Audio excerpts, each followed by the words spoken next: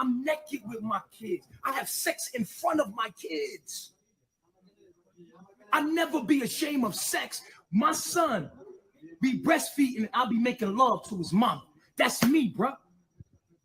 That's how I get down around kids. I try to keep their purity. I don't want to take their purity away by covering myself up. They're going to be ashamed and cover themselves up. And I'm pure at heart. So you can think in your mind, if I let another kid here, I'm going to have to change the way I am so that your kid could be comfortable around me. No, I'm going to be naked as fuck in front of your kids. My son comes up and grabs my penis.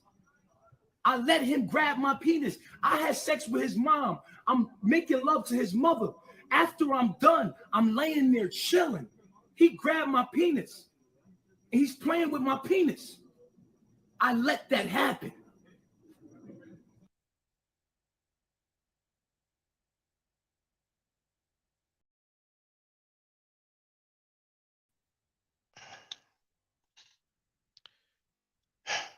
Microphone check.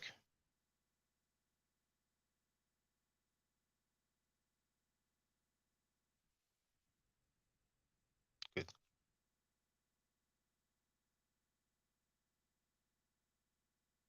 Potep Senu Hela Senut Iti Ren I Shaka Ndugu Kemet. I hope you're doing well. The title of this live stream is Caucasoid, Ancient Egyptians? Question mark. The intro you've heard, I know it is disturbing. You know what? I'm thinking, can I ever even find something else, something as disturbing? But for the record, you've heard about the House of Consciousness, um, scam cheddar, the scammers, like Garfield Reed.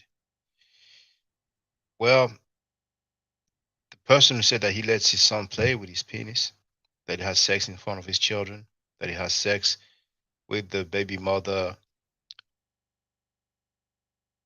he has sex with a woman while she is breastfeeding. That's the guy that Scam Cheddar, Frankie, wants to invite on his panel. So if that doesn't show you that those people are twisted, sick individuals, well, hey, there's nothing else that can be done for you. And I have him on tape saying that he wants to get that guy as a guest on his panel. That's the video entitled Game Over for the HOK. I want to see briefly if I can find something. I'm sorry. Tex Obama isn't the place to be. B. Bennett isn't the place to be. Hotep. I want to see something quickly. Some things you have to see to believe.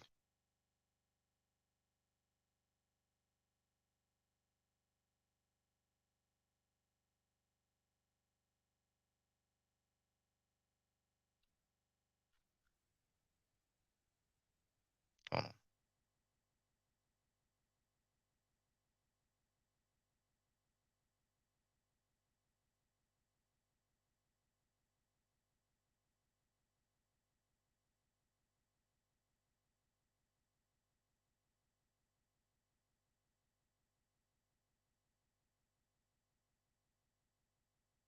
Okay.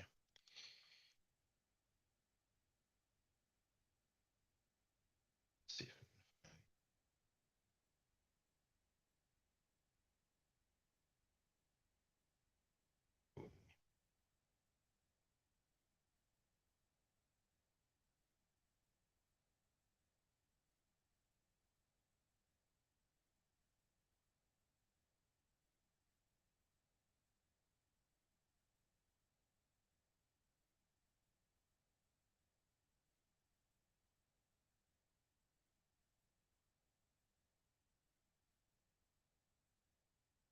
Yeah, it was removed for violating YouTube's term services.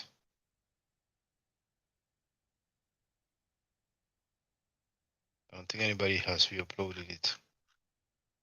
But I'm going to show you something.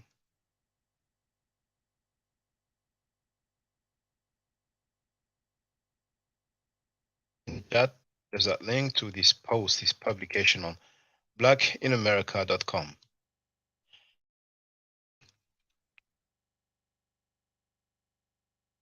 Some of you may not know this dude, but there's a dude that used to go by the name King Noble. He was a Moor, a Moorish dude. Then he left the Moorish teachings and was saying a few things and started going left. And here, I've just put King Noble rape is revolutionary because this is what he said on tape. I don't think I have it in my archives. But when you click here, you see the publication, the post, the title: King Noble advocates the rape and molestation of black females. What the hell is this? It had 3,000. Well, it has 3,689 hits. Now you can see this video has been removed for violating YouTube service. And here he calls himself King Noble. He states that a black man raping a black woman is a revolutionary act against capitalism and white supremacy. Is he serious?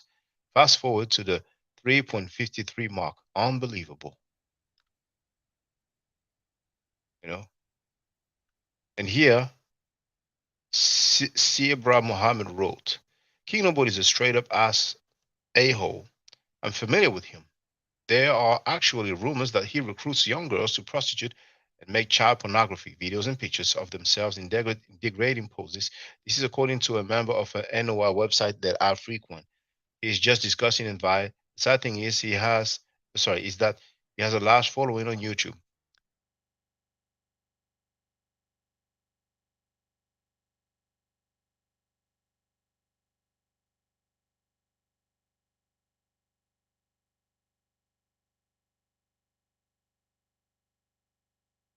But there's somebody that just defends the dude.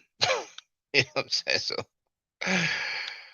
but yeah, maybe somebody has it somewhere. But this dude, man, this dude made a video and he was talking like it's the most normal thing in the world. He said, I ain't gonna pay to take her out, and I'm gonna pay, that's capitalism. I'm just gonna take it. That's revolutionary. I mean and he went on. It's not like somebody talking and make a quick statement real quick while he's going fast. He was like calm, like he was just saying it like I mean, damn, that dude went left. So don't be surprised if you see that King Noble is invited to speak at the Rape OK, the House of Consciousness. I wouldn't be surprised myself. Anyway, that being said, there's one thing that I want to show you.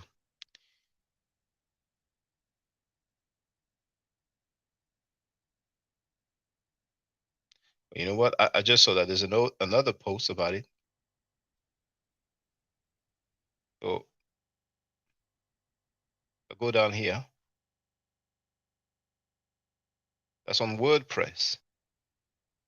And you see September 10, 2013. What was the date? Here was September 24, 2014. So that post here is earlier.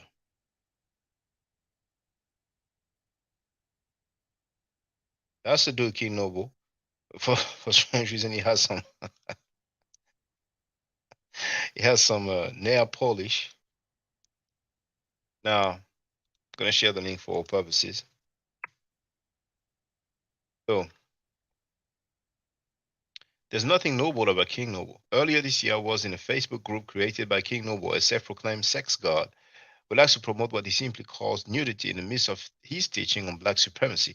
As I scrolled through the group, I found a variety of pictures posted by King Noble, usually of black women in sexual positions, usually, but not always nude, encouraging people to join his side where he promotes black supremacy and rulership. I noticed one thing about King Noble, and is like and that is he likes to use words like nudity as opposed to naked, and erotic as opposed to sexual, giving the impression that this is art and an expression of female body. This will be all good and well. However, from the postings and pictures I have been privy to, I have to say the man promotes nothing more than his own version of Afro-non-graphy, basically porn with a bit of Afrocentric claptrap thrown to keep the masses following him under the guise that we are to be comfortable with our sexuality and sex. He defends his use of nudity by saying that only 10 to 20% of his imagery on his website is nudity. And the reason why many in the conscious community find it offensive is due to having a semi Christian mindset indoctrinated by white supremacy. You have a link there. This video is still on. Yeah, video unavailable. Not surprising. Now here you have an example. Okay. Well, yeah, I share the link in the chat, so you can do a close up if you want. I don't know if they blurred some body parts, so I don't know how safe it will be. But he says, I wrote him an open letter in January 2013 after seeing him heavily promote the Black Goddess strip show. His response was by way of an inbox message to which he got a two-worded reply. I was deeply saddened by his exploitation of black women, drawing in the masses to donate to his website under the guise of doing something for the community. I've yet to see his works for the community other than a host of future videos, although I could be mistaken. His rhetoric about the community not being accepting of nudity. Now, nudity is one thing. However, his posts and pictures are not just of nude women. They are both nude and provocative. He advocates all kinds of sexual deviancy and especially likes sex acts between women applauded by many of his male supporters and followers. Incidentally, he believes rape is a revolutionary act. I am seriously confused. Now, maybe on Facebook I may find that link also doesn't it's not there, but maybe on Facebook I may find the video. I'm gonna finish with this article, but I want to go look quickly to see if I can find a video. Um,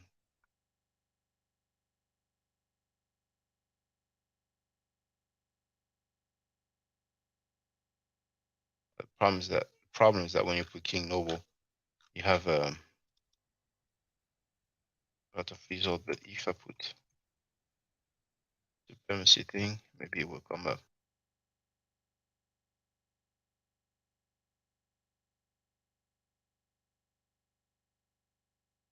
And maybe he got in his senses and he had that video removed from everywhere. But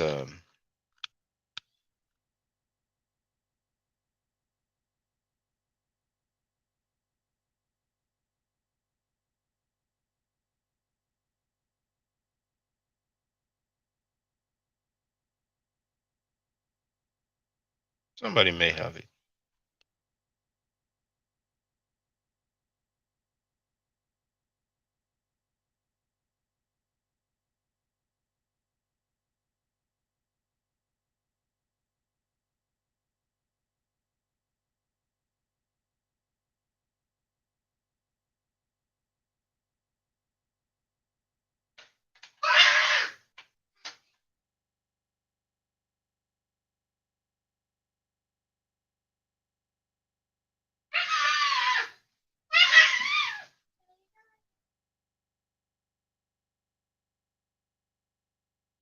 Well, you know what?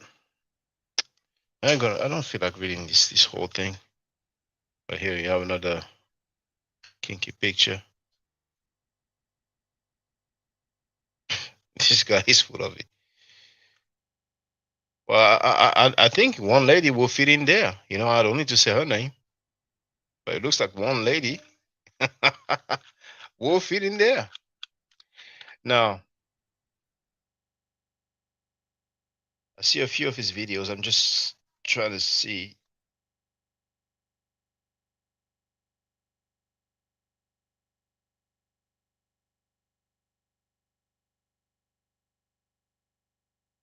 I'm sure somebody have it saved. I mean, I may have it in one of my hard drive, but I'm not sure.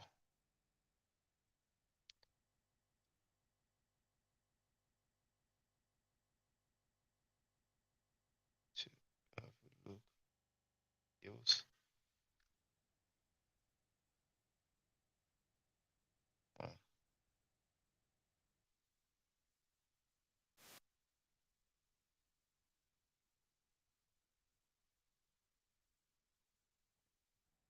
one moment.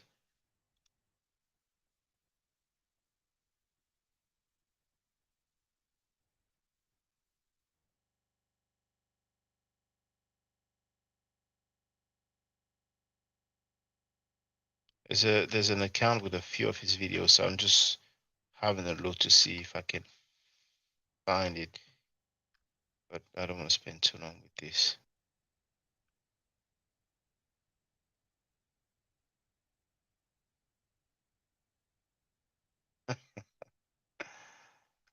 Yes, it's Nature Boy.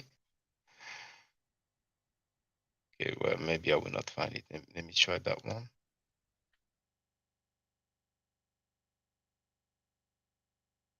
Doesn't look like it's on there.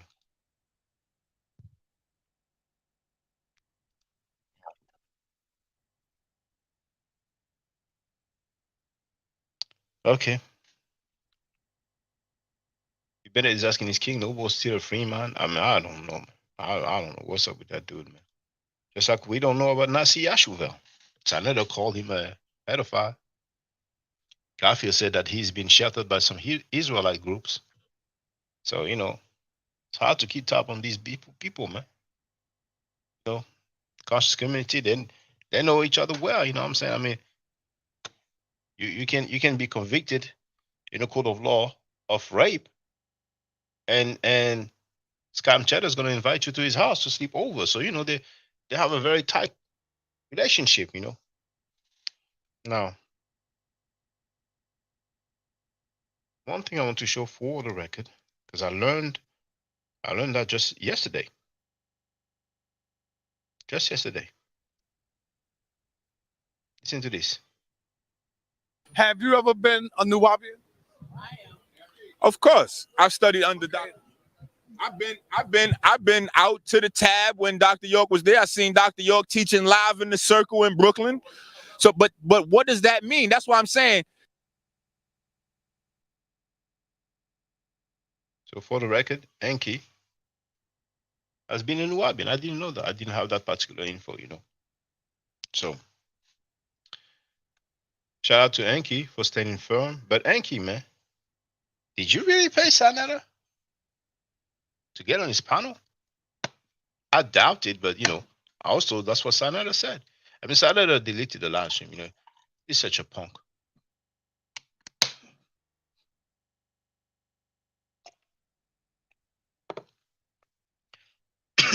Now we're gonna get to the nitty gritty. But for those who don't know, anytime I'm live streaming, and by the way, the chat is for supporters only. So you have the link there if you want to become a supporter. $3 per month, which is $36 per year. There's no obligation to have that membership for a year or 3 months or 6 months. You can cancel at any time. I don't know any personal information. This is handled by YouTube/Google. All I would know is your username. I would not know your government name, neither first name nor last name. I would not know your date of birth or address or phone or not phone number or email address. The only thing I will know is your username. That's all. So take it or leave it. Now, no matter what title you see, you can always come in and address any topic. So I will share the link later on.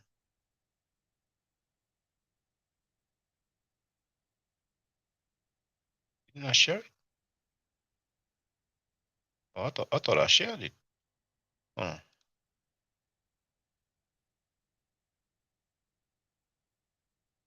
Oh, I thought okay. Yeah, I forgot to share it. So now I just shared it in the timeline. So I guess some people are gonna come, but it looks like it takes a little while, for people to get the notification, which is understandable. So many users. Oh, by the way, I almost forgot. Today,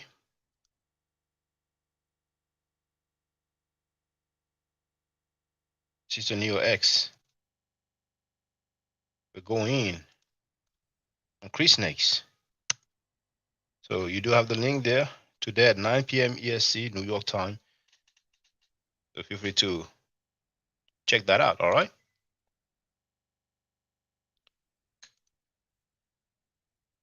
I'm going to play some excerpt from Chief X live stream, which was yesterday. All right.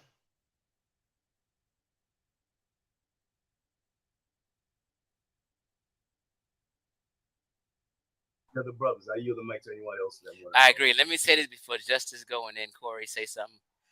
I keep telling people, like I've been hearing people say, black people have different types of hair, and you know, and I somewhat agree if you're talking about African Americans. But if you go to West and Central Africa, they have one type of hair, and that's tightly coiled and nappy. I went to Ghana, I didn't see one straight. Everybody is of the same hair. Now, when you get to East Africa, which is kind of sub-Saharan Africa, they have straighter hair, like Ethiopians and Eritreans and Somalians. They may have a little loose curly hair because they have a different blood or some Arab blood in them and things like that. But the rest of sub-Saharan Africa, besides East Africa, is 100% nappy. We don't vary. Now, I don't know, brothers and sisters. Some of you think that people in Ethiopia, which is East Africa, do we agree on that? I don't know if people are unaware that in Ethiopia we do have people with, kinky nappy hair. People probably think that in Ethiopia everybody have curly or straight hair.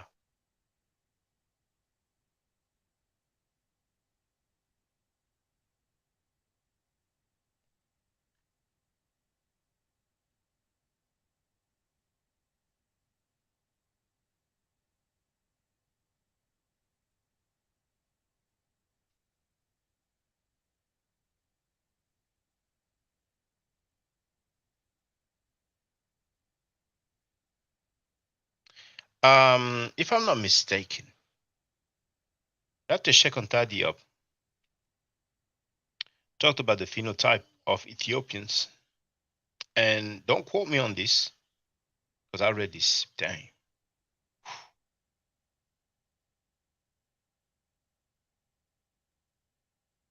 close to 20 years ago.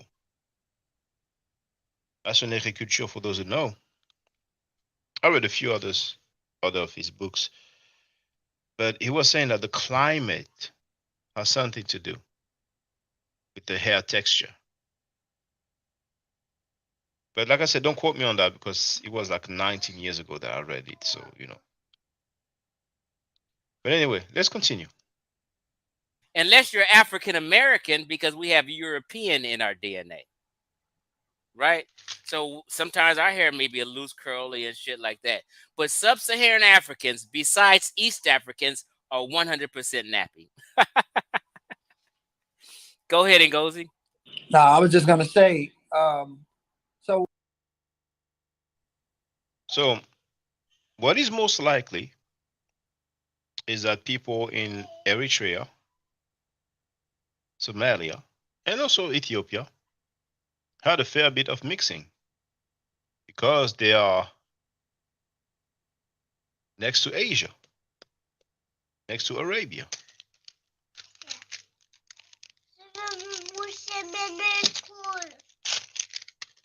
Sure, sure.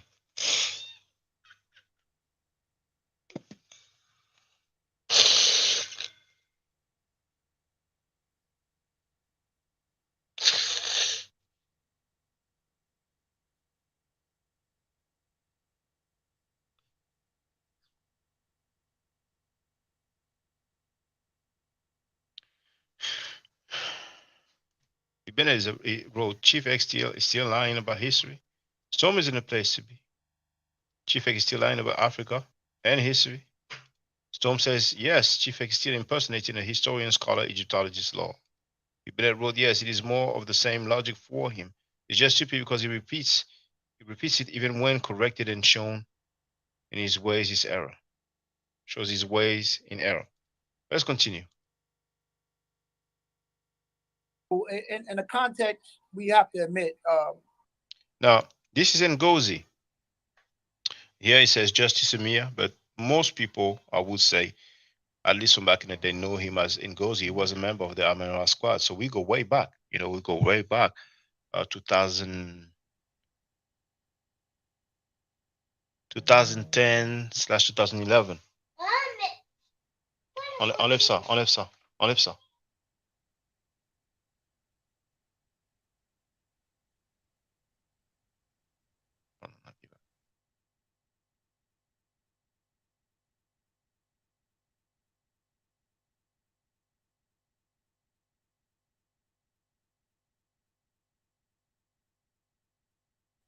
All right. Now I understand. I heard that he studied biology. I don't know to what point. I don't know what degree he had, if he had any. But I understand, like, close to 2 decades ago, that uh, he was studying biology. So he talks a lot about DNA.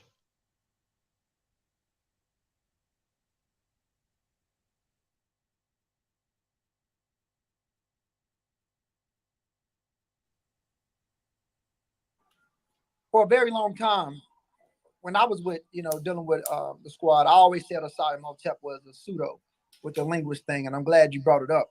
But we have to admit that Chief X was one of the first to overly and objectively say the niggas in Egypt wasn't black, wholesome. Like I always had the data, always do the genetics. Who I used to use as an example was the Bija, the people that lived on the border. So before we continue, you clearly heard him saying that the people in ancient Egypt were not black, right? So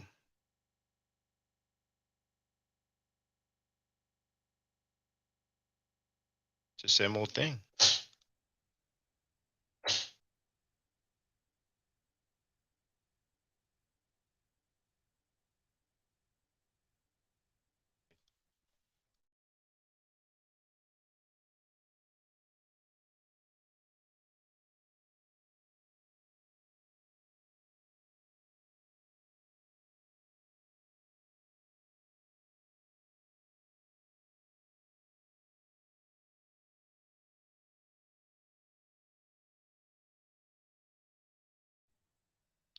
So let me share the link. This is the Louvre Museum.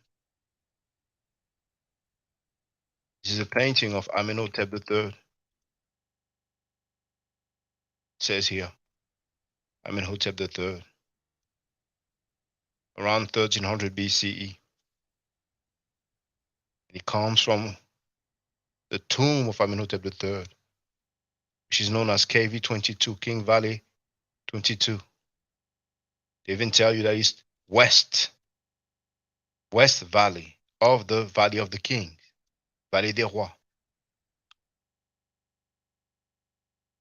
You have the reference of the artifacts, because you have some more here. See? So,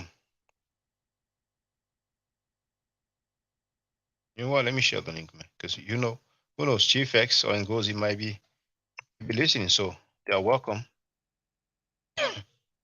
But Ngozi, if you happen to hear this video, whatever that is, if that happens, are you saying that this is not a black person here?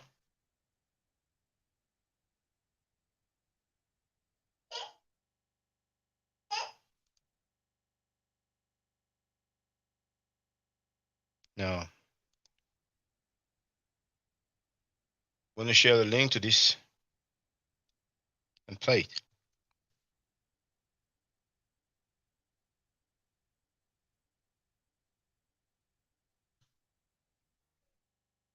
This. Greetings, Uzio Igizio. This is another intact tomb. Just like it says here, this is the tomb of Ini. Look at the color of the individuals on the boat. Dark brown. So those are not black people. Those are Caucasoid people.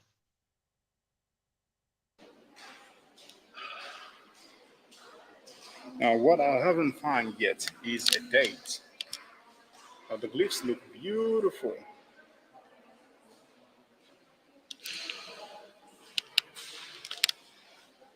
Let's read the description.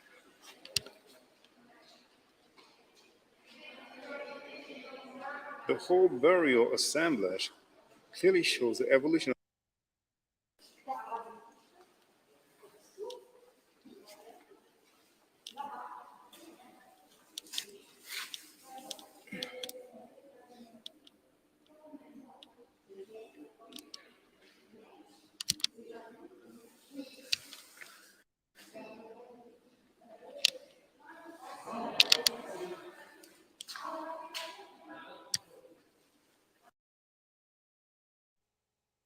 I'm gonna share some more. Another vid. As a matter of fact, no, it's okay. I'm gonna do it this way. I'm going to show you, brothers and sisters, some ancient Egyptians 4,000 years ago. 4,000 years ago, it means that it's around 2000 BC. You have the link in the chat.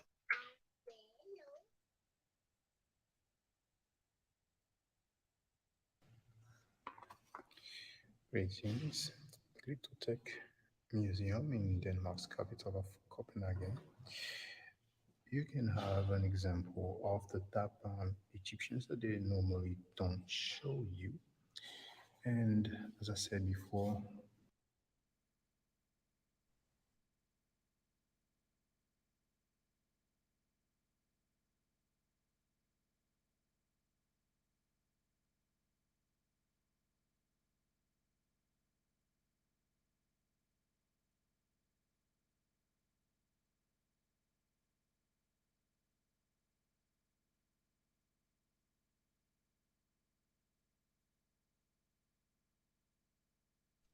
I wonder if somebody is going to make the claim that they are wearing some sort of helmets or crowns. If that's the case, can it tell us the name of this crown? Do they look Caucasoid to you, brothers and sisters? most of the time, the older the artifacts and the darker the individuals look. And we're talking about Kemet, of course. First, I'll show the reference. So, 1 second. There it is. Peking, brewing, and butchery seen from the tomb of Wajet Hotep at Sedment is made of wood during the 7th and 11th dynasty, circa 2150 to 2050 BC. This is 4,000 years old. Reference 1571. And the lighting here is very low. I'm not an expert at preservation of artifacts, but I presume it is to make sure that the artifacts will last. Okay. Nevertheless, we can still see that the coloring has faded away. If you look around the shoulder area here, and also same here. Now look at the hands of this one here, and look at these hands here. That's what happens over time. Au début, on était sur une autre plateforme. I'm going to share another one because sharing is caring.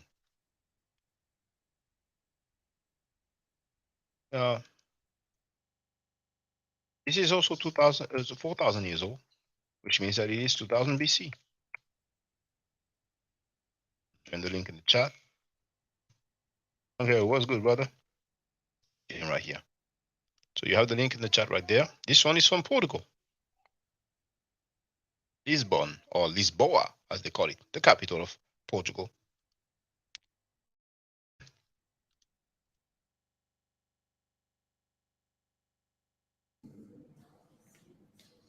Greetings.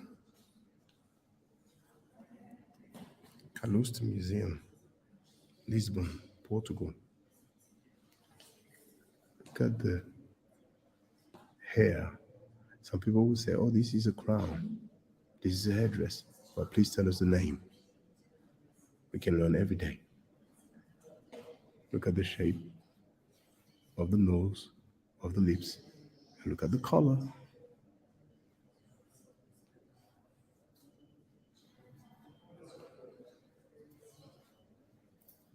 Now, obviously, there was a staff.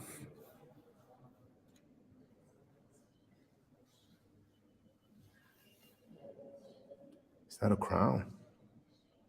Which crown is it? How old is this artifact?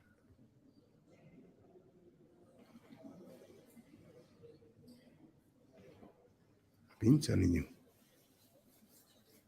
The older you go back in time, the blacker they look, the blacker they are.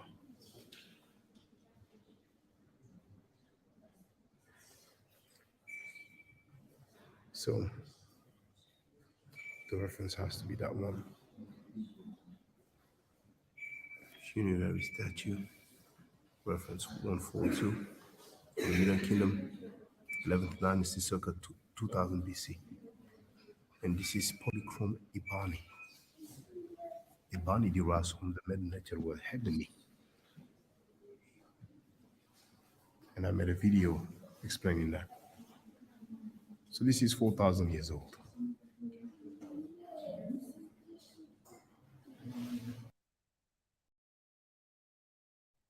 Benny, how you doing, brother? Yeah, what's up, Shaka? What's up, bro? What's What's up? up, What's up? man? Oh, Yeah, chilling. I get tired of Chief X with this bullshit argument. It's like he's being intellectually dishonest. Well, I wouldn't even say intellectually because how much intellect does it take to know that the terms he's applying make no sense? He's not even giving you a background of the terms, the history of the terms. Um, how can you say, for example, how can you use the word black and then assign DNA to it when it wasn't created with any DNA assignment? It was purely created by look, culture, and politics, So I don't get, I mean, that's my thinking of the term black. Now, today we have DNA, right? But DNA doesn't work the same way politics does. DNA doesn't work based on look. It doesn't really have any real, you can't apply DNA to culture, right? Politics, or really look precisely, you know? And I think that's the failure in his argument. Then the second thing is that he should know better because it's not even applied that way according to his own ethnic group. So he thinks that's the first time in history that's happened, that people identified by these loose characteristics, or maybe not loose, maybe they have some kind of framing, but they could also be reflexive at the same time according to need. You see, it's almost, I don't get anything about what he's saying about this. It seems like he's trying to drive home a more like white racist uh, approach to Egyptology, which and African history, which we've seen in the past. So yeah. Well, we can engage in discussion. Maybe he will hop in. Maybe Ngozi or the other participants on our channel will hop in. But I'm just showing the evidence. I heard that demonstration beats conversation. So I have probably a couple of more videos. There's another one from Denmark that is also 4,000 years old. So that's 2000 BC. I'm going to share it now in the chat. Now, it ends in UO. And yeah, it's definitely not the same. Let me share it here. Shaka, Yes. just to follow up with what I'm saying, just in case I didn't express myself clearly. Can you hear me through the air? I'm outside, man. Oh no, I hear you well. I hear you well. Okay. I put it to you this way. Let's say we come across a guy that like you, the one you have behind you, with his look, right? And then let's say we come across a guy who's a little bit darker, right, with a slightly bit more kinky hair. Uh, is Chief X trying to say they don't identify themselves as the same exact people? Because one might be slightly lighter than the other. Is that what Chief X is attempting to say? Is is he attempting to assign DNA to specific, in a finite way, to specific regions of Africa, as if there has been no migration of African people, prior to, pretty much anybody else migrating in Africa, any other types. I mean, I don't get it. He talks a lot about sub-Sahara, as if the Sahara existed throughout the entirety of African people's migration across Africa, and I would encourage him to even look back. You know, people think that the Sahara, according to scientists, people believe that this. Well, hold on. A lot of people believe that the Sahara always existed. Then there's a lot of people that believe that scientists have an idea that the Sahara existed, so didn't exist, or when the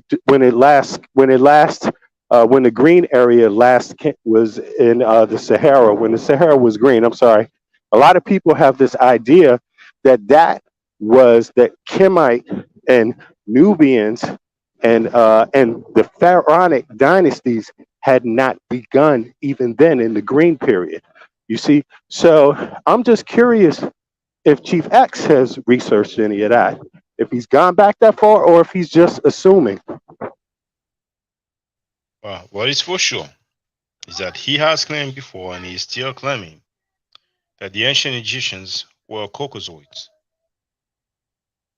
So I'm showing some ancient Egyptians. To me, they don't look Caucasoids.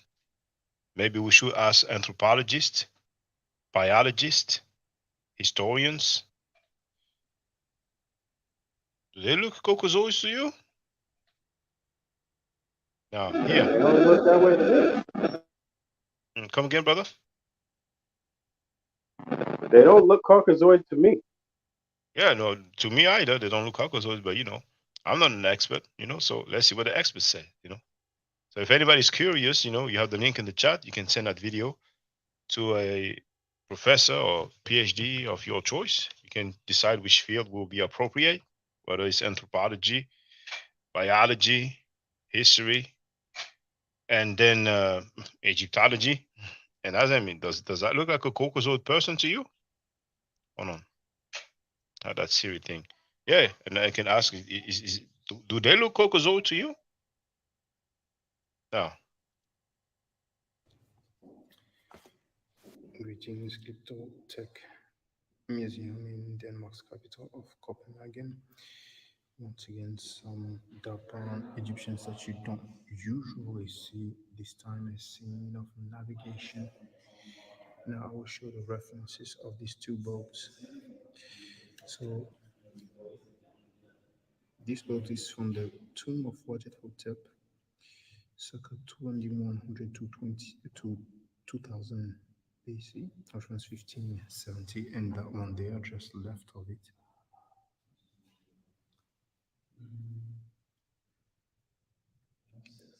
Bear with me. I think that the references will be the same, bro. Hold on. Okay, I cannot zoom in for strange reason. Bear with me. The focus is just playing with me.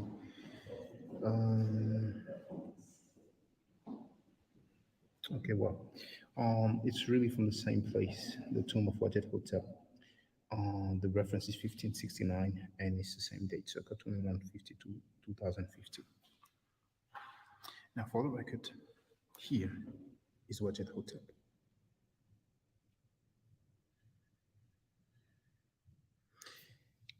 And I'm showing you the reference, and I hope this time the focus will work. Yes, it does. The official Wajet Hotep from the tomb of Wajet Hotep, same date, reference 1561. Now, underneath, you have some very nice looking connecting jaws. See that? We don't need the jaws at this point. Now,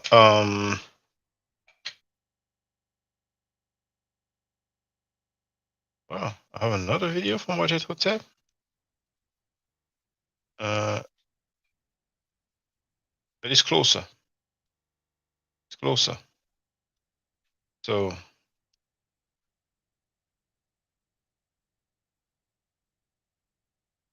maybe not the same artifacts, but still from the same tomb.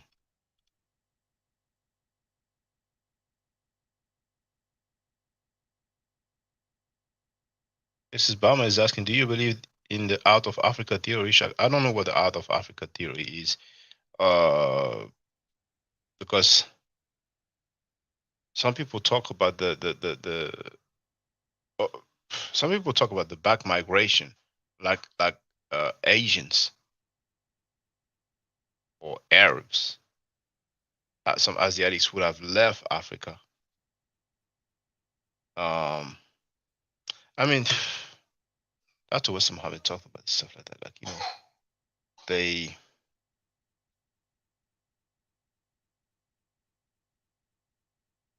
like I'm not sure, but like they left Africa, settled in Asia, and returned to Africa, built the civilizations, then bounced. So they didn't build civilization in Asia and Arabia, but I mean, uh, we'll have to know what is it? What is out of Africa? What is it? That everyone came out of Africa, all the races. Well, that's a scientific. Okay, when we say everyone, that may be confusing, but I would presume that the consensus when it comes to anthropology is that life started in Africa. So if life started in Africa, you know, if that is the out of Africa, I wouldn't call it a theory, but we can have a look though. Um, let's see what they say.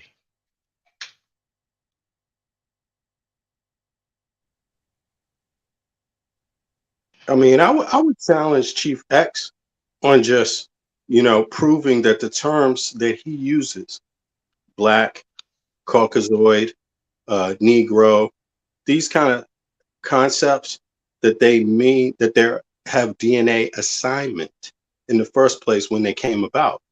That's the first thing I would do in any discussion I would have with Chief X, because I think he's mixing up things that way, confusing people, and in a way is pretty disingenuous, because there's different color Africans also in sub-Saharan Africa. It's like they're not all the exact same shade, you know, even within certain groups, certain ethnic groups. Some ethnic groups can be broader than others. Like Igbo is a big group. There's subdivisions and things like that, but they're not all the exact same color. Well, we wouldn't know that the shade of people millions of years ago. I don't think people will know that. I think people can presume and estimate and come up with some uh, um, models or reconstruction that we see sometimes in some museums. But I'm not in a position to say. But then, if we're talking about Africa, then it's a no-brainer that we can clearly say that the melanin level will be so that the person will be labeled a Negroid. You know, but here, um, when it comes to the out of Africa, for example, we do have Britannica here, and it says out of Africa when contains that earlier Homo. Share the link in the chat.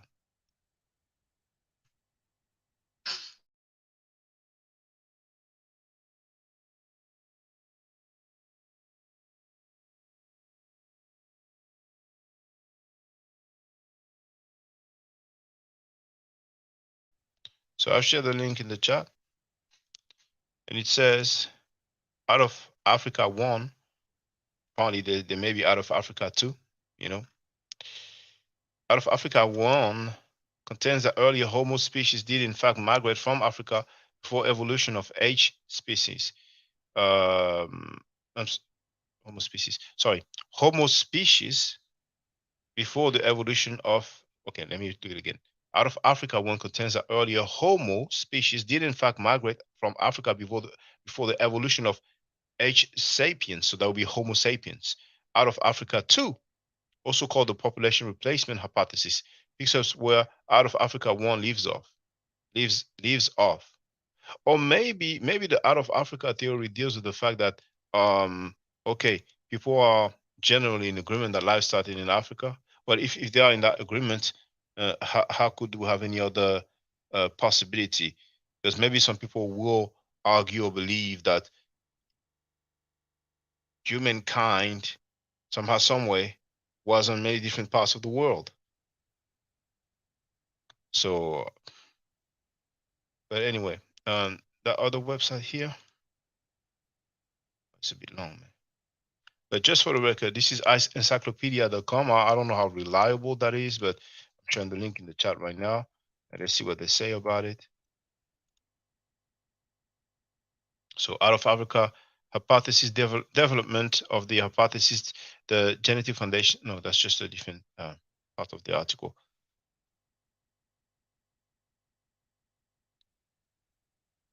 Out of Africa hypothesis is an evolutionary theory of modern human origin that posits that modern humans arose in the late Paleistocene, about 100,000 to 200,000 years ago in Africa. There are different versions of out of Africa, but this major tenet is that modern humans originated as a discrete population or species that rapidly expanded and replaced archaic humans that were indigenous to other parts of the old world, Homo erectus or its descendants in East and South Asia, and the Neanderthals in Europe. In the most common version of out of Africa, modern humans are considered a new species with negligible gene flow, mating between the migrating African people and the indigenous archaic groups. Therefore, the out of Africa hypothesis, as it is most generally understood, posits that the African population is the unique Pleistocene ancestor of all living humans. The other groups of archaic humans essentially died out and became evolutionary dead ends. But there's some things that we will never know in life, and sometimes we need to pay more consideration to it, because some people like to say, well, Africa comes from a European term, as if Asia doesn't come from a European term. And then what was the origin of the continent? What if we don't know? What if we didn't have what time period that is? And Yeah. how do we know there was a name for the whole continent of Africa? Because to me, it's unlikely that people in antiquity knew the actual superficie. Start with in English. Hold on. The mass probably. So hold on. Superficie. Superficie. The surface area is. Do we have any indication that people in antiquity, like let's say 2000 BC, that they knew the surface area of the whole continent of Africa? Now, No. if you look at ancient maps, you will see that the continent was labeled Nubia, just like at one point it was most likely labeled as Ethiopia. But if you look at the size of Libya and maybe, hold on, as described by Herodotus,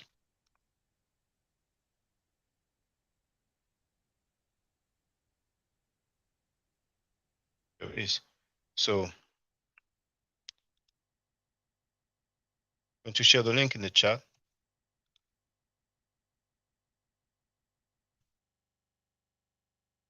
Link there. Young wrote, well, first text Obama said, I agree. Young wrote, all the records show that they are black. You can't take Egyptians out of Africa. So this is the link that I've shared in the chat. Greek reporter, map of the world as Herodotus, the father of history, knew it. So here,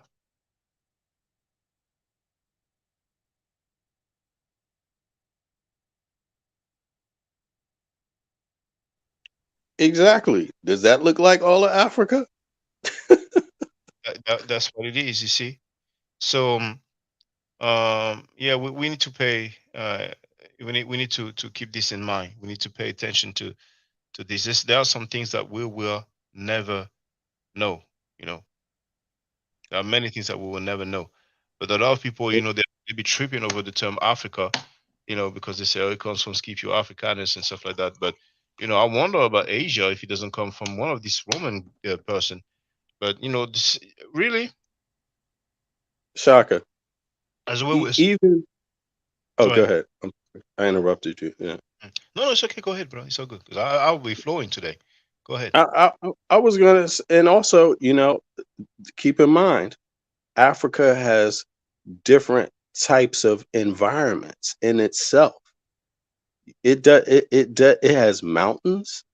It has areas that are sea bound. Where people, the food supplies are different than people that live in the interior. But even the interior has mountains, it has savannas. So even, different species of animals tend to, populate different vegetables, different fruits. It's different, all types of things, insects. It just makes almost little sense to assume that there wouldn't be variations of Africans, even the Africans that they claim or say or relegate to sub-Sahara.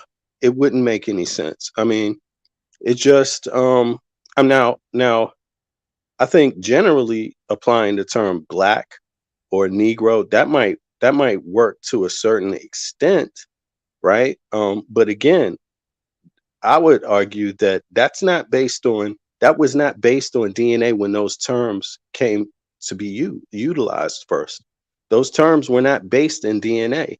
So it's just kind of like trying to say sub-Saharan Africans are one type of people, one type of look, and it just is impossible because if you live in the mountains and you've been in the mountains for thousands of years, then why would your habits and why would your look be exactly the same as someone that comes from another region of Africa, a complete different region or environment? Why would that be exactly the same? It Well, just well, doesn't make sense. from my understanding, and I may be wrong, the reason why the term sub-Saharan Africa is used is because the people who use those terms, the scientists, the anthropologists, the historians, they are aware, contrary to many people in America, that the northern part of Africa is populated by white people, white-skinned people, the Berbers.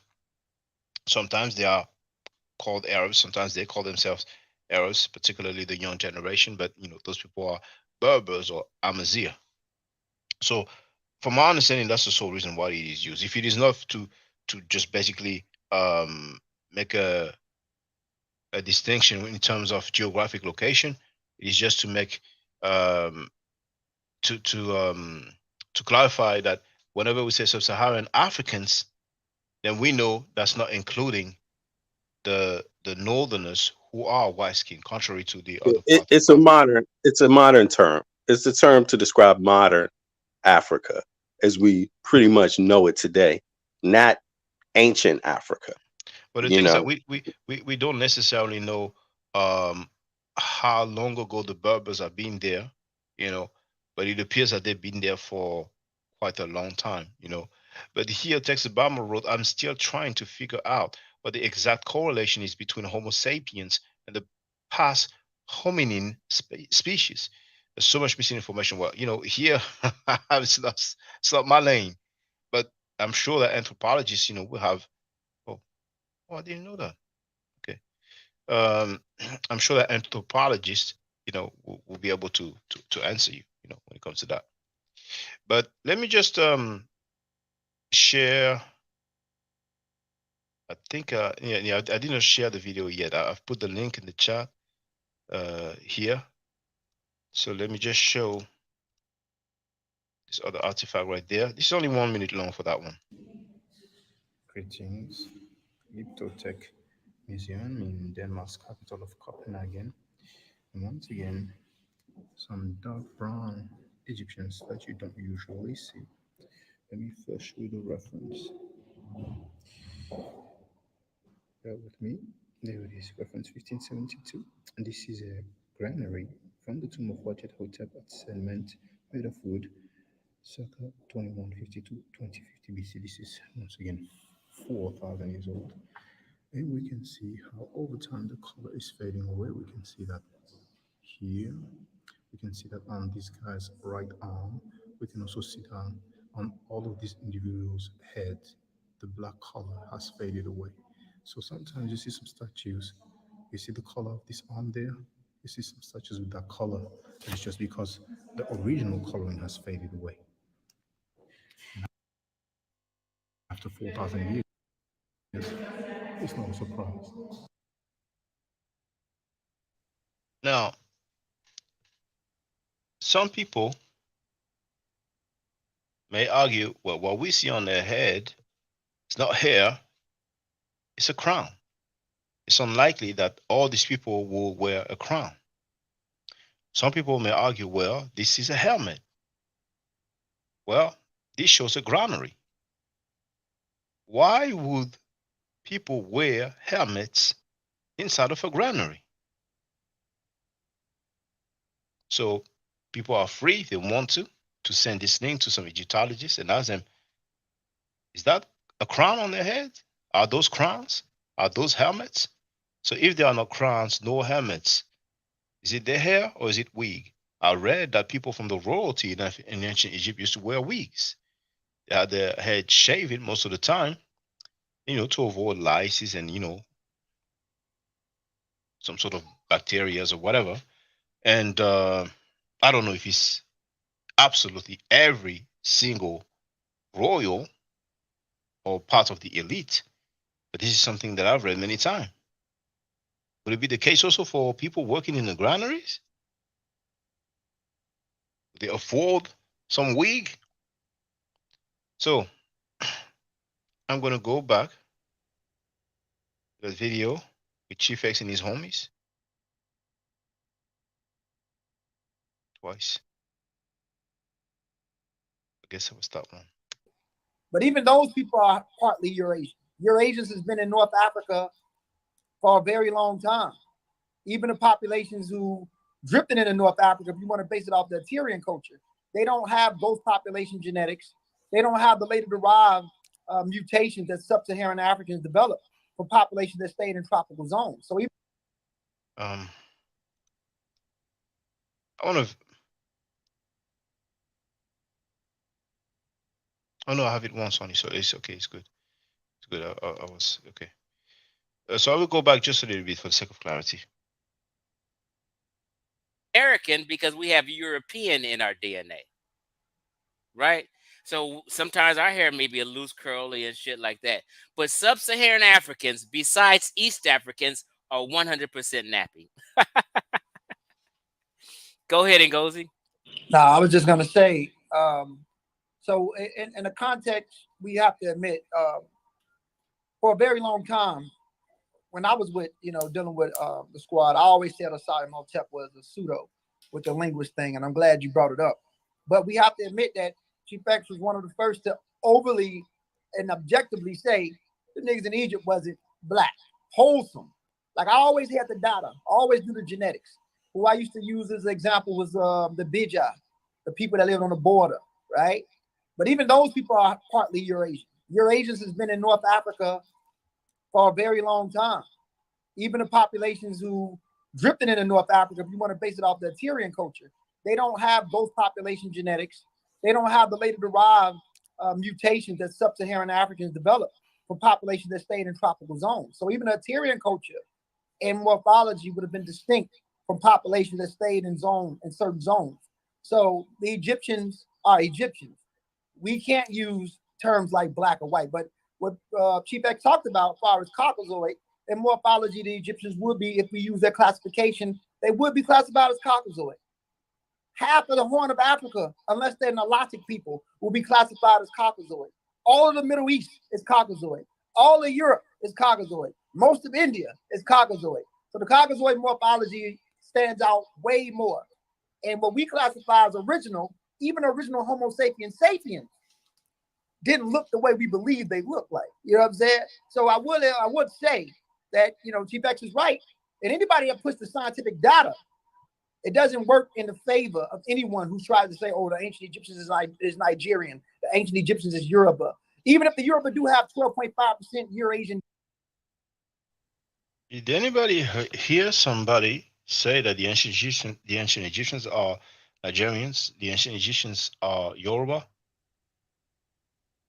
I don't recall hearing that. I have no record of hearing that. Maybe some people claim that, but go ahead. I Bro. think what they're missing, well, I don't agree with how they approach this in general, because again, a lot of the comments are based on the concept of the Sahara being a finite feature in African history and in Africa, and even in the pharaonic dynasties, right? The beginning of the dynasties, you know. But the other thing is that what they're missing is they have this idea, and this is why I say it's based on Sahara, because they have this idea that these people did not communicate with other peoples in Africa. They have this idea that these are finite groups, that they are solo, they are singular, they are capsulated um, by that region where trade does not occur south also.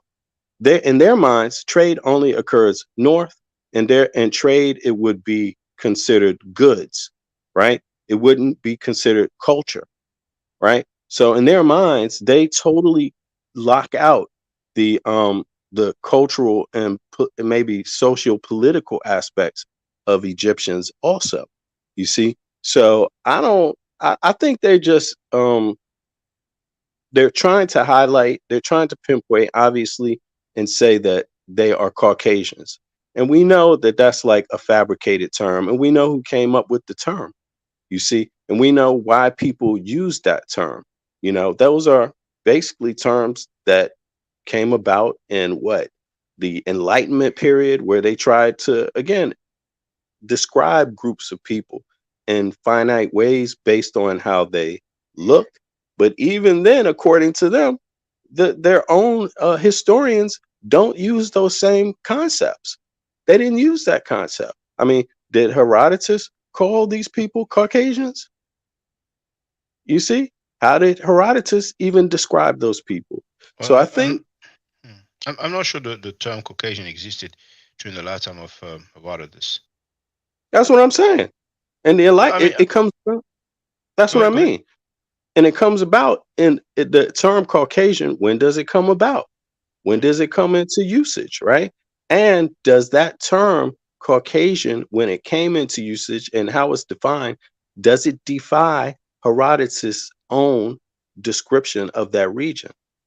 You see, so I think they're playing games about the term black, and even playing games about the term Caucasian. You know, would they be described as Caucasians um, today? When you look at the person behind you, would that be described as a Caucasian person? Because again, you can't use DNA to describe that person, because no one used DNA to describe that person in history. So they would have to submit that no, that person is would be perceived as black.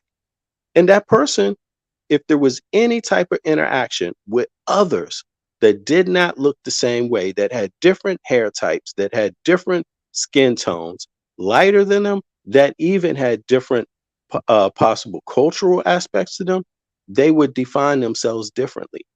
You see, so I don't understand it. I mean, I don't understand it. The only thing I could get out of it is that it's just simply trying to remove, like young Heru said, remove Egypt from Africa. You know, it could, to me, it could serve no other purpose. It's not scientific. But but Yeah, they're not doing that yet, though. You know, they I think Gozi said that the people um who are not Neolithic, or lesser, more specifically, the people of ancient Egypt will be Caucasoid. And he said that most people in Asia are Caucasoid. He said people in Europe are Caucasoid. So, you know, then he's of the opinion that the the Nilotic people. So, you know, I wouldn't understand that as people along the Nile. Um, they don't have the same background, ethnic background, as the right. people in Egypt. But you know, the Nile borders Egypt as well. But young Harold, feel free, brother. Yeah, what's going on, man? Oh, chilling, brother. Chilling. I'm looking, I'm listening. I just don't understand what's the whole debate about. Like what they trying to prove, like B Bennett said. So, like I say, I don't know what the agenda is with that. Like, what's the discussion for, and what's the Mm. outcome of them? And from what I heard, it's just YouTubers making assumptions. I don't see, they can't prove nothing to me what they talking about. Everything is hearsay, and I think, and if you correlate this and you this and you that. They trying to paint a picture to prove something without any evidence or any facts. Well, And one thing I can go ahead. go ahead. One thing I can say is that a brother Ngozi who goes by Hmm. Justice Emir, um, back at the time of the Amenor Squad, he used to criticize Islam, but he has changed. And from my understanding, he's a Muslim. Oh yeah, And I think that's the main reason why he's talking all this talk, yeah. They because he have has some emotional agenda. attachment Yeah, towards Asia. You see, right, right, so but then again, further than this argument about Caucasoid, there's a next dude who's going to talk, and he's going to make some talking points that we've been hearing for a long time, and I want to address that as well. But well, feel free, both of you brothers, if you want to say something, and then I can continue with the video. yeah. I was just Well, saying, like, so they didn't prove nothing. Chief X, like, Chief X is the biggest one, bro. Like, he want to be an Asian man. He want to be Asiatic so bad. He's trying to come No, up no, with no, any. no. He doesn't want to be Asiatic. He's cool with Africa. Yeah, he's cool with Africa. You know, but Yeah, he's I of the know, opinion but that I'm yeah, just yeah. saying though, like, what his purpose, man, like to me, it just don't make sense. He's trying to prove that these so-called Egyptians is white or Caucasian. Why this? Like V Bennett say that terminology wasn't even used in these times. So where they get this perspective from that some Asiatic or Caucasian man was in Egypt, and so the rulers, the pharaohs were black, but the people were white that they was ruling. Well, if you ask him about the rulers, he will tell you that the rulers were Caucasoids, Caucasians. But we see what happened when he came here, and he was ready to show us, so many depictions of ancient Egyptians, being Caucasoids, and we didn't see that. You know what I'm saying? So it is what it is. But a lot of people, they roll with stuff like that. But I know ultimately why people have a problem with ancient Egypt. They just want people to just remain into the Abrahamic way of life. For them, the Abrahamic way of life is normal. Everything else is not normal. You know. Right. And But that, yeah. they know that a lot of black people across the diaspora use Egypt as a focal point because it left back a lot of records. So Yeah, they but they just don't try, like yeah. that. They don't Yeah, like that. exactly. That's Yeah, why they they don't try like that. to attack it. Yeah, You feel me? exactly. And the majority of the people who say those things are Abrahamic. Yeah. You know. One way or another, they Yeah. have hate for their people one way or another. It could be right around the corner from them, or it could be internationally, but they have some issue with their people, some personal issues that they need to clarify themselves. And so some yeah, and people, yeah, so some people don't like the idea of Africans, being so great in terms of civilization in ancient time. So some people feel like, uh, this greatness cannot come out of Africa, that it wasn't Yeah, us. because Stop tripping. yeah, It was not us, it was other people. You guys are hijacking, doing cultural appropriation. You know what I'm saying? But if you tell them about the NOI, they're happy, like, oh, that's us, NOI, that's us. Never mind the uh, killings, never mind the anti-black teachings. Go ahead. I think Vibert also wanted to add on, so feel free, brothers. yeah, and there's another thing that I don't like doing. Is when they describe it, they flip from term to term. Like once it would be North Africans, then it would be North Saharan or Sub-Saharan African, right?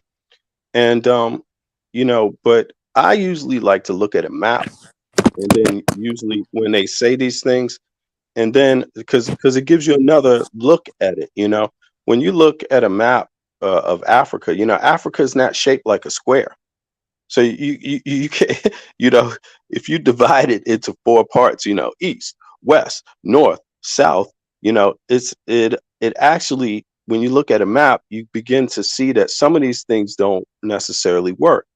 Egypt, if you look at it in comparison to other parts of quote unquote North Africa, it's not as north as other parts would be north. And then, of course, we're not looking at a map now, right? But then the other thing that I hear them talk, and also that's the same thing for West Africa. If you look at West Africa, is not all is west. All of it's not as west as other parts that are called West Africa, because the shape is not a square, you know. But then the other thing about it is that again they go back to this finite thing. Different, East Africans are finite groups. They never traveled to West Africa. They never migrated to West Africa.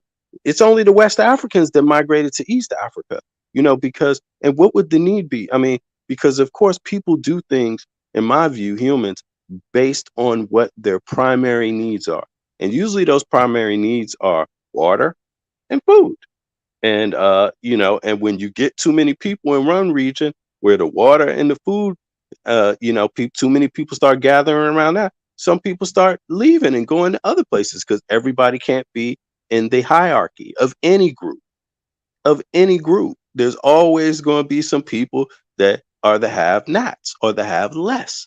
You see what I mean? Because otherwise, you don't have kingdoms. Kingdoms won't thrive without hierarchy. There has to be some kind of order and some kind of power group. And then there's subdivisions, subgroups of people.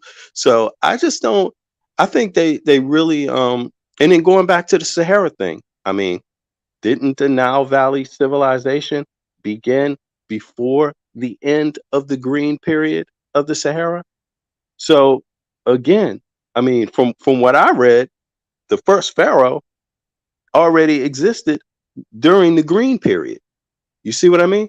Towards the end of the green period, but that's still this green period. That means the Sahara, if it even existed then, does not closely at all resemble what people view now.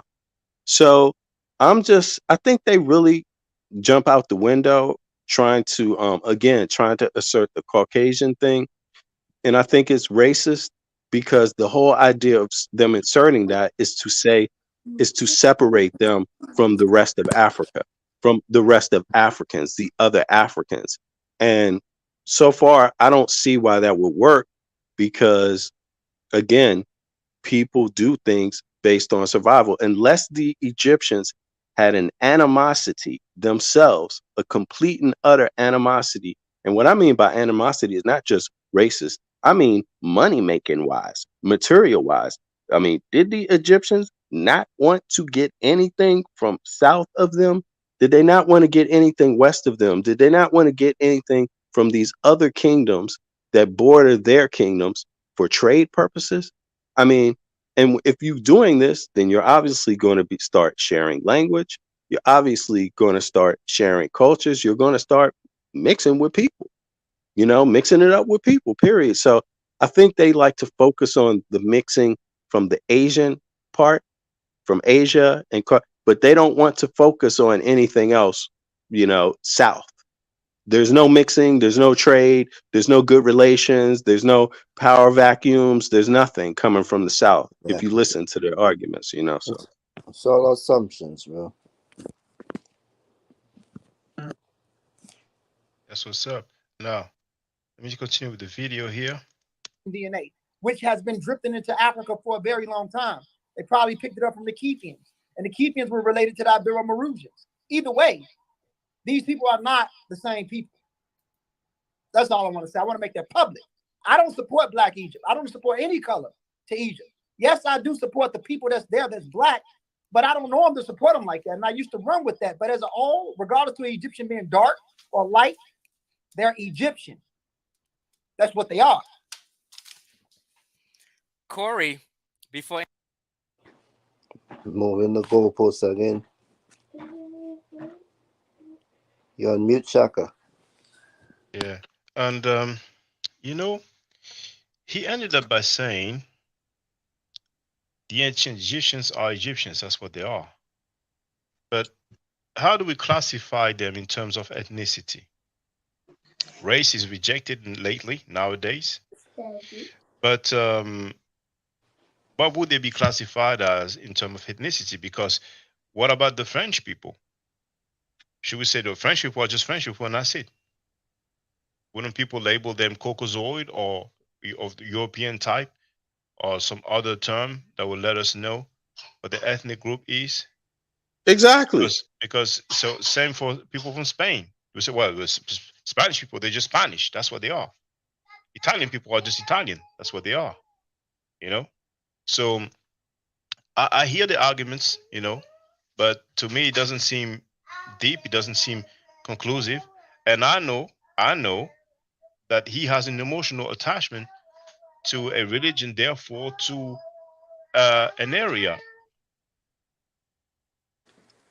Yeah, and Islam spread out of Asia, the Arabian Peninsula. So many times people that's what the Hebrew Israelites do. but They it's claim they claim. Yeah, go ahead, go ahead.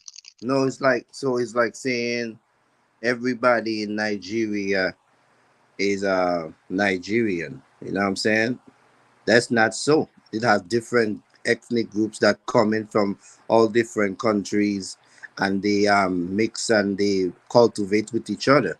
So it's the same thing like saying Americas. You when you say Americas, you don't classify them as one group, right?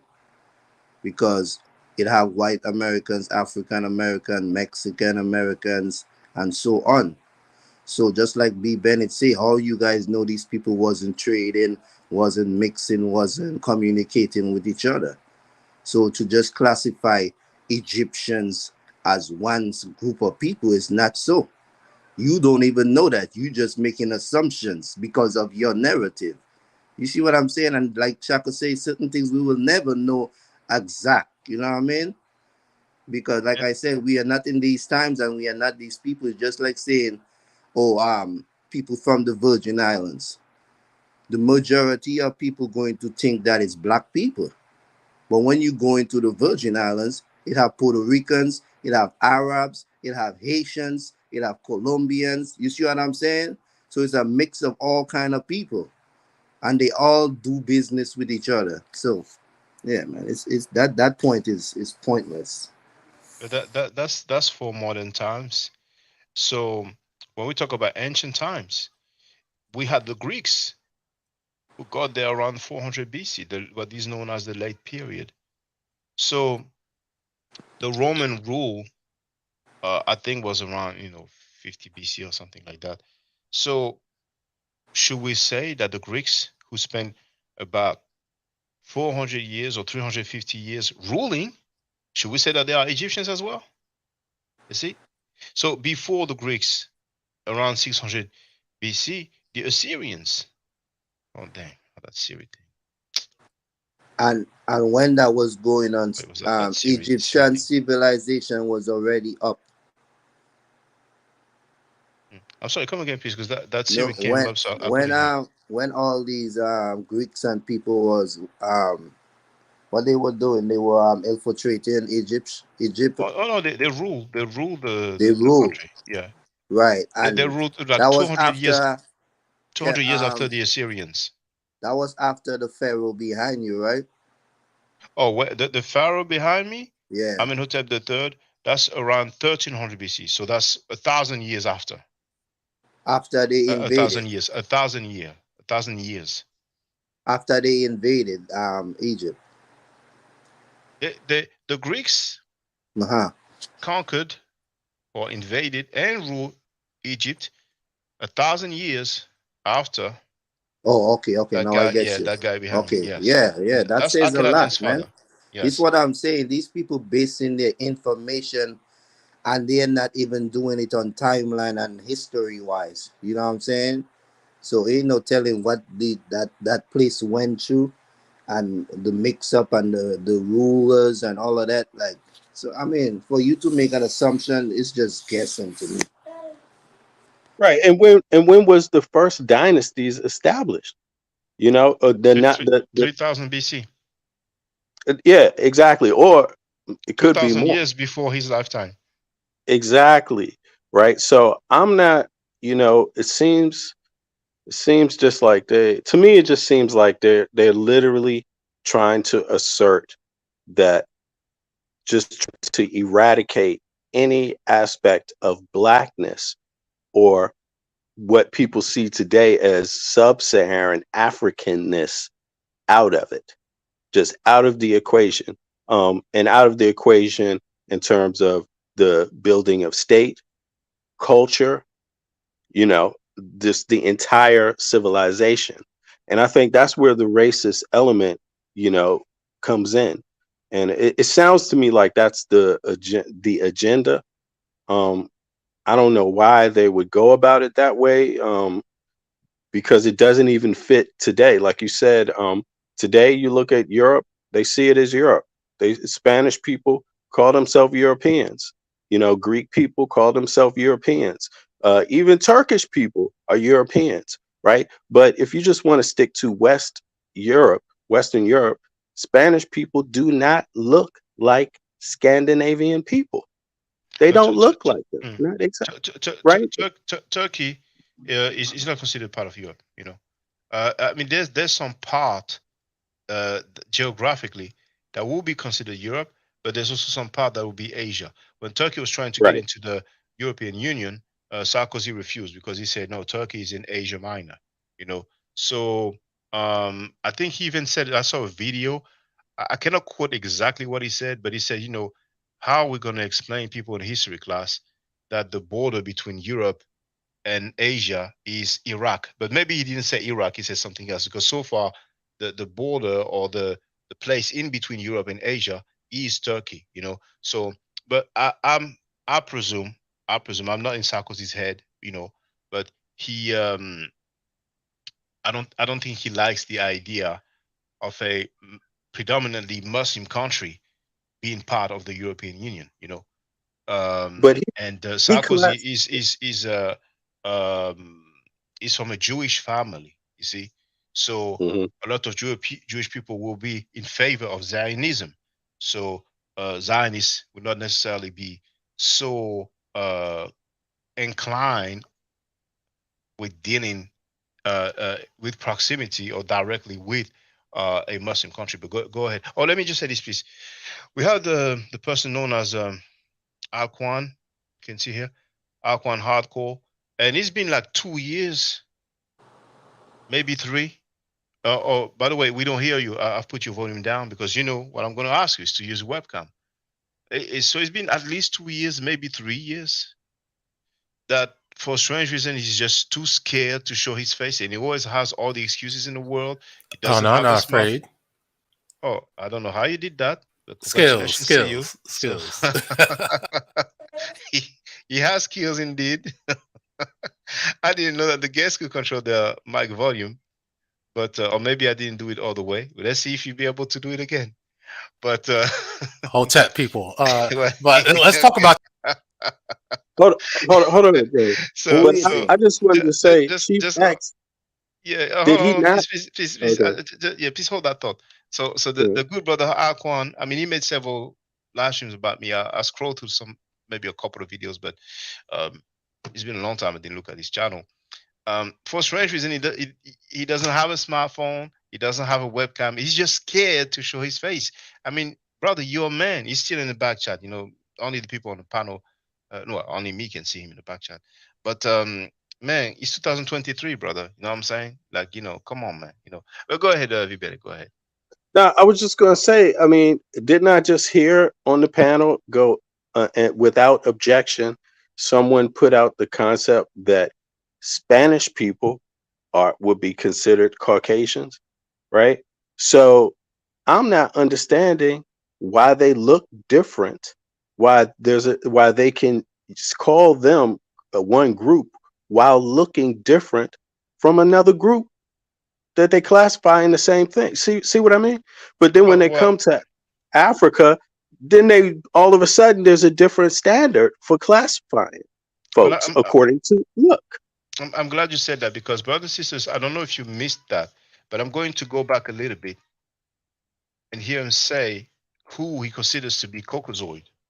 Populations who drifted into North Africa, if you want to base it off the Tyrian culture, they don't have those population genetics. They don't have the later derived mutations that sub-Saharan Africans developed from populations that stayed in tropical zones. So even a Tyrian culture and morphology would have been distinct from populations that stayed in certain zones. So the Egyptians are Egyptians. We can't use terms like black or white, but what Chief X talked about as far as Caucasoid and morphology, the Egyptians would be, if we use their classification, they would be classified as Caucasoid. Half of the Horn of Africa, unless they're Nilotic people, will be classified as Caucasoid.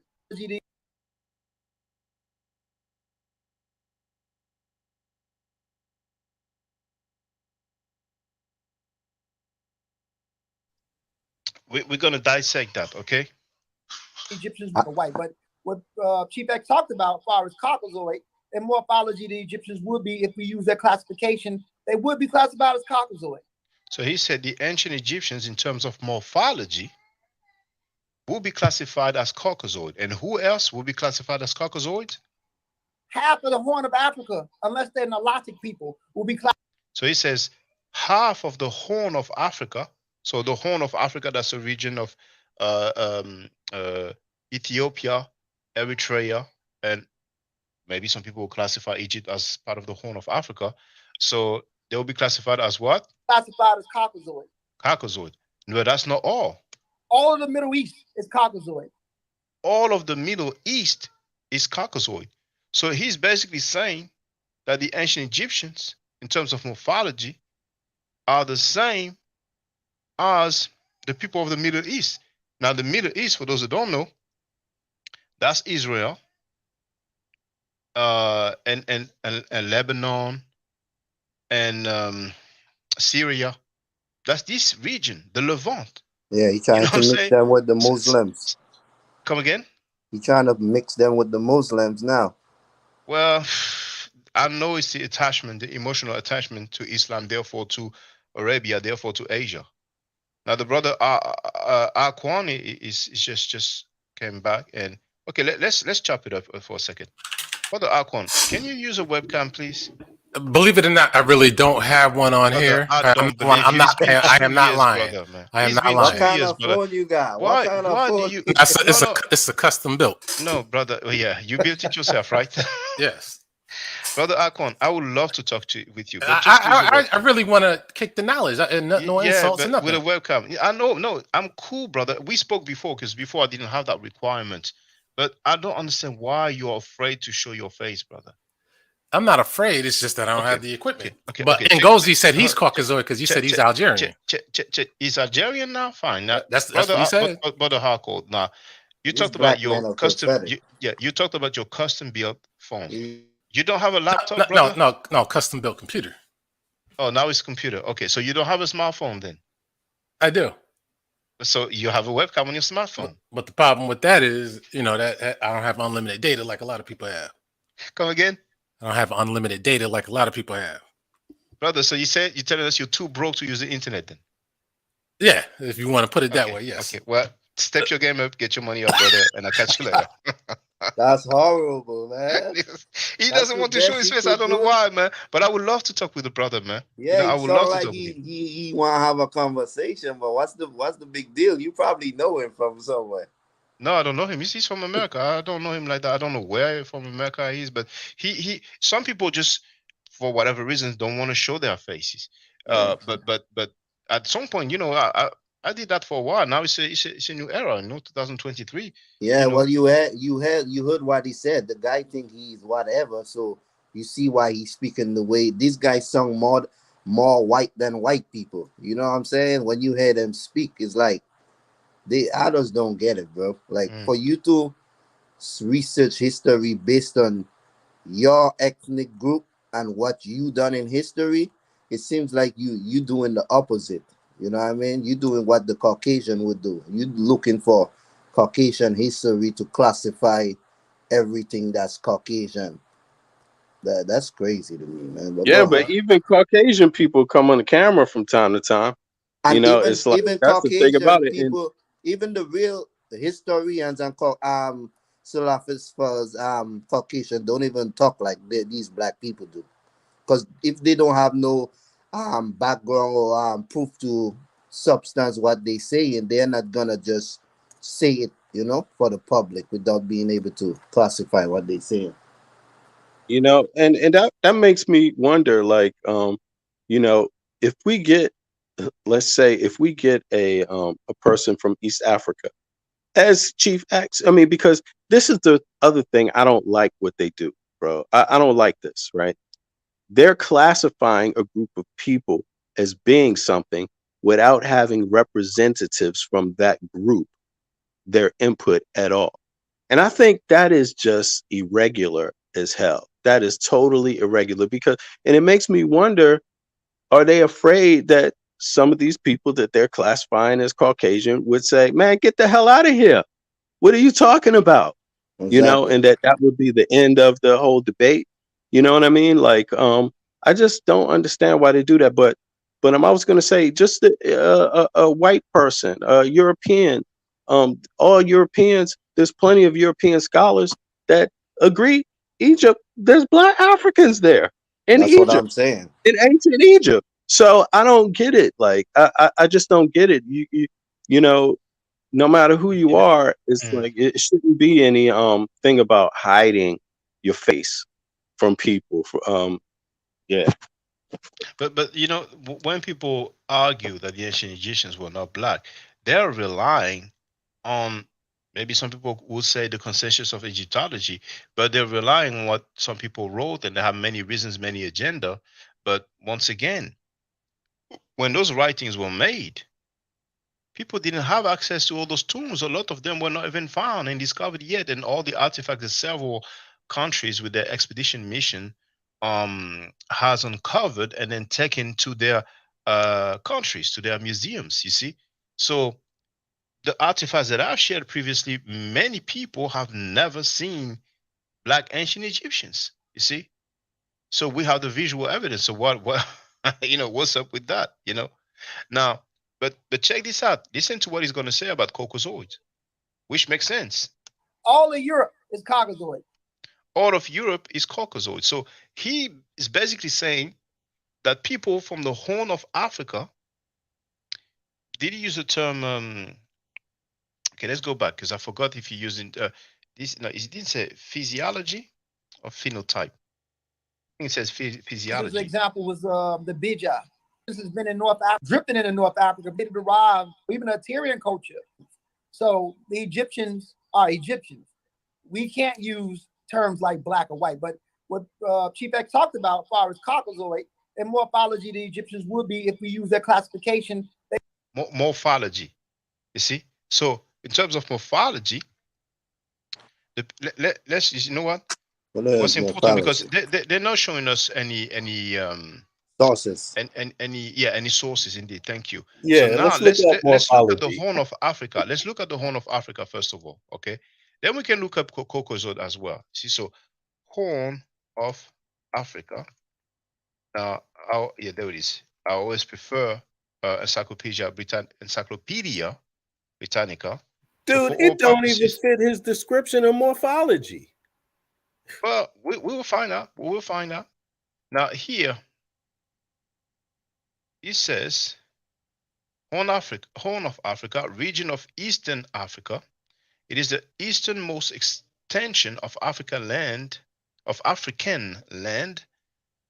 and for the purposes of this article, is defined as the region that is home to the countries of Djibouti, Eritrea, Ethiopia, and Somalia, whose cultures have been linked throughout their long history. You see, so we don't have Egypt here, according to this encyclopedia, but Ngozi, for some reason, has decided to say Yeah. that the ancient Egyptians have the same what Location. is it again? Not phenotype. What is it? Morphology? Yeah, morphology. That the morphology of the ancient Egyptians is Caucasoid, just like the people of the Horn of Africa, right? Exactly. Just like the people of the Middle East. So you look at somebody from Syria, from Lebanon, from Israel, and like the Europeans. So the ancient Egyptians, the people of Djibouti, Eritrea, Ethiopia, Somalia, they have the same morphology as the Europeans. I mean, at this point, to me, something is off. But for the record, let's look Caucasoid. Now, I'm not sure if we're going to have something on Encyclopedia Britannica, but hold on. Caucasoid. Let's put Britannica. Well, we have Caucasian people. So let me share the link in the chat. Let's read. Caucasian peoples, various ethnic groups, but the thing is that Caucasian is not the same as Caucasoid, you see? Because, of course, many of you must have heard about the Caucasus Mountains. So it's around Russia. Russia, Ukraine, this area, so the term Caucasian, derives from that region, the Caucasus Mountain. So Caucasoid would be like the same type. Caucasoid is not exactly the same as Caucasian, you see.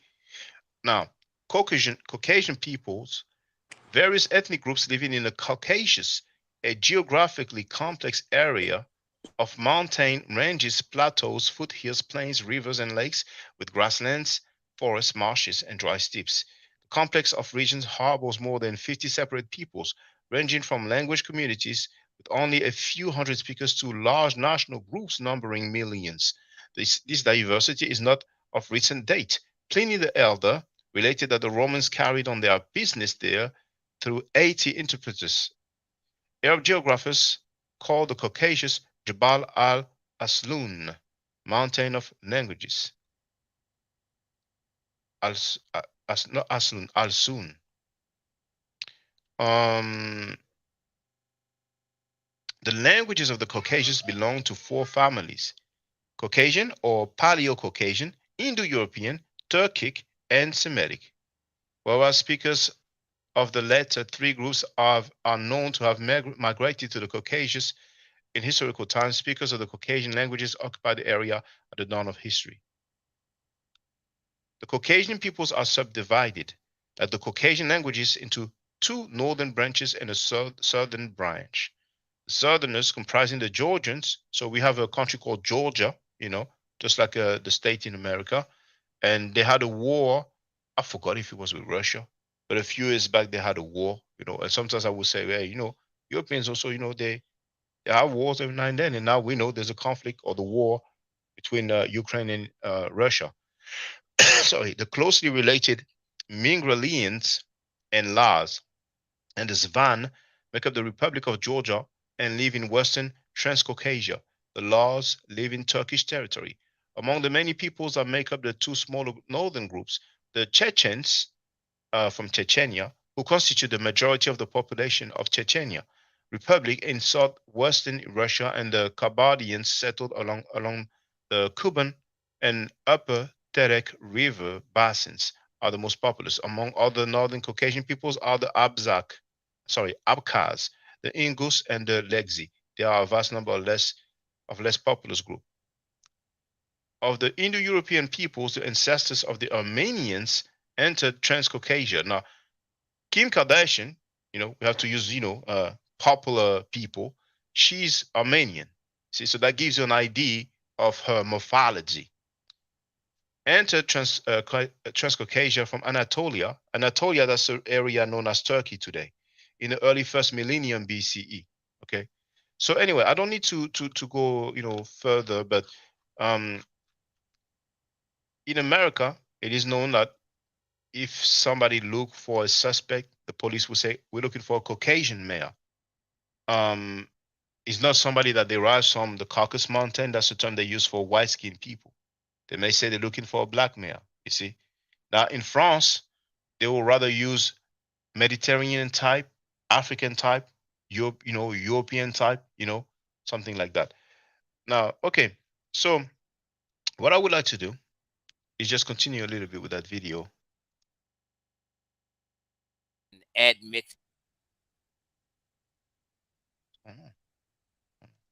That one? Yeah, I did have two, so it's the other one. Love me frozen in a place to be. They would be classified as Caucasoid. Half of the Horn of Africa, unless they're Nilotic people, will be classified as Caucasoid. All of the Middle East is Caucasoid. So when earlier V. Bennett said that Ngozi is making separation, he said unless they are Nilotic people. Now Nilotic, you have Nil or Nile, Maybe in America people will pronounce it Nilotic, in French we say Nilotic. So, just for the record. So basically, people in Somalia, Ethiopia, and apparently Egypt, according to him, not according to Encyclopedia Britannica, they share the same morphology. But you go further down or further west, different type, different morphology. It's, to each his own. Caucasoid. All of Europe is Caucasoid. Most of India is Caucasoid. and most of India as well. So once again, That's a lie. Europeans, Middle Easterners, and Indian people, same Caucasoid. morphology as the Africans in the Horn of Africa. I mean, to me that sounds off, you know. That's But hey, pseudo, man. That's more pseudo than anything. but maybe Ngozi will holler at us. Maybe Chief X will holler at us, you know. But if it's And not yeah, today, it's anytime. Ngozi knows that we can chop it up anytime. and Gozi, but Chief X don't want to have no conversation, man. He always try take over and just run his mouth forever.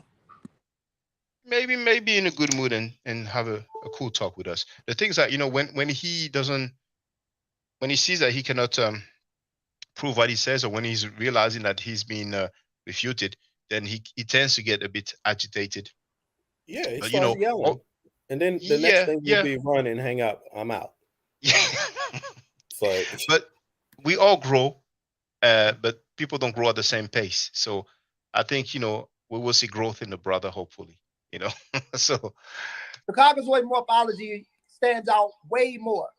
And what we classify as original, even original Homo sapiens sapiens, didn't look the way we believe they look like. You know what I'm saying? So I would say that, you know, Chief X is right.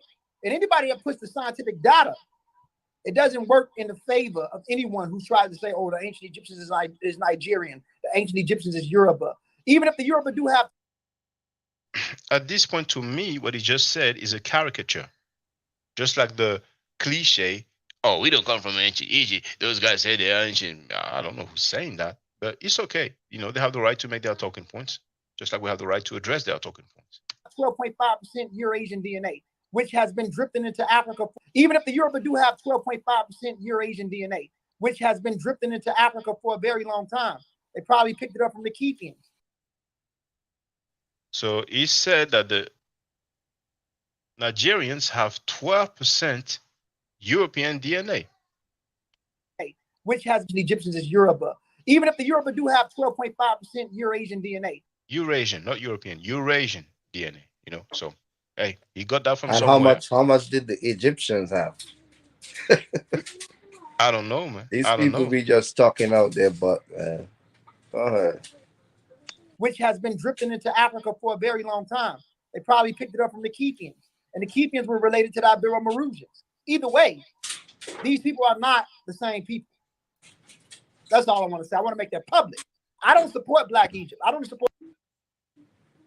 Then he says these people are not the same people, but are the Somalians and Ethiopians the same people as the Europeans, and the same people as the Indians, bro, and the same people as the Middle Easterners? look, Yeah, man. this guy is pathetic, man. If you talk to people in Eritrea, again, you know, and again, they don't have any Eritreans on the panel. They don't have any Somalians on the panel. But if you talk to these people, I mean, and you don't even have to go that far. You could just Google it.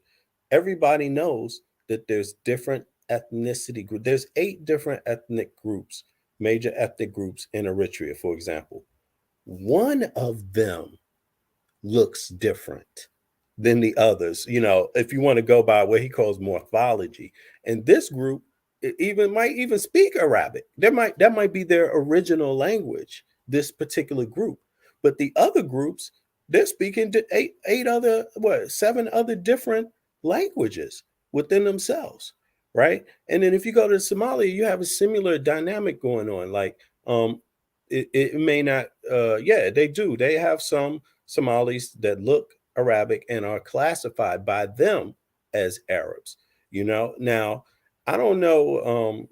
It just seems like they try to again take out this idea that there's multiple different groups within specific regions and try to divide them completely instead of understanding that no, there's been changes, and even within those changes there's different people that classify themselves as different groups too, even within those nations, even with those changes over history, you know. So I don't I just think it's so weird, you know, how they going about it. But yeah.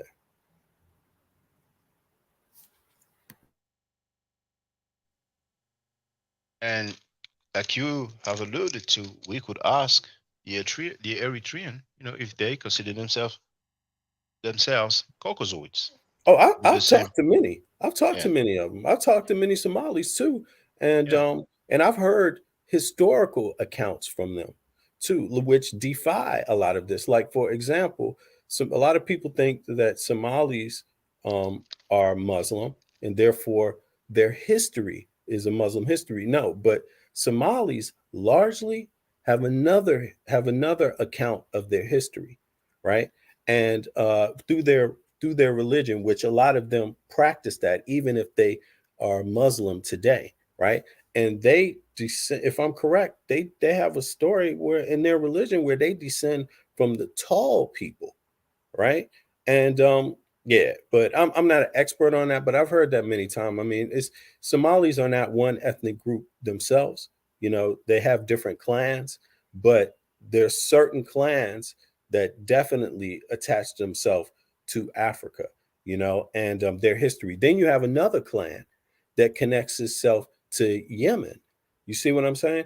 This is like, and they just extracted and just gloss over everybody in this kind of way, where it just defies even their own interpretations of themselves, you know. Well, So well, I concur with the fact that it's a known fact that the majority of Somalians are Muslims. So if you tell them, okay, uh, do you consider that you come from the Middle East? I'm sure many of them will be happy to say that. And Yemen is basically South Arabia, Southern Arabia. When we talk about the peninsula, but it's a bro, different country they, today. they have it. If you talk to the if you talk history, right, they will tell you they have it in their names. Their clans designate where their lineage is coming from. So some of the Somalis, they're going by that, and that points to Yemen. However, there's loads of other Somalians that their clans do not point to Yemen at all, and it's also built into how their names are constructed. You see what I'm saying? And even some of the terms that they're using. Some of the terms they use in Yeah. in their language, and in their name, you can see terms like uh, that other Africans share. So it's just I don't know, man.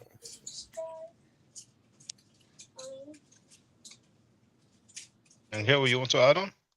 No, no, no. You could play it if you had something else to play. Yeah, yeah. I'm gonna have a little bit, and maybe some of it. I guess I would discover. I'll see how much I want to, but I stopped at some point and I thought, okay, I'm gonna go live about this. For any color Yeah. to Egypt. Yes, I do support the people that's there that's black, but I don't know them to support them like that. And I used to run with that. But as a whole, regardless of an Egyptian being dark or light, they're Egyptian. That's what they are. Corey, before Information Man goes, if you was to give an opinion on the state of the art, Corey was part of the pseudo killers. I don't know if the pseudo killers still exist. They were down with Onk, Bobby Banger, and I was, chopping it up, having discussion with Chief X and them. But one time, I don't remember the title of the video, but he went on a rant and he dissed Kemetic people, and he even went as far as saying, I think he said F Kemet, but at one point he said F the Medu Nature, and I was laughing like. And he came in the chat once, maybe during that live stream, and for you to insult somebody's language, you have to be very angry. Because usually if you be with somebody, you don't say, Yeah. F Spanish, F Yeah. Italian, F Very English. It's mentally like, challenged. So yeah, very. I mean, you have to be very angry, very angry. And I was thinking the UN, they have some chart. Uh, you know, when it's war, you're not supposed to film a prisoner of war. I don't know exactly why they don't say when it's war, you don't bomb villages where there are women and children. But they have that rule, that principle. And I don't know, maybe it's because I'm just, it's conjecture. Maybe if they are filmed, then they may be filming some prisoners of war and slap them. Others may just, cut a finger or something like that, and it's gonna go out of hand. So it's like, okay, We're gonna chill with our wars. We don't film the prisoners. But I don't know if maybe they will say, you know what? Hey, that's just gross, man. We don't insult people's languages. That's like humanity, how do you call it, heritage or something, man. Because I will be thrown off if I'm having a discussion with somebody, I'm having a beef, and they says, have the French language, because it's not like it will really offend me. I'm like, where are you getting at now? But anyway, hold on, I'll probably Well, message. yeah. One other question I would ask is, how does the beginning of the Egyptian, or you could say Nubian for that example, because since they classify them, you know, when does the beginning of the Nubian dynasties, when does that begin, right? And and also It's 3000 compare, BC. right? And then circa, right? Circa means generally, right? And then give or take, you could say. But would you say give? Around. Yeah, around, right? Now, then correlate that to the Sahara green period, right? Where it wasn't desert, right? And where hippopotamus, uh, giraffes, and all those other animals relegated to sub-Saharan Africa today actually live and migrated, right? Freely, unabated, right? And then correlate that with the Bantu expansion. And then just ask yourself, is that a coincidence? But it's not worthy. If people don't know, look at Green Sahara. Now, is it like 2000 BC when it ended? No, Well, you know what? Yeah, you know what? Let's it's let's not. find out. Let's It's find out before together. that. It Let's find out it, together. it correlates with Oh, with 3000 the BC maybe. it's no, but it correlates. It's more like 4,000, but it correlates. But they got this data. Guess what else? This data. Guess where they got it from? They got it from the Sphinx. They got it from the Sphinx because they know the Sphinx has the damage um, that can only be they damn, what's the term I'm looking for? I'm sorry, bro. It can Erosion. Yeah, the erosion that they say comes from the green period. So they date the Sphinx to the green period. Also, Hmm. you see what I mean? The dating has something to do with that green period because the erosion that exists in the Sphinx doesn't exist in the pyramids and things like that. That's how they know the Sphinx is older. You see? So, but again, that's like 4,000 if I'm correct or greater. Find out. Mm.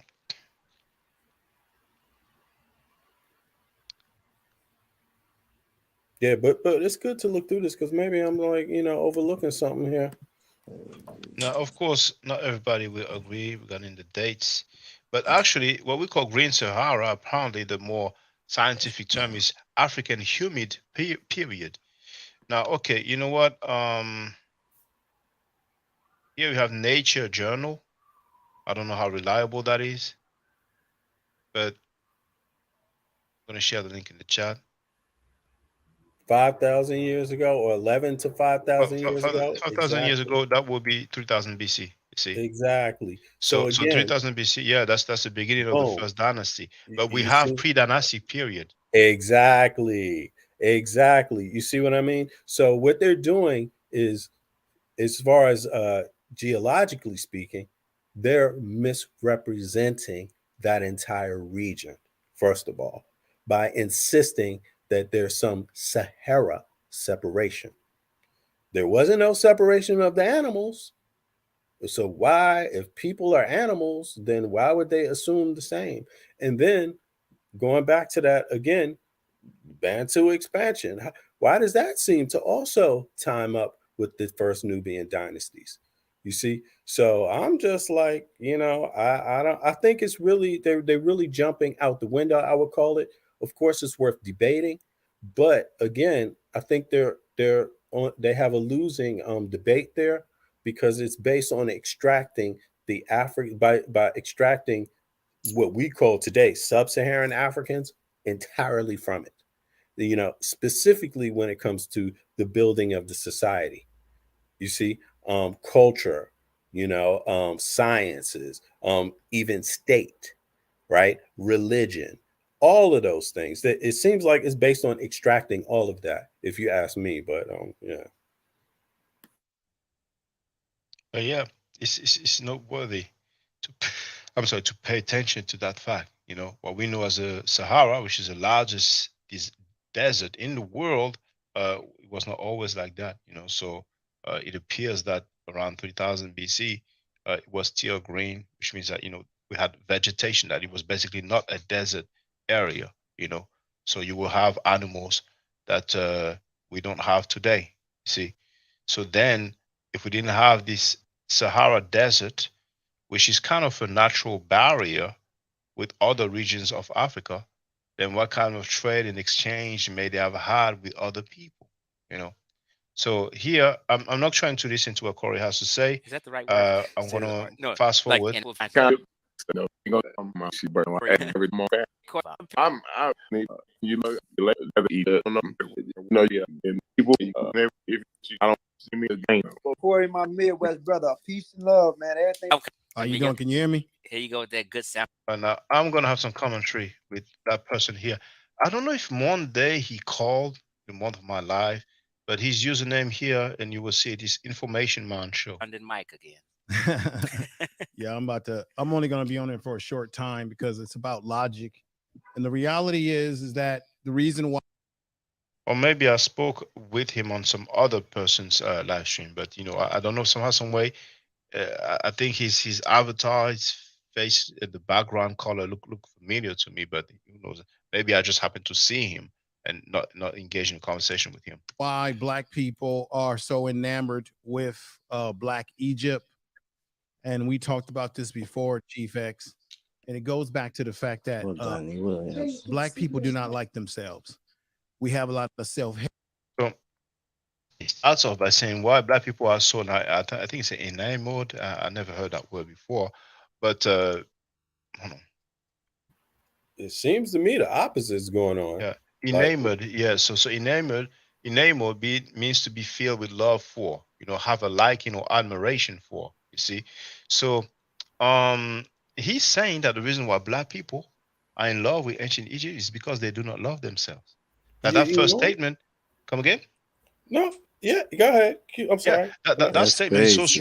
so strong and strange because you have some black people who have some love for Arabia, more particularly Mecca and Medina, which is It's Yep. high. located in Arabia, and Israel.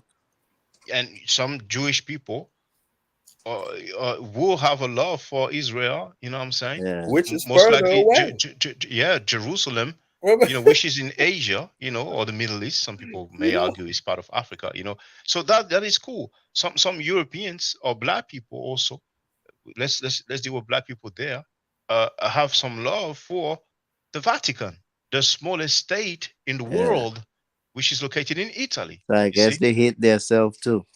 I guess they But you hate know what I themselves, would but for a argue? strange reason, it's cool for them. It's accepted. But I would argue the opposite is what's happening. I would Yeah, argue exactly. that Asian people and certain types, they have a hatred for themselves, and that's why they're so fascinated over Egypt. Like that's why this is such a serious debate for them, because it would remove them from the concept that they're superior. You see, by having to say that, okay, Africans did in fact bring something to civilization of the world. You see, it may be even to their cultures. You see, that I think that might be, to me, it seems like it's the opposite, and I think it's fair enough to ask that question if this one's going to be asked. We should ask it the opposite way, flip the table and explore that as well. Yeah. Let me hear this idiot. Too Too real. real. What's up? You came to crack my What's up, head or my something? people? What you think about the green You're on period? mute, brother. You're Hey, on too mute. Go real. ahead. You see how they be attacking Kemet, right? So don't say we be attacking them. Yeah, I see it, man. I was trying to see though, what did Ngozi say about the DNA? I missed that part. I don't think in the excerpt he talked about the DNA, but he talked about the morphology. He said that people from the Horn of Africa, and according to Encyclopedia Britannica, that would be people from Djibouti, Eritrea, Somalia, and there may have been another country that I don't recall. But Egypt was not in the list. He says that in terms of morphology, they are Caucasoids. So he did say that the ancient Egyptians were Caucasoids, and he did say that all of the Middle East is Caucasoid, which I don't have a problem with. And he said that Europeans are Caucasoid.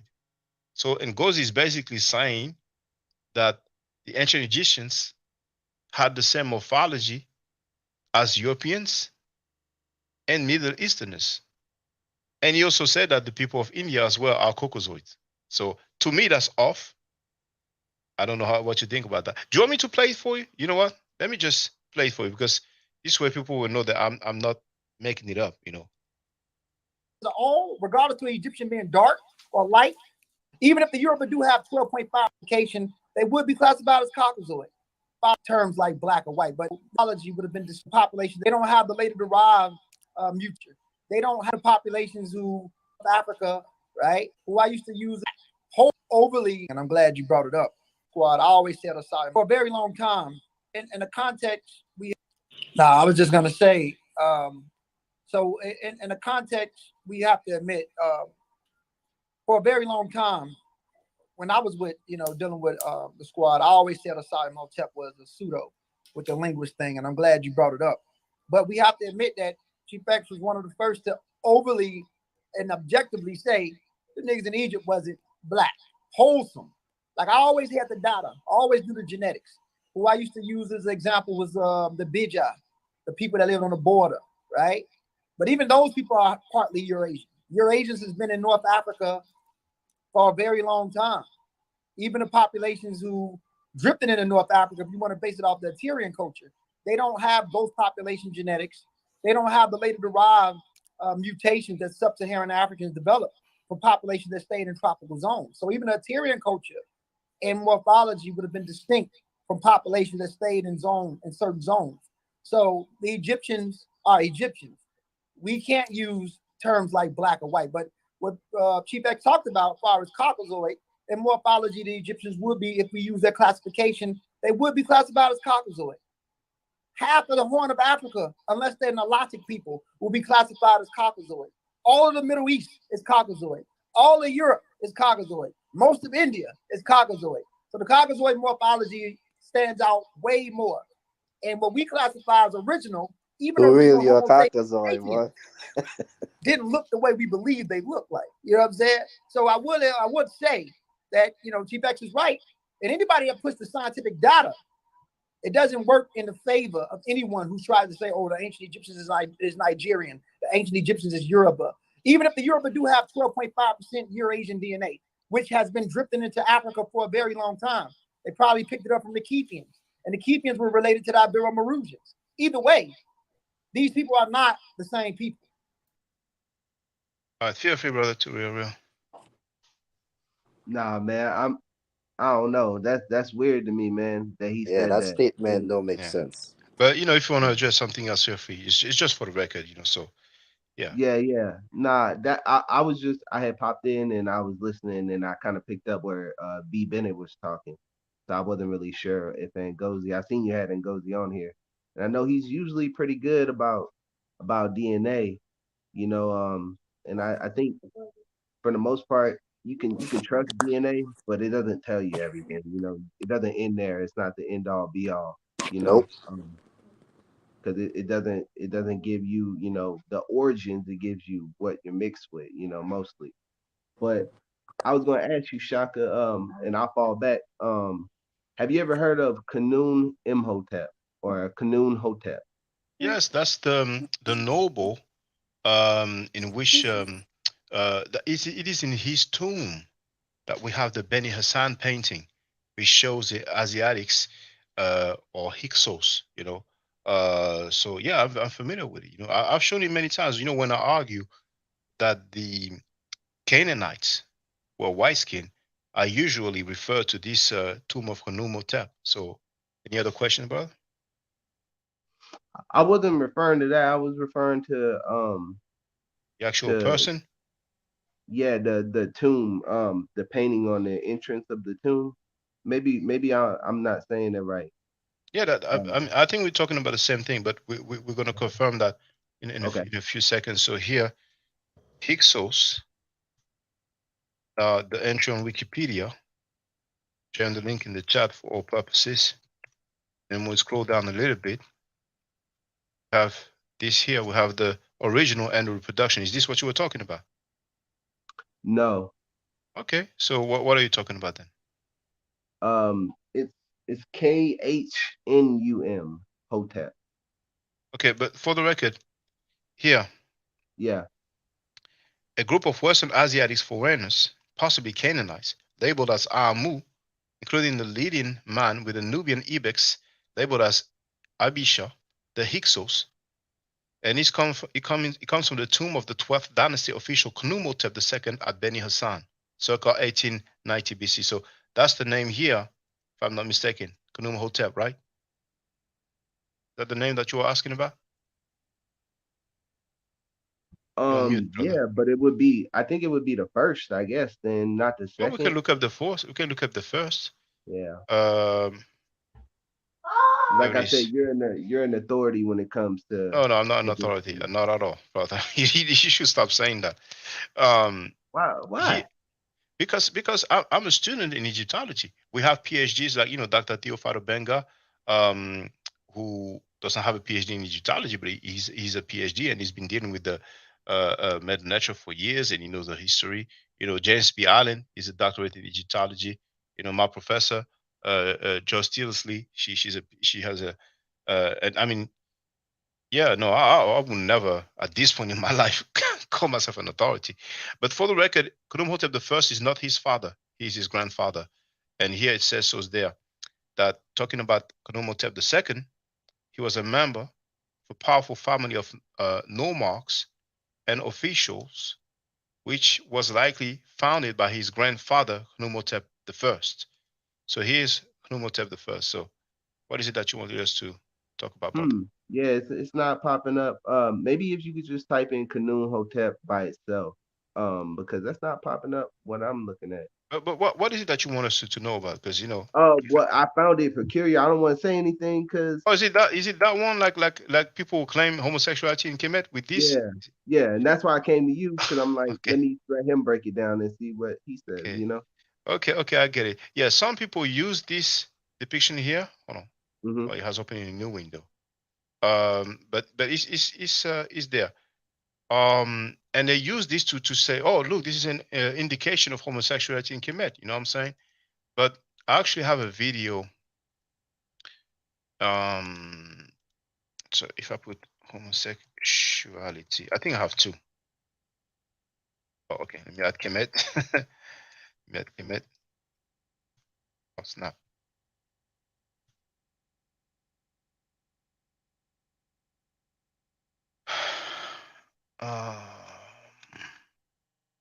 Dang. How come it doesn't show? Oh, okay. Let me put ancient Egypt.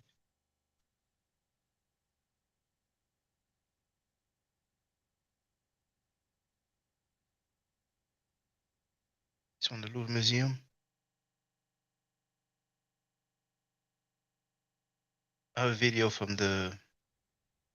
How come it doesn't come homosexuality ancient Egypt? Dang. What was that video? Because I show where we have a god and a king in the same position, and then I show where you have two other people in the same position, and on one of the discussion they said that they are kissing, and another discussion they said that they are looking at each other. It's just that I don't know under what title it is because I like to show. Hold on.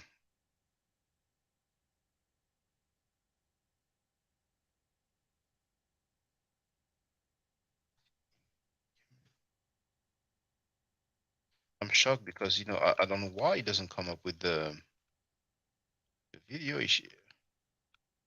I'm pretty sure I have homosexuality. My All bad right. if I don't have my camera on. My son, he's in the No, no. background. So So no, yeah. you're good, brother. We know you. We know you. Uh, math forever. Now put 1 second. Duality.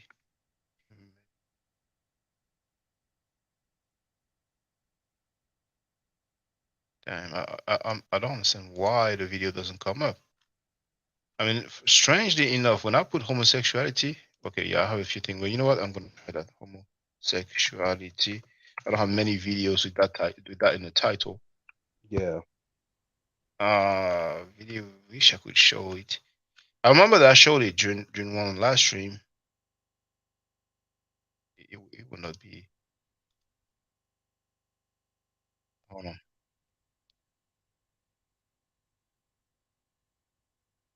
That one is not the Louvre Museum, so it won't be that one. And this one is not the same.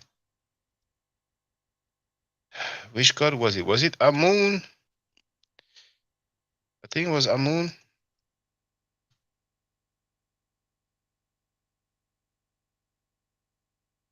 I would really like to show that from the Louvre Museum. And I'm very surprised that the result doesn't come up. Because I know I had a video about, homosexuality in Kemet. I mean, I put that in the title. It's like I won't be able to find it. So Man, you're if you can't find it, I know it's all good. I'm pretty sure you have done it. Um, but your final assessment was that they're not homosexual. well, so as I'm concerned, no, they are not homosexual. You cannot say, okay, those guys are homosexual. Let's go back to the Knum Hotep. Just because they are facing one another. You know what I'm saying? Like, Yeah. where they do that at, Okay, I'm gonna open this. Hmm. This is the new page, and there's a book about that, and I think it's in the book cover. There's a book about homosexuality in ancient Egypt, and this is what is used. And I think some people argue that maybe they were brothers. But Yeah. yeah, because of is it sharing?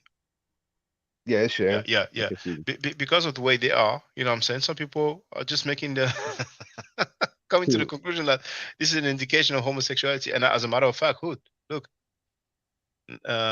it Hmm. says the tomb of royal manuscripts, Knumhotep and Nyong Hnum was discovered by Egyptologists in 1964.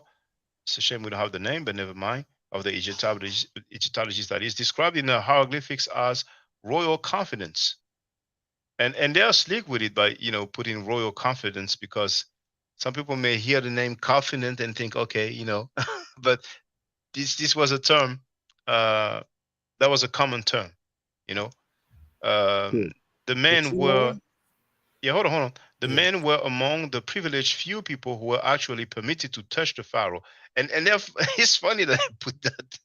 I never yeah. heard that. I Touch never him heard of where? people. Where is he going to I touch him? just they'll sneak with it, man. This is something I never heard about. You know what Is I'm it saying? touch or is it grab? Let's Yeah, be is sure. is it the fast? Dating from the fifth dynasty of King Niuserre, the tomb depicts two men in a manner usually reserved for husband and wife. And it's funny because I don't know the title of my video, but we see a king and a god. So would a king and a god be in a position usually reserved for husband and wife? In one striking portrayal, the two embrace, noses touching. Okay, maybe the noses are touching. Maybe that on this artifact here, yeah, maybe the noses are touching in the most intimate pose allowed by canonical Egyptian art. They are believed by some, we don't have any name, to be the first recorded same-sex couple in history. Though homosexuality was not uncommon in ancient Egypt. Now it's funny. I thought he was gonna say though homosexuality was not common in ancient Egypt. So I don't know who wrote that article. Do we have any name? Well, we don't have any name. But I don't know where they get that homosexuality was not uncommon. Saying that homosexuality, and correct me if I'm wrong, was not uncommon is the same as saying that homosexuality was common, right? Yeah, it is. It is. Right. So the exact nature of the relationship between the two men is nearly impossible to discern, since no Yeah. evidence exists beyond the imagery in the tomb. You see? So we don't even have any text that says, and they're just relying on what they're saying. But for strange reason, when we show what I've been showing, I'm not the one who put the artifacts in the museums. We can clearly see their skin tone and their phenotype, and they clearly Yeah. look like black people. But then they don't rely on that to say, well, we are looking at black ancient Egyptians, you know. But out of this, they're trying to push that narrative. Hmm. The presence of their wives and offspring in certain panels among the glyphs has led many Egyptologists to conclude they were siblings. You see? Bro. But repeated depictions of the two men embracing have convinced many that their intimate relationship might have been accepted by their respective wives. So they are speculating on steroid. But yeah, feel free to, and then you can Well, add on, V Bennett. Oh, okay. B. Bennett could go first. I don't want him to lose his train of thought. It was just I was just going to say, but if you apply the same standard, let's say, okay, we don't need pictures, we don't need drawings from tombs. Just go to the Middle East, or just go to East Africa and ask yourself, are men holding hands? Just go there. Do men hold hands? Are they assumed to be gay when they're holding hands? In Yeah. Arabia, are they assumed to be gay when they're holding hands in Eritrea? Are they assumed? It doesn't. I don't get it. There's cultures of people where it's men holding hands, and it's got nothing to do. To our culture, it's odd, but in their culture, it has no connection to homosexuality. And I Yeah. confirm, and I confirm. Um, you can probably see videos of that. I remember when I was young. I don't remember how old I was, but I was underage, and I went to Haiti. And one of the guys over there asked me, would you hold hand? Would you hold hand with your friend in the street? You know? And I was like, I'm not really. They say, for us it's okay, like. And when I was in England, there was a brother from the Congo. I forgot if he was from the DRC, or I mean Kinshasa or Brazzaville. But he we were in the supermarket, and he went to hold my hand.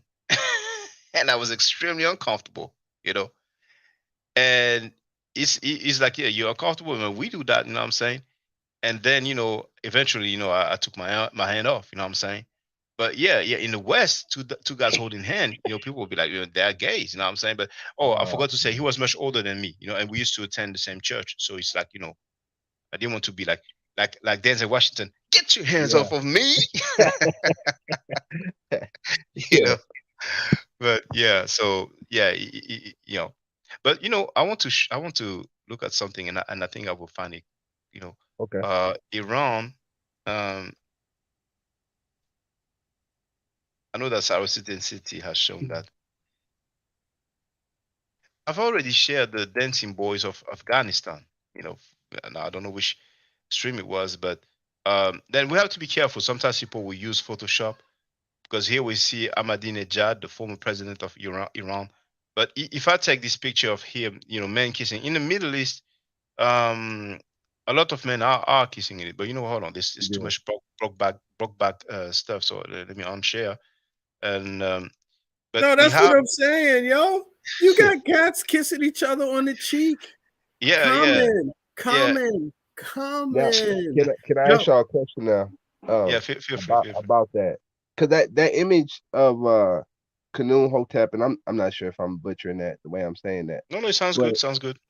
um, that's not the only imagery from the tomb, is it? According to what I read, there are a Mm. few others. that's a good question. But they're saying they had wives and children, And and that and don't and mean but then nothing but though. then come again. That don't mean nothing. Not in America at least. Well, let me just tell you that I have some colleagues Mm. who are Kurdish people. So Kurdish people, or Kurds, Kurds, they want a country that they will call Kurdistan. So you have some Kurdish people. How do you say in English? Uh, put You saying the right, Kurdish? Okay, I'm okay, saying it good. right. Okay, we say Kurd in French. You have some in Turkey. We have some in Iraq and Iran. And when I lived in England, I had a good friend. He was a colleague of mine. He was a Iranian but Kurdish. He taught me the greeting Haret Chetore, but maybe I'm not pronouncing it well because. But anyway, at work, I have colleagues who used. I mean, they're not working anymore, but they used to kiss when they used to greet, kiss on the cheek, of course. And now I have colleagues from Afghanistan, and when they greet each other, they kiss on the cheek. So if I take a picture of them kissing on the cheek, will I say, "Well, look, those are homosexual"? You know what I'm saying? So Yeah. in the article that I just read, it says that this Mm. portrayal of their wives and children, and the person who wrote the article saying, which is an indication that their relationship may have been Yeah. accepted by their wives. Yeah. So it's called reaching. It's Yeah. called reaching to a high level. You know what I'm I saying? agree on that. I agree Yeah. on that. But would it have been a big deal if homosexuality wasn't a big deal back then it probably wouldn't have been a big deal that put them in the same tomb as and then put an image of their kids if it was accepted by their family, of course. But that, like you said, that's reaching. But let me But, say this. but hold on, hold on. Okay. We have the text of the Papyrus of Ani that Hmm. people have different translations, but the 42 negative confession, Hmm. some people will translate, I have not laid with another man. And I've mentioned a PhD called Bernadette Menu.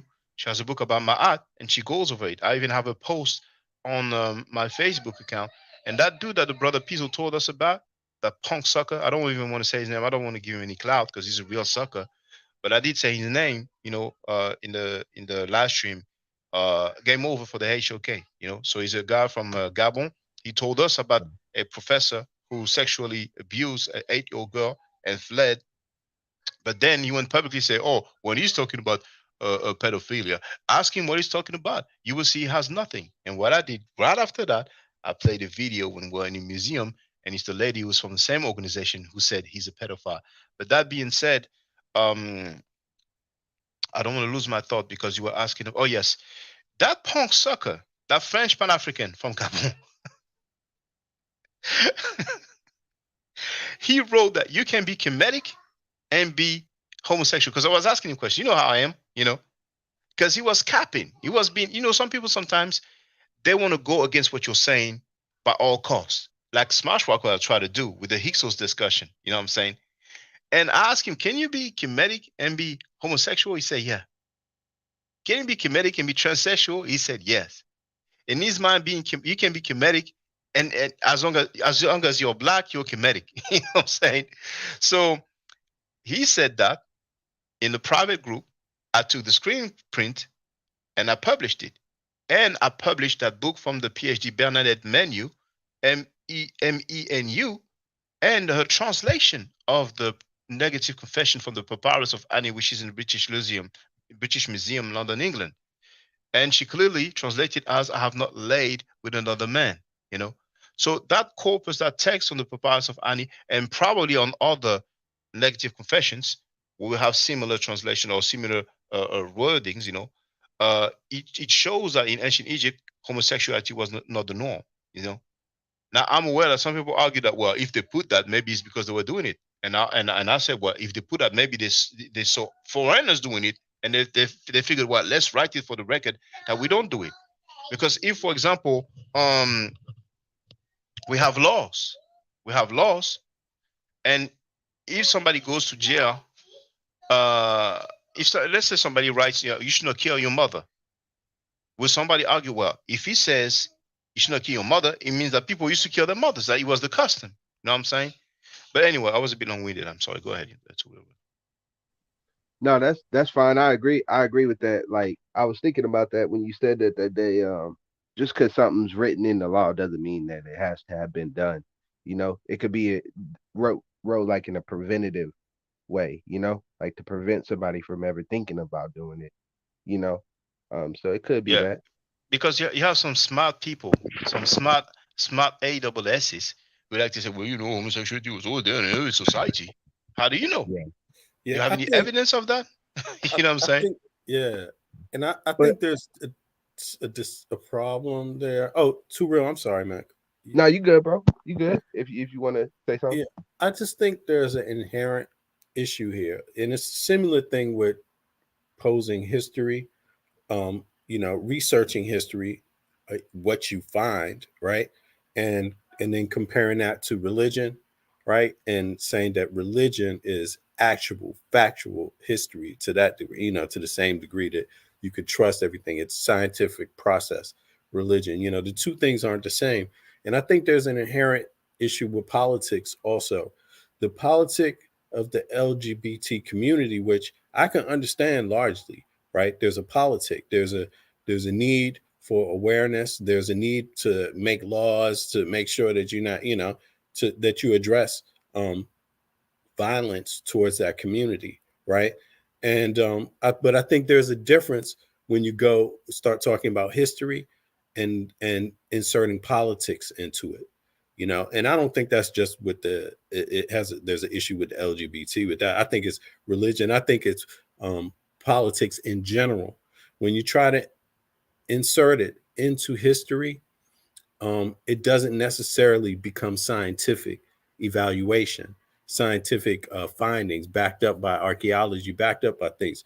But at the same time, I mean, I would say that you don't have to.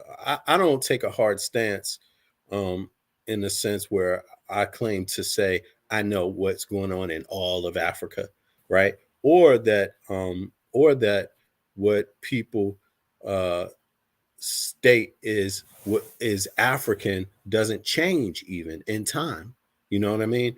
But I would overall I would just say that yeah, it's plausible that it existed, but that doesn't necessarily mean that you know how people dealt with it in their societies, how they looked at it in their societies, and yeah, so yeah, to that degree I would say, and it doesn't mean you know much else. If you can't find it, you don't know, but you could logically assume that people would do things that are not always considered normal to others or even their own group. That's just a fact of life. You know, how people deal with it, I don't know. Um, yeah. Right. Well, I actually found that I was looking for like pictures of like black black Egyptians from a while back. I was just looking up all the pictures and I came across that and I read a little bit into it. And I remember thinking from when I first seen the picture of the two dudes, like, maybe they just like, like that's how they painted back then. And then I started reading into it and I learned that the scribes or whoever was writing it were very meticulous in how they depicted people, right? Like they were they were very meticulous how they predict show women in the paintings, what they're to not give them like a man role, like you wouldn't see a woman necessarily doing a man's role. That was kind of how they showed like this is the woman, this is the wife, and this is the man. And so one of the things was like the smelling of the lotus flower, which if you look that up, it's mostly women that are smelling the lotus flower, but in that tomb you have one of the men smelling the lotus flowers. So I was, and it was a French doctor that was breaking it down. I forgot her name, but she was saying that she believed that it was homosexuality. But you know, um, I don't know what you think about that, Shaka. The smelling of the lotus flower. Do you have that with men doing that? Well, it's interesting because what you just said is very interesting because uh, my second essay for my university study in Egyptology, we had to deal with Egyptian art, and I chose a mastaba. It's from early dynasty, like 5 or 6, dynasty 5 or 6, and I've noticed that the majority of the people, well, actually, in that tomb, from my observation, it was only women who were doing it. But I think that I have seen men also smelling it. But in that particular tomb, it was kind of exclusively women doing it. So there's a documentary about the lotus flower. Like some people say that there may have been some sort of I don't say narcotic, but he has some sort of maybe people use the term in French we say hallucinogene. Some people may argue it has something to do with aphrodisiac qualities, but I'm not really too familiar. But this is Yeah, something that we see a lot indeed. We see a lot of ancient Egyptians smelling the lotus, you know. yeah, and that's why Yeah. I figured like you the best person to come ask about it because I don't really talk to a lot of people, that know a lot about Egyptology or this type of stuff. So I figured you'd probably be the best person to ask before I, make my own conclusions because I don't know. But I would say that coupled with the fact that these niggas on a painting facing each other pretty close, closer than I would be if a nigga painted me. I'm like, hey, back me up a little bit. Don't put me that close, bruh. But that coupled with the fact that this nigga smelling the lotus flower and these niggas painted fingernails and did fingernails for a living. Like, I don't know. That just seemed like Well, maybe they check wanted this to. out. Check this out. Yeah. Fingernail, I don't know, but we do have It says uh, manicureness, right? Isn't that what it says his title was? Both of them? come again. They did manicures, right? That was their title. They were the pharaoh's manicures. Oh, okay. Well, I have the article there. So, um, I mean, there's actually like no, no, no. Oh yeah, many curious. I thought you had to do with manuscripts. Okay, well, that's what it says. You know, there's actually I like a, missed a that. picture of one of I them missed that. doing fingernails. Yeah, I'm not saying but that but but there's but men that but do but fingernails. but the thing is You that know. if they had their fingernails done and that would be the royalty, like the king and the elite, that's one thing. But males were wearing makeup in ancient Egypt. You know, Yeah, yeah, so true. so if people want to argue, okay, they were wearing makeup, so they were gay or bisexual, more power to them. You know what I'm saying? Yeah, And it's probably not only in ancient Egypt in ancient Egypt that males will wear makeup. You know what I'm saying? nah, the Greeks did it too. Well, But yeah, there it is. But yeah. there's another thing you said, but I Mhm. missed my thought. So go ahead, go ahead. Oh no, I was just gonna say, there's actually a picture in that I think from that same tomb where they're actually doing nails, and that I think that's why it says that they were the only people permitted to touch the king, meaning Oh, that I they were the get it. only people, Oh, I get it. that did his fingernails. I'm sure there Mm, wasn't people that, average mm. people couldn't walk up and touch him, so maybe that's why. Yeah, Um, maybe, maybe. But one thing for sure is that some people they have some agenda and they're trying to find some justification and legitimization, and they would like to true. use example from other places. But other people, for political religious reason, sorry, would like to label the ancient Egyptians as homosexuals or practitioners of homosexuality, like Tozak tried to do with the Wayin. And I expected him to use that picture during the debate because I know they use that a lot, you know. So Yeah. I didn't want to answer the way he wanted to because I know where it's going. But then I dealt with what is it? David and Jonathan or the other dude. Actually, I made a video when he laughed and said, where in the Bible you have two N words laying with one another. I played him and then I quoted the Bible. And I put his name in the title. He never responded, so he must have been salty from there. Yeah. Um, but yeah, I don't know if I mentioned Lot and his daughters, because they like to Hmm. talk about incense in incest. But I did bring up, Abraham and Sarah, which was his half sister. But then he went on to quote some other stuff, and he was, like I said, basically lying on the Bible. Then he set up some condition. Oh, if you quote this in the Bible, then I debate you. What the fuck you Yeah, I talking don't about? think Like, I don't think since that when you Sarah make was. since I since don't since think. when since when you make conditions? Like you decide. What I'm saying. Yeah, But go ahead, go yeah. ahead. I was saying I don't think Sarah was Abraham's sister though.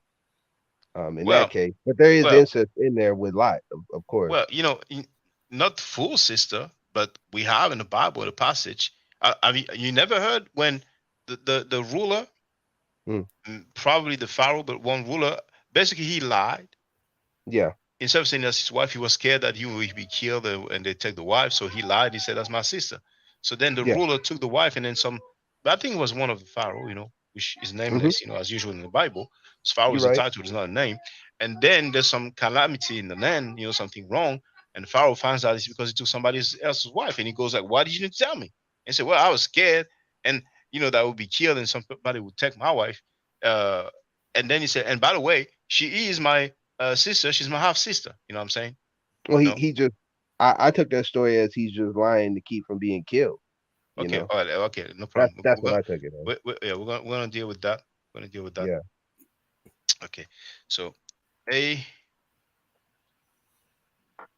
because if the king would have found out, like, nigga, you lied to me, he would have been killed, or at least exiled or something. We have tales from the Something would Bible, happen. and it's theology. It's not history. You know what I'm saying?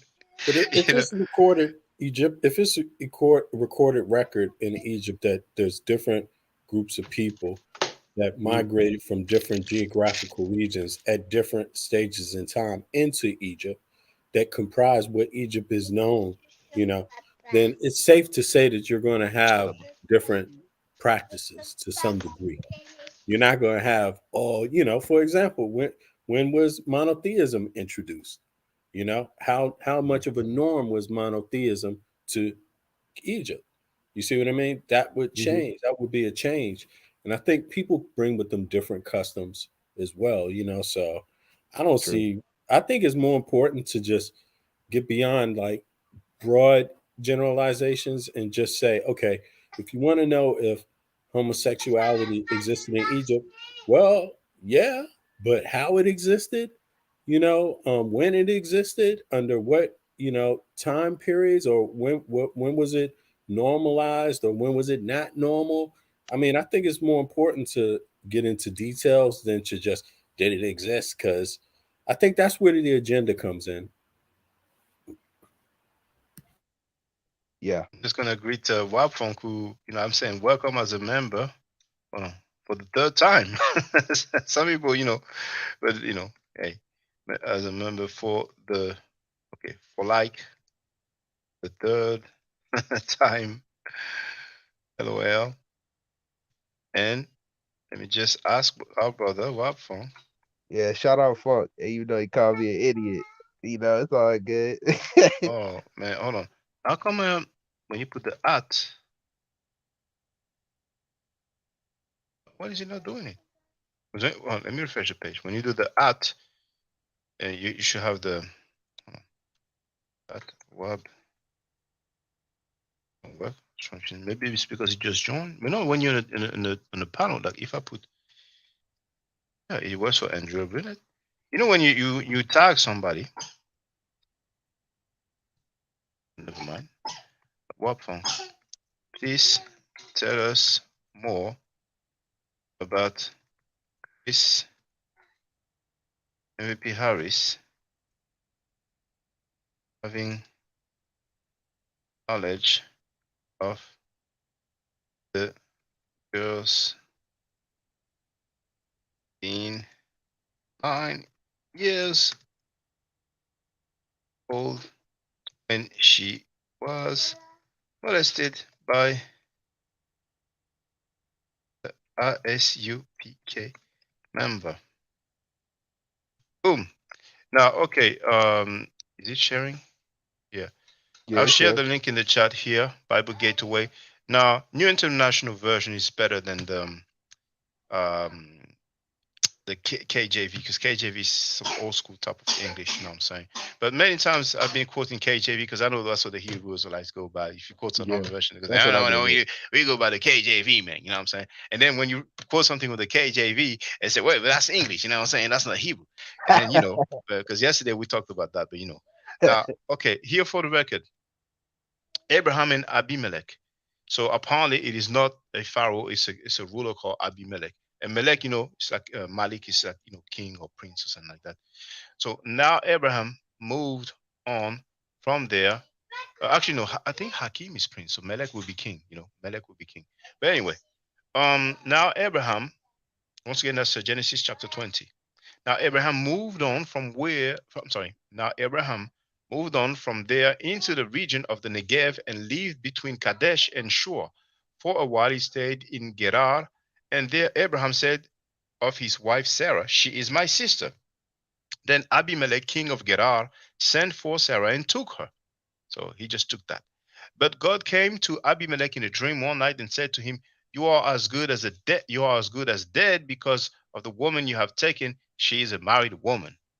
Now, you know, it'd be good nowadays that when you hook up with a chick and she don't tell you she has a dude, if God comes to you in the dream and say, "Hey, she has a dude," because a lot of time people find out the hard way, like they get stabbed, they get shot, they get into a fight, or they get, they find out like, man, damn, I thought we was cool, man. I thought I was your main dude. I thought I was your only dude, man. I'm a side piece, man. You lied to me. But anyway, Yeah, so you funny, man. now, I mean, back in the days, in the time of the Bible, so God spoke to everybody every time. You know what I'm saying? But now I don't know, every single person who can say, God We told me speak to this. you, man. We just don't listen. But go ahead. Oh, okay. So when's the last time God spoke to you, brother? You speak to me every day, man. Okay, what time was it the last time he spoke to you? Shoot, I don't know. Right now, he's speaking to me right now. No, he's not talking. I'm talking to you right now. Yeah. What? See, I'm of the belief that God is inside of all of us. Okay. So, Now, what yeah, language is he using when he speaks to you? a language I can understand. Yeah, and that would be English. okay. What voice is it? Is it a male voice or female voice? It's a subconscious voice, so I wouldn't say it's either or. So you don't know if the voice is male or female. No, So it's not a voice then. it's So, not necessarily. It's not. It's like your subconscious speaking to you. What would you say your subconscious is? A male or female? I don't know. I guess a male because I'm a male. So I guess. Oh, okay. Well, I don't want to put you through that, brother. So No, yeah. go ahead. Go ahead. Okay. I like you, man. That's Okay. that's really what Okay. I believe. avoid Okay. Okay. avoid saying voices speak to See, like, you. hold Avoid on. saying I'm that. I'm an Israelite, man. I don't believe in a physical hell. See, so if you don't mistake me for, the typical Israelite. I don't believe in a physical hell or heaven. So yeah. Well. No, but really, you have a feeling that God speaks to Mhm. you. Like He cannot speak to you all day, every day, 24 hours, seven. So, when I'm saying speaking to you, I mean like relaying a message to you. Yeah, like when I get ready to do something or something gives me a better a feeling not to do it. That's God, man. Okay, all right. Now, Yeah. while Funk wrote, he knows, and for the record, I asked him, please tell us more about Chris MVP Harris having knowledge of the girl being 9 years old when she was molested by the ISUPK member. And that is, according to Chris MVP Harris, Josiah's cousin.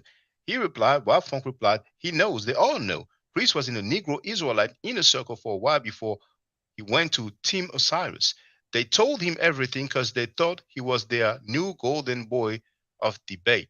So, Chris, you know some stuff we don't know? Do you Yeah, confirm that? he That used she to was be with 9 years old? he used to be with Judah Nazareth too.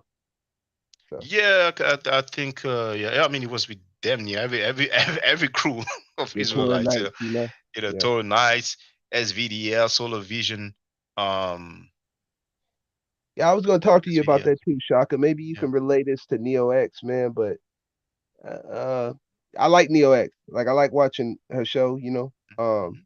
One reason I like watching your show, man, is because you don't. Sometimes you might talk a little explicit, but like you don't get that bad. You know. But I be hearing my son and stuff, and you know, if she could just kind of fall back on kind of saying like you know, some of the explicit stuff. I ain't saying Yeah. not cursing because we all curse. No, I curse. I understand you, and I Yeah. agree with you. You see, last time when I was on a panel and the punk Scam Cheddar was in the chat, I told him many things. You're punk, you're a sucker, whatever. But if I'm not mistaken, I did not use any profanity. I did use profanity in the past because I was really angry. Some people, said Scamter said I'm feeding on my daughter. You know what I'm saying? And Yeah. also he made so many different accusations. He talked about my parents. You know what I'm saying? So, but usually I don't use profanity, and I think that Neo X was using a fair bit of profanity because two sisters that she had respect for happened to She disrespect was her. bad. And Yeah. Yeah. yeah, you know what I'm saying. So at some point, hey, it is what I it don't is. You know really what I'm saying? mean so much that Shaka. I mean like when you telling stories about like did he put his in her like But that's the- profanity. That's profanity. I mean, yeah, yeah. but it's explicit. It's the more explicit stuff that I'm talking about, Yeah, not so much yeah, the no, my but son. My son cursed. I feel I you, heard but my son there's curse. some things, even if the the the swear words are not used, there's some things that children have no business hearing anyway. So this kind of Yeah. conversation, if your son is Yeah. around, I guess he doesn't need to hear that. But Yeah. And also Now, too, I was watching you when you were dealing with Nepal, you know, and you were keeping your cool, for the most part. I was watching, you were trying to let her talk, but every time she was trying to like, you know, spin the narrative or go on to some other stuff, she wasn't really answering questions. So I see why you got frustrated too with well, that, you know what I'm saying? Napash is known for that.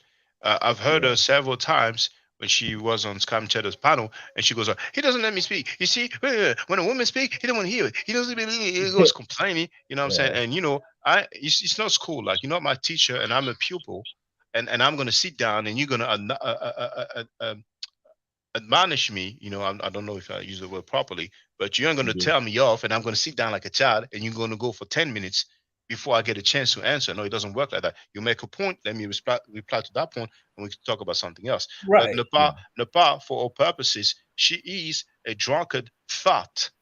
She's known for twerking, recording herself twerking, and sending the videos of her twerking. Now, I heard some people say that she does more than twerking, but that I have Oh no man. recollection of. You know what I'm saying? No, that's what people say. You know what I'm saying? So she has a nerve to label me a sexual abuser, and just for if people don't know what's up, I just want to show, because she may remove it and say, no, no, no, you have no evidence, you have no proof that I did that. Yeah. Now, if I put Shada, I go on her channel here, live, her latest live stream 1 day ago. Look at the title. Ma'at Never, she obviously talks about, me, Ma'at Forever. Ma'at Never channel still facilitating online sexual harassment of women. And then she put /Shaka DV abuser. So DV maybe stands for deviant. So she's saying that I am facilitating sexual harassment. I did Wow. not share her videos. How is it sexual harassment? The dude who shared her videos, Judah Nasara, she calls him brother. She's cool with him. She has some mental problem, that lady. Plus, several times she said, and I've shown the messages, that it is revenge porn. How can Yeah. revenge porn be on YouTube? YouTube does not allow porn. Since when twerking, which is a form of dancing, since when dancing is porn? This Because lady, she had she's more missing in some those boats. videos. She has There's more more. videos. There's more videos out there of her doing more than just twerking. That's why Well, she's saying that. But have you you have you get seen some of it? I You can plead the fifth. You can plead the fifth, or you can say I have I no would fall recollection of that. yeah, I'm gonna fall back. I'm gonna fall Yeah. back off Okay. I that understand. I because understand. I it understand. wasn't But on YouTube, and I don't want to get you in no trouble because it wasn't on YouTube. So yeah, I yeah. don't want to get you Oh in no, you trouble you for won't that. get me in trouble. We have free speech. I'm saying she's a known thought. So nobody's surprised about what you're saying. You're the first one Yeah, who said that. Other people, said that. yeah. She has been doing explicit stuff on tape. But here's But the thing about revenge porn, though. Like that's on the person who leaked it, not the people who. You can't sue the people who seen the video for revenge porn. You gotta sue the person who leaked it. That's why it's revenge porn because they're well, getting well, revenge on it. well. If there is herself doing sexual acts on tape, uh, indeed she needs to holler at whoever dealt with that. I've been Yeah, talking about her dancing, twerking. She's a twerking thought queen. You know, I think that queen is a nice title. You know what I'm saying? So, yeah, But you hey, don't mean it. So the ISUPK and all the Hebrew Israelites group who hang in the street. I've seen some Hebrew Israelites calling her sister a SLUT because she had a low cut, and it went, Jesus, you were repeating that word. yeah. And many times when they are dressed in a certain way, they Hmm. go hard on them. So if they get to see all those videos of her twerking, do you think they will Yeah, call her a righteous queen? They will say, man, use a thought. That's a thought activity. You know what I'm saying? But if it comes from the Hebrew Israelites, I guess she's not gonna mind. She won't mind. You know what I'm saying? Because they get a pass. Judah Nasra gets a pass. He gets a pass. yeah. She calls him brother. She respects it, and he shared her videos. But me, who did not share it, then I'm the sexual abuser. Napa is a punk clown fat. Well, I see, mean, in her mind, once you stop though, Shaka, then, and I'm not saying that you will or that you should, but once you stop, then you'll be her friend too. That's why Judah Yeah, Nash but stopped. That's why he's her friend again. hold on, brother. Once I You stop know? what? Once I stop what? Like stop exposing what they doing. I'm not saying you No, should. exposing what, brother? Like Judah Nazareth, right? For instance, when Yeah, she fell out with him, hold on, hold on. exposing Now, her being out there like that. but I'm not sharing her videos, am No, I? no, no, no, no, no. But All right. exposing like the hypocrisy, just exposing her in general, not exposing her body in any type of way. But you see, I hear you now. Hmm. Is it that once I stop talking about them inviting convicted child molesters, then she's gonna stop saying Then that they're gonna I'm a fall back off you. Yes, That's what exactly. it well, is. but I don't understand the correlation. Well, Right. look at what Judah Naz, like Judah Naz, he was going in on her, and then Yeah, once on her about her twerking and sharing her videos of her twerking, right? and But all types of me, stuff, her not being a real Israelite, everything. He oh was yeah, going yeah, in on well, everything. that's something else. But me, I'm against child molesters. So where is the Yeah. correlation between me, people using the term exposing, I don't use that term, but, going against Hmm. child molesters and her labeling me a sexual abuser about the tape that she has shared with other people? I don't see the correlation. You know Yeah. what I'm Well, saying? I just mean in general, once you stop talking about her, just mentioning her name in general, then you'll be her friend. Fuck You know, her. that's how she sees things. Fuck Nepal. Fuck Yeah, her. I agree. That monkey has her dude, Sanetta, who said that I'm feeling on my daughter. She hasn't Yeah, opened her mouth to complain about that. You know what I'm yeah. saying? And I heard lately in the video that he deleted that he talked about my daughter, 3-year-old daughter, spreading her leg in front of camera, Yeah. and that monkey thought Nepal has nothing to say about this. I played in the beginning of this live stream, Yeah. Nature Boy, who's saying that he has sex in front of his son, that he has Hmm. sex while the mother is breastfeeding, that he Yeah. lets his son touch his penis, that he allows his son to play with his penis, but Nepal don't say jack. After he has sex. Hold on, hold on. After he has sex. He After he didn't has does it. sex, right after he has sex, he's chilling and he went like this. Come Nepal Yeah. on. is on tape. Nepal is on tape interviewing the Mighty Hebrew. The Mighty Hebrew, we have the court summary. He went to prison for rape and sexual deviant, sexual involuntary, no, sorry, involuntary deviant sexual intercourse. Both those Mhm. charges. You know what I'm saying? So she interviewed the dude. She interviewed a convicted rapist. Mm. Sanetta is on tape defending the child molester Malachi York for 10 minutes straight. How come she did not criticize Sanetta for defending a convicted child molester for which we had DNA evidence of herpes and chlamydia, vaginal Yeah. chlamydia, and anal chlamydia? So fuck Nepal. She's a monkey clown thought. She's a monkey ass thought. Fuck her. She's a Yeah. hypocrite drunkard. She said she loves wine a lot. When I spoke with her, she was clearly drunk. Kid Priest asked her what's in that cup. You know what I'm saying? I don't know who the hell she thinks she is. Like she thinks she's some sort of queen or something. She's a drunkard thought known Well, for actually, twerking on tape. Shaka, actually, in your defense, Damn, Shaka, how you know about that, Shaka? yeah, but you know what? It actually in the beginning of you guys communicating, like when y'all first started communicating, talking, even when you went on her channel, all Yeah. of that, Only when you guys, Sanetta, only when Sanetta decide to bring her back, she start picking arguments with Shaka, like she didn't know what was going on all the time. So all Let, of let, them doing that based on his behalf. yeah, The it's let, same when let, I clear. let, call her a dog and a beat. let me play it for the record. See, if you type Nepal Shada, that's the result you have. And you see here it says Nepal Shada is crazy. I don't know that person called Melanie. It was uploaded a month ago, but I've shared that already. But just for the record, you see, I saw Yeah. that earlier and I shared it in my community timeline, just so you You can were have an actually idea. pretty nice to her, Shaka. Me, I was instantly like, as soon as I seen 1-2 videos of her, my thoughts was like, yo, this is a wreck.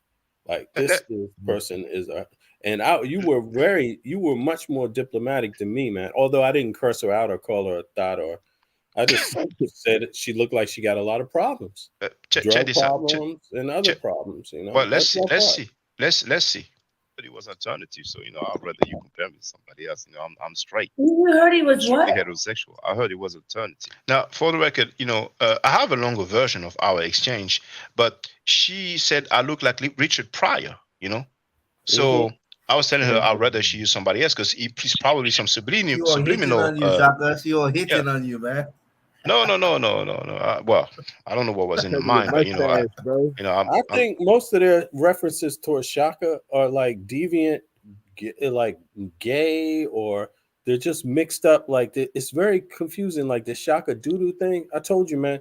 I hope people think about that, and even the people that pick it up. Like think about it. When a person like Sarnetta makes up a term like that, you should be cautious about just adapting it because it's him.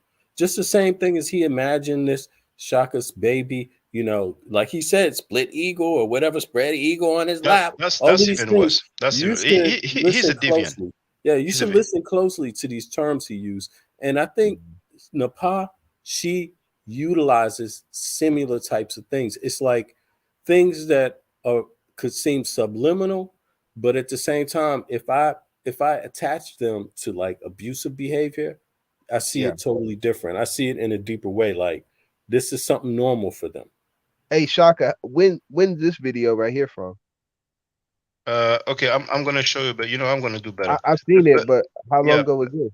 but well, I'm gonna tell you, but I Okay. want to do something else now in the chat. How Okay. you got on Napa anyway? That's a dead letter, Shaka. Come again? I said that's a dead letter. I don't know why you speaking about that idiot for. Yeah, No, I well, brought it. I brought it up. yeah, I but brought it up. yeah. Like, here for the record, I told you about the guy who said you can be comedic and homosexual. Now I have the receipt. You know what I'm saying? There's the link here. Now, if we go to that link that I've shared in the chat, right? So, um, here I told the dude. It's in French, of course, but I told the dude, "Thank you for answering. So for so and so, we can be comedic and not follow Ma'at because he said you can be comedic and not follow Ma'at." And I wrote, according to the Papyrus of Ani, that's a misnomer book of the dead in the British Museum, homosexuality is contrary to Ma'at, but a comedic person can be homosexual. Now, this person is a transgender. So I put his name. I say, because I asked him, is he a comedic, a transgender? He said, yes. I asked him if Ouattara, the former ruler of Ivory Coast, is comedic because Pan Africans hate him. You know what I'm saying? They see him as a traitor. And I even asked him, can a comedic person be a pedophile? You know what I'm saying? Now, Sebastian is a nickname for somebody that we know, who has a comedic name, but he's decent comedic people now. And Shabazz, that's our term for the Asiatic black man, NOI, NGE, mainly NOI, And he's like, he answers, what is hard for you to understand? It is an ethnic term. From that, you can conclude what you want. And he replied, yes, ethnically. So he talks some major foolishness, and instead of being mad at himself, he allowed with his punk Pan-Africans to try to criticize me. And that's the book that I told you about from Bernadette Menu. That's the title here. See, her name doesn't appear well here, but the title is Ma'at, l'ordre juste du monde, which means the right order of the world, or the just order of the world, you see? And here, it say I was not pederast. Now, how do you call that in English? Let me tell you the English translation of pederast.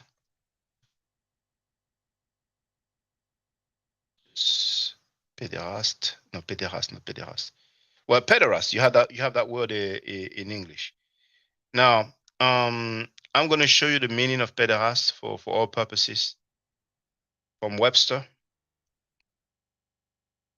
because this is not really the words that people use on an everyday basis. It's the Pederast. same thing they do with the Bible today, Now, here I'm sharing the link in the chat. And I'm showing you from Webster what pederast means. Pederast is a man who desires or engages in sexual activity with a boy. You see? So back to that post in her translation of the Papyrus of Ani. And here you have the credentials here, by the way, at the bottom here. Bernadette Menu is an Egyptologist, a historian, and a jurist, that is like a legal advisor. She's a former professor of ancient Egyptian and director of research, honorary director of research at the CNRS, which is a research body, So she clearly wrote, I have not been pederast. So that goes completely against what the dude was saying. You know what I'm saying? That's just for the record. But the link is there, it's in French, so people can see it, But it tells you clearly that, Ma'at here is translated as a code, like a code of ethic, you see? And hold on. I have not committed fault in the place of Ma'at. And here it says, Ra installed the king on earth of the livings forever and eternally, so that he can judge men and satisfy the gods, so that he realizes or make Ma'at and crushes Isafet. This is really something that they were dealing with in ancient Egypt. It was not just for fun, you see. Now we have the term Ma'acheru, which means just of voice or true of voice. And also here, this is from the Maxim of Ptahotep, if I'm not mistaken. You see, actually, I'm going to double check because we have the page 135. So 135, and this one is Tintin fermement à la règle. Yeah, it's at the bottom here, but you will not be able to say it. But it's that book here by another Egyptologist called Christian Jacques. And it says, actually, I have the English translation. So, which maxim is it? Hold on. I don't want to be too long with this. I'm about done with this, but just for the record, so people can see I'm not making these things up. So it's maxim number 8. All right. So maxim number 8. Do not deviate from the straight path. And what is translated as straight path is actually Ma'at. And we have the hieroglyphic transcript, Maxim 8. Hold on. When we have a more literal translation on page 74 of the English version, I don't know how well you can see. Well, the English version by the same author, but it's the English translation, let's say. It says, keep closely to the rule. And the word for rule, you have to be familiar with the hieroglyphics. Donnie Williams knows a little something, so just going to show it for the record. And he can confirm if he's familiar with that word.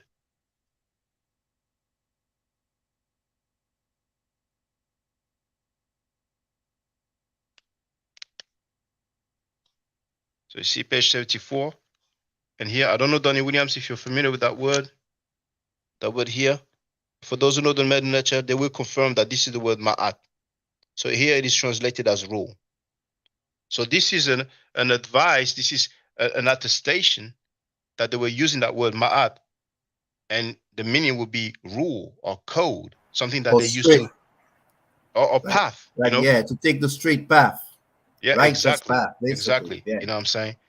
So But anyway, that's what they do with religion, Shaka. They try to run circles around it. So even if the book says otherwise, now everybody accepting them in the church as well. You know what I'm saying? I'm not saying telling people what to do, but based on what their book said, it's abomination.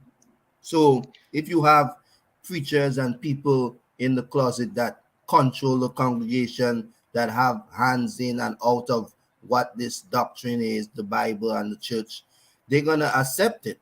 You see what I'm saying? And then other people down the line is gonna accept it. But regardless of what, the book doesn't say so. So like I said, it doesn't follow what they read. You know what I'm saying? It's too hard. It's always easy to go the other way. and indeed, thank you, Sister Andrea Brilliant, who is in the place to be. I deviated. I completely forgot Abraham and Sarah. I was about to play that woof woof video, so I will do that after. So let's finish with Abraham and Sarah. So still Genesis chapter 20, now is verse 4. Now Abimelech had not gone near her, so he said, Lord, we destroy an innocent nation. Did he not say to me, she is my sister? And didn't she also say, he is my brother? I have done this with a clear conscience and clear hands. Then God said to him in a dream, Yes, I know you did this with a clear conscience, and so I have kept you from sinning against me. That is why I did not let you touch her. Now return to the man's wife, for he is a prophet, and he will pray for you, and you will leave. But if you do not return her, you may be sure that you and all who belong to you will die.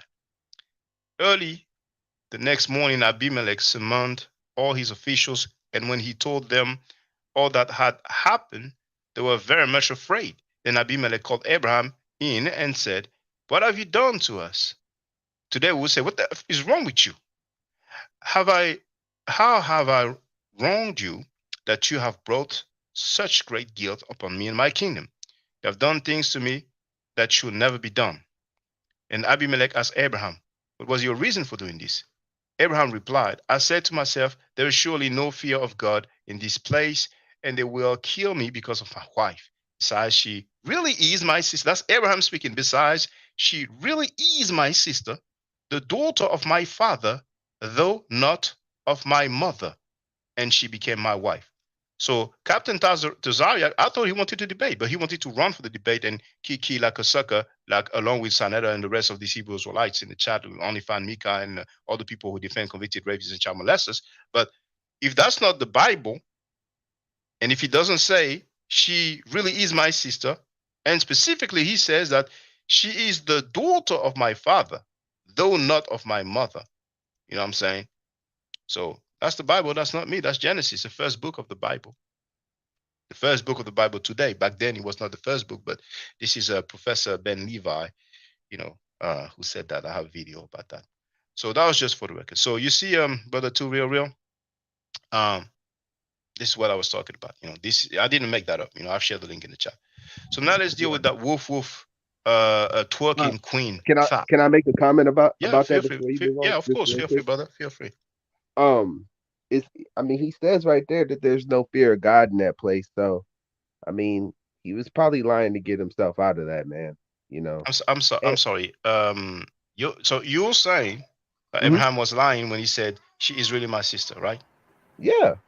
So It's like just because it's like when hold, somebody get caught, they lie all the way to the courtroom. Wait. We talking about biblical narrative, right? Because yeah, Abraham never so existed, right? Go ahead, because, Chef. no, Go no, ahead. no, no, but no, the text here is there. Now, I Mhm. understand you're saying that he's lying, but you're just making that up, or did somebody else said that?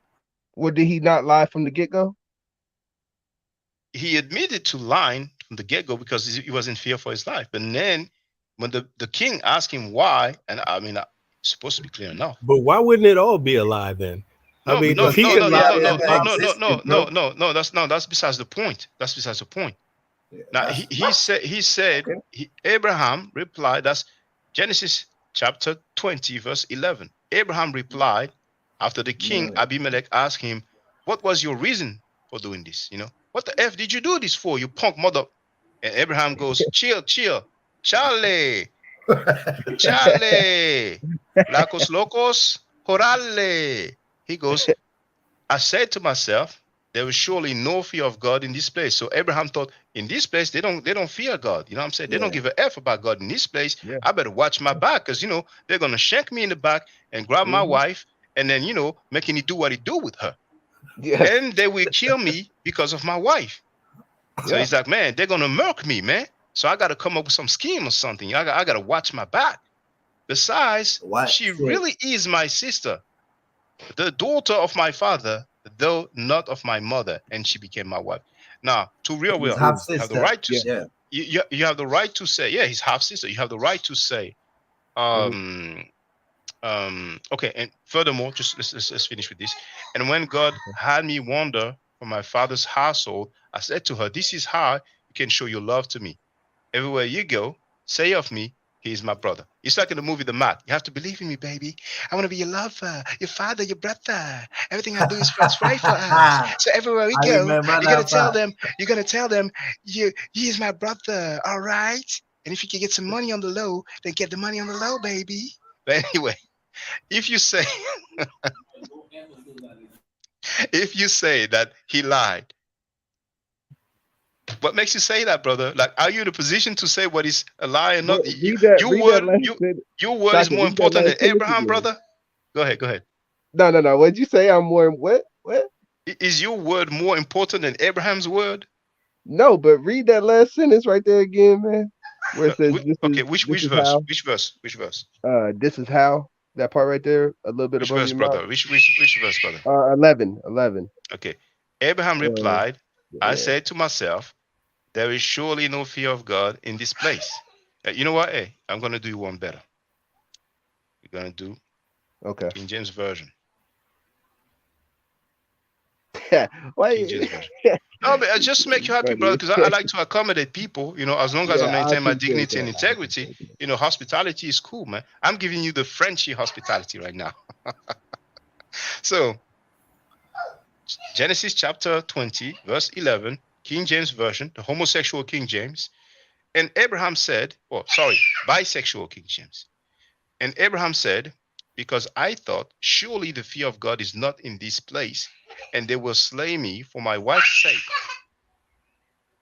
Attention. Attention, Merud. Hey, my son doing the same thing. Yeah. And yet, indeed, she is my sister.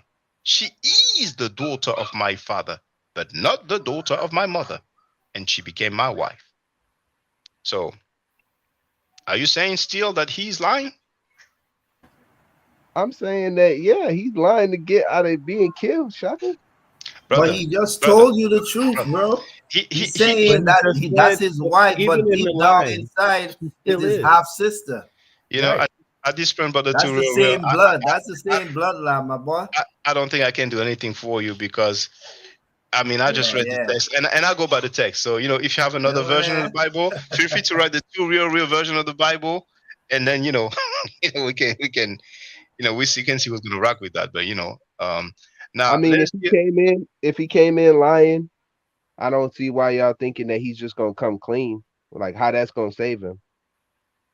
brother, he was saved thanks to God. What's up, Sister Andrea? How you doing? Hi. Yeah. So how Can you you So he, help out, brother? yeah. So to real, he said he thought to himself there was no fear of God. He didn't have no proof of that. He thought that in his head, and then he came up with that story to get his coward ass out of standing there and being a man and saying that's my wife. That's what he did. You can't interject what you want to believe to be a thing. Then you have to just take that whole section out. If That's he what they all said do. that's my sister and she's also my wife, he thought in his own stupid head that those people didn't have a fear of God. It didn't say that they didn't have a fear of God. He said, I thought they didn't. That's a whole nother, that's like you're saying today. God talks to you all the time. Well, how come he didn't say God told him? He didn't say, he said, I thought to myself. So God had to deal with that with the Pharaoh, not because he was godly and said, "Oh, of a surety, my God will help me through this." He didn't even do that part. He didn't say God would rescue him and keep him from being murdered. He thought to himself that those people didn't have God in them, so therefore I have to concoct this story to protect my ass because I'm a coward and I don't want to stand up to the Pharaoh. That's all that was. Stop it. I mean, it's not about. Here's the thing, though. Were black people cowards when they let the slave masters? We talking about two different things, though. No. Don't try to Hold conflate the on. two. It's not the same Let me story. just There's a let me lot of get people this who out. put their lives on the line and did not succumb. They did. They fought. You're making it sound like black folks didn't fight to try not to be slaves. Stop that. This is a whole different narrative. We ain't talking about fighting. We're talking about a coward man standing there before another man saying that's my sister because he believed God wasn't talking to them. Don't even do that. That's insulting. Insulting. Yeah, that's a fairy tale we talking about right now. Okay. Can I talk? Can I? Let me know when I can say something. Go ahead. No, go ahead. Y'all go ahead. No. Please make that point because I heard you say, were are people cowards for when it comes to slavery? So feel free, No, because I don't think they were, but it's the fear of death will make you lie. The fear of death will make you do things that you not normally gonna do. It don't make you a coward. But he came back and he told that Pharaoh what the situation was. So whether he lied in the beginning or and told the truth in, he still came back and said, well, she really is my sister and all that stuff. He came back and when the Pharaoh asked him, why did you do that? Why didn't you tell me she was your wife? And he came back and told the truth. So stop. He thought in his own head. Yeah. To real, I'm gonna say to you that when it comes to slavery, people had no choice. Abraham was not into slavery. But the thing is that it's even more serious. After I heard Sister Andrea Brunet, it means that Abraham was willing to let his wife get, right. by the ruler, you know what I'm saying? Because he wasn't man enough to stand up and say, that's my wife, you know what I'm saying? Just over something that he thought to himself. You know what I'm saying? But I'm a bit surprised to read it because I know you're shocked. So I'm thinking maybe when I read it, did you hear when I read it? Because you saying that he's lying when he's clearly saying that, hold on. He's clearly saying Abraham said to his wife, Abraham said of his wife, she is my sister. He said that to the king. Yeah. You see? So when God was like, hey, what the F you doing, man? She has a husband. And he's like, man, I didn't even know. So then he calls him and say, Abraham, man, come here with your punk ass. Man, why did you lie to me, man? I almost got murked. Yeah. I almost got murked, man, over your lie, man. You know what I'm saying? You know? It's like, I'm about to pimp slap you right now. Stick yourself, Abraham. Then Abraham, he goes, man, hold on, man. Man, hold on, dog. Man, hold on. What it is that, I thought that, you guys over there don't give a damn about God. So I thought, what I'm saying, Right. You're gonna kill me for. I thought you were gonna, what I'm saying, it's the same God that put a stick sword to in the my. Pharaoh. I thought you were gonna bust a sword in my behind. You know what I'm saying? And by the way, Abimelech, man, she really is my sis, man. She my sis, cause she the daughter of my father, man. You know what I'm saying? But we don't have the same mama, though. You know what this sound like? This sound like HOK, dog. This sound like some HOK shit going on here, man. So Chris, Chris, sorry. To real. Like, yeah. Do you get a picture now, or do you want me to read another version? No, I mean I've read that passage. I've read that passage a lot, man. I've read the precept what comes before and what comes after, man. And I do think that he was lying to get out of that. We think differently. We can move on. So why? I'm not insulting you. But here's my thing, though. Here's my thing. And I'm gonna say y'all tend to do this a lot, right? Like if I bring up another scenario, and y'all say, "Oh, it's not the same." I know it's not the same. It's to give you a sight of what was to come if you did the alternate. Like if you didn't go with slavery, you were dead. Slavery wasn't. No, you don't. You made a big jump across the ocean. That has those two are two different things. Don't that is insulting. Tell me why did people stay in slavery? Because of the superior power over the people. They Yeah, had no, guns. No. You're talking about. Look, you're talking about man to man. We're talking about a man to man confrontation. That's not man to man. We're not talking about slavery. It was man. It was still man to man. Hold on. I let y'all talk. I was quiet, man. I was chilling. Y'all insulted the Bible I believe in and everything else. I didn't say nothing. No, we're not insulting the Bible you believe in. We're telling you. We're just repeating exactly what was said. You're the one twisting what the Bible you believe in. You are. We didn't do that. But you know what? If you could, if in this time and in this Bible, you could grab a woman, take her, or grab her, rape her, whichever one you want to call it, right? Yeah. And she would become your wife just by that act.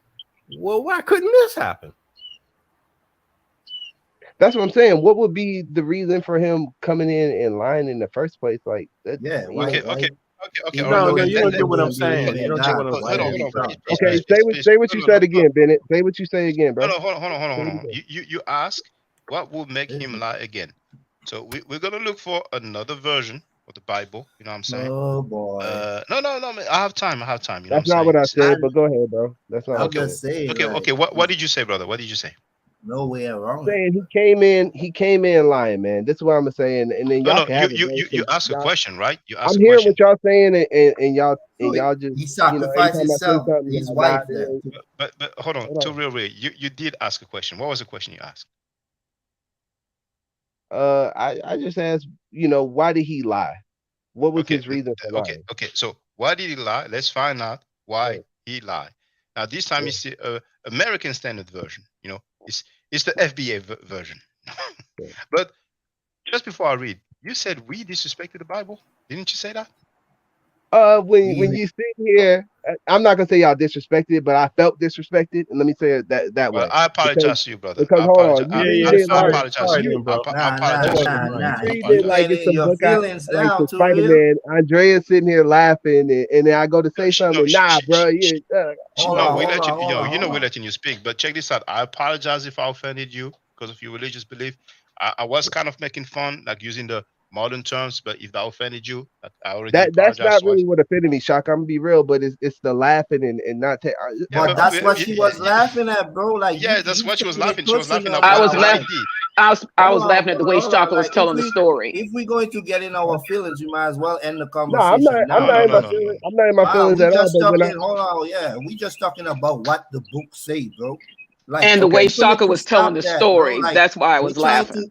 okay, interpret it how they okay. want, in what context they want. Everybody have different opinion. You have people that follow the same book that will come here and tell you no, you wrong. You know what I'm Yeah. saying? So everybody have their opinion on what they want to interpret it because they have an agenda. But we just reading what the book say. Okay, And look. that's what it is. Ain't no like we could care So, less, you know what I'm But saying? let me just go ahead and read from this American Standard Version here. So Y'all go ahead. Genesis chapter Go ahead. 20, American Standard Version.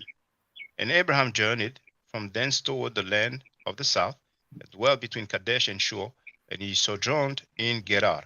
And Abraham said of Sarah his wife, she is my sister. And Abimelech, king of Gerar, sent and took Sarah. But God came to Abimelech in a dream of the night and said to him, behold, thou art but a dead man, because the woman whom thou hast taken, for she is a man's wife. Now Abimelech had not come near her. And he said, Lord, wilt thou slay even a righteous man? Righteous nation. Said he not himself unto me, she is my sister? And she, even, it's American Standard Version, but it sounds like the same as the King James to me. Even she herself said, he is my brother. In the integrity of my heart and the innocency of my hands have I done this. And God said unto him in the dream, yea, I know that in the integrity of thy heart thou hast done this. And I also withheld thee from sinning against me. Therefore suffered I thee. You know what, man? This version right there, man. Common English Bible. Let's try Yeah, that one. you can read the regular one. I mean, this English man, dang, you don't speak like that. So, Common English Bible. Abraham traveled from there toward the land of the arid southern plain, and he settled as an immigrant in Gerar between Kadesh and Shur. Abraham said of his wife Sarah, "She's my sister." So King Abimelech of Gerar took her unto his household. But God appeared to Abimelech that night in a dream and said to him, "You are as good as dead because of this woman you have taken. She is a married woman." Now Abimelech hadn't gone near her, and he said, "Lord, will you That's it. really That's put an a..." important part you just read right there. But Yes, go ahead. yes. No, no, go ahead, go ahead, go He ahead. came. God came to who in the dream? To the king Abimelech. And so when Sister Andrea was saying that he thought that Abraham thought in his own head, is that not Amalek having something in his own head too? Right No, there, you him missed the you dreaming. mi- you missed the No, point. You no. missed the point. You missed the point. That Hold on, means I'm, ain't hold no on, hold God. on, hold on, hold on, hold on. You missed the point, brother. Real. And I think because I know you're sharp, so I think you maybe you didn't pay attention. Okay. Verse 11, Abraham said, "I thought to myself, Mm-hmm. no I one thought to myself. reveres God here, and they will kill me to get my wife." Yeah. But So he so said, obviously, but yeah. but So to real said you is because they didn't misunderstood. have. Yeah, but to real said first that that God was not in that place, and that's the reason why that stuff happened. But this is coming back and telling you that God spoke to that man. So how are you gonna how Yeah. can the two be not the same? You said that. You said that the reason why that happened is because God was not in that place. That's what you said. Did you not say that to Real? Yeah, I did. Okay, that's but not then what God spoke to You're that actually man. playing right into what I'm saying. But go No, it ahead. does not. Then it says God came back and spoke to that man. So how can God not be in that place? And then, but yet God was able to speak to a man who's not godly. That was But Abraham, who's Abraham supposed to be intercession. godly, Yeah. Abraham, who's supposed to be godly, just thought a thought to himself. He didn't say God told him that. He said, I thought that myself.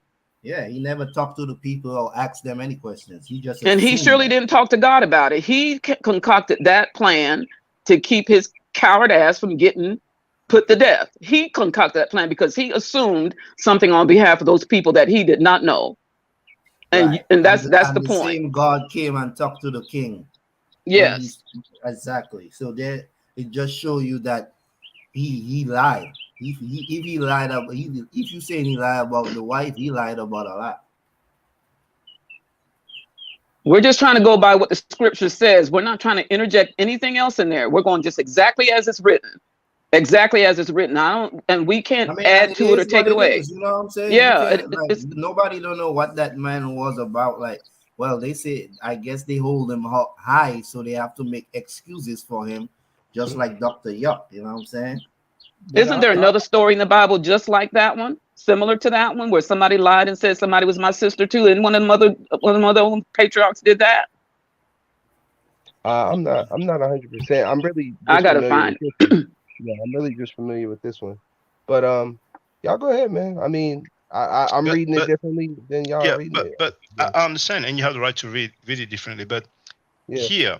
here, do you still maintain that when Abraham said to the king Abimelech, and I'm not sure if they use the word king, Abraham said his wife, yeah, King Abimelech, the king of Gerar, are you still of the opinion that when Abraham said, she is truthfully my sister, my father's daughter, but not my mother's daughter, and she's now my wife, do you think that here Abraham was lying? Oh, Hugh Axon. Wait, what Yeah, were you real. saying? My fault. Now, because what we have established is that the text, not me, the text, the biblical text, you see, the English translation, this common English version or translation, let's say, we are told that because Abraham was worried that those people did not worship God and people may kill him to take his wife, he told his wife, just say, you're my sister. The king took her tonight. I'm saying You're so the crazy. king would take her faster if you say that, you know. And then God came to Abimelech and said, hey man, what you doing? You know what I'm saying? And Abimelech said, man, I didn't know. He told me that's his sister. You know what I'm saying? And God said, well, I know you did that in innocence, so that's why I ain't gonna spare you. But if you don't return her, you know what I'm saying, you know what's gonna happen. So then he calls Abraham and said, man, why did you do that? And Abraham said, well, because I was scared. But at the end of the day, she still is my sister You because we have. misinterpreted how those people dealt with things. That's all. Yeah. Well, okay. Well, now. The thing is that I'm not. I'm sorry. I'm not laughing. Hold on. I'm not dealing with how they dealt with things. Yeah. I'm reading the text, brother. Yes. In the text, it's telling you how they deal with things. Right. Like it's telling you what he thought. It's telling you that he thought coming into those people's land that they wouldn't respect her being his wife. Why would they not though? Because he's accustomed. He came in as he came in as an immigrant. Does it not say that right? Haru, does it not say that right there that he came in as an immigrant, bro? Brother, in this version, hold on. In this version, it does says immigrant. But look. Who's talking? It's gonna be synonymous with immigrant. No, but check this out. If we do a little bit of magic here, because this is a common English Bible. I can hear something in the background. I don't know if that's somebody has a Sorry. discussion. Sorry. Yeah. I'm good. I'm good. It's okay. Now here, King James version of the Bible, the one that you go by. Yeah. And Abraham journeyed from thence toward the south country and dwelled between Kadesh and Shur, and sojourned in Gerar. There's no immigrant here. That's an immigrant. Okay, fine. Okay, now let's go back. What was it? The American American. What was it again? What you trying to tell me, Come too? on, English Bible. So too real. Now, okay. Yeah. Now, what I'm trying to establish here, and Mhm. I've do been you trying to still say it, believe? but everybody No, just keep jumping on me. I've been no, trying to no, say it. No, no. no, we're Okay, not no, jumping on you, we bro. know. I mean, we are all No. relying on the text, and Yeah. we presume that you are relying on the text also. No, it's all So love, bro. Don't go yeah, there. it's all love. It's not against you, brother. No, Now, no, I'm not. I'm not. I'm just saying, like, I'm trying to get one point. And when everybody butts in and they say okay, something what's your different point, things, brother? Feel free. What's your point? no. I'm trying to go with what you saying. So let's go with what you saying, because then somebody interjects and they say something else, and I have Let to me answer that. ask you my question real quick. So you Okay. trying to Yeah. tell me that Abraham assumed these people didn't know God, or did he have a rep? They had a reputation for not knowing God, because you saying how Yeah. they Yeah. handle stuff. Like if he said that's my wife, they would kill him Right. and take her. So Right. why you imply that? Because what we know here is that he was traveling, right? So he would have been around different cultures and different people. So different people handle things different ways. Some cultures, like for instance, the one in Europe, it's a custom that they sleep with your wife on the first night. So he gets around some people and he's like, hey, just tell him you're my sister, because that probably worked, better for him, or Right. So whatever. he's And maybe that's what assuming. he He's thought was. assuming there's no records or But those regulation. people, didn't see it that way. They don't, obviously Amalek didn't see it okay to sleep with somebody else's wife. So he And made a Facts. mistake. I agree, The, and I the the agree with moral of that story, hold on, and but the moral of that story is to show you not to be lying. That's what happens when you lying, because he well, lied for no reason. you can say that it's not written in the Bible, but you can say that, and but my So thing you is this. so No, hold on, please. Let me try this now. Okay, go ahead. Now, when Abraham here on verse 11 of the chapter 20 of Genesis, Yeah, when he says, actually, verse 12, when he says, "She is truthfully my sister and my father's daughter, but not my mother's daughter, and she's not my wife." Do you still maintain that here Abraham is lying? I don't think so. No, I I'm mean, asking him. I'm asking him.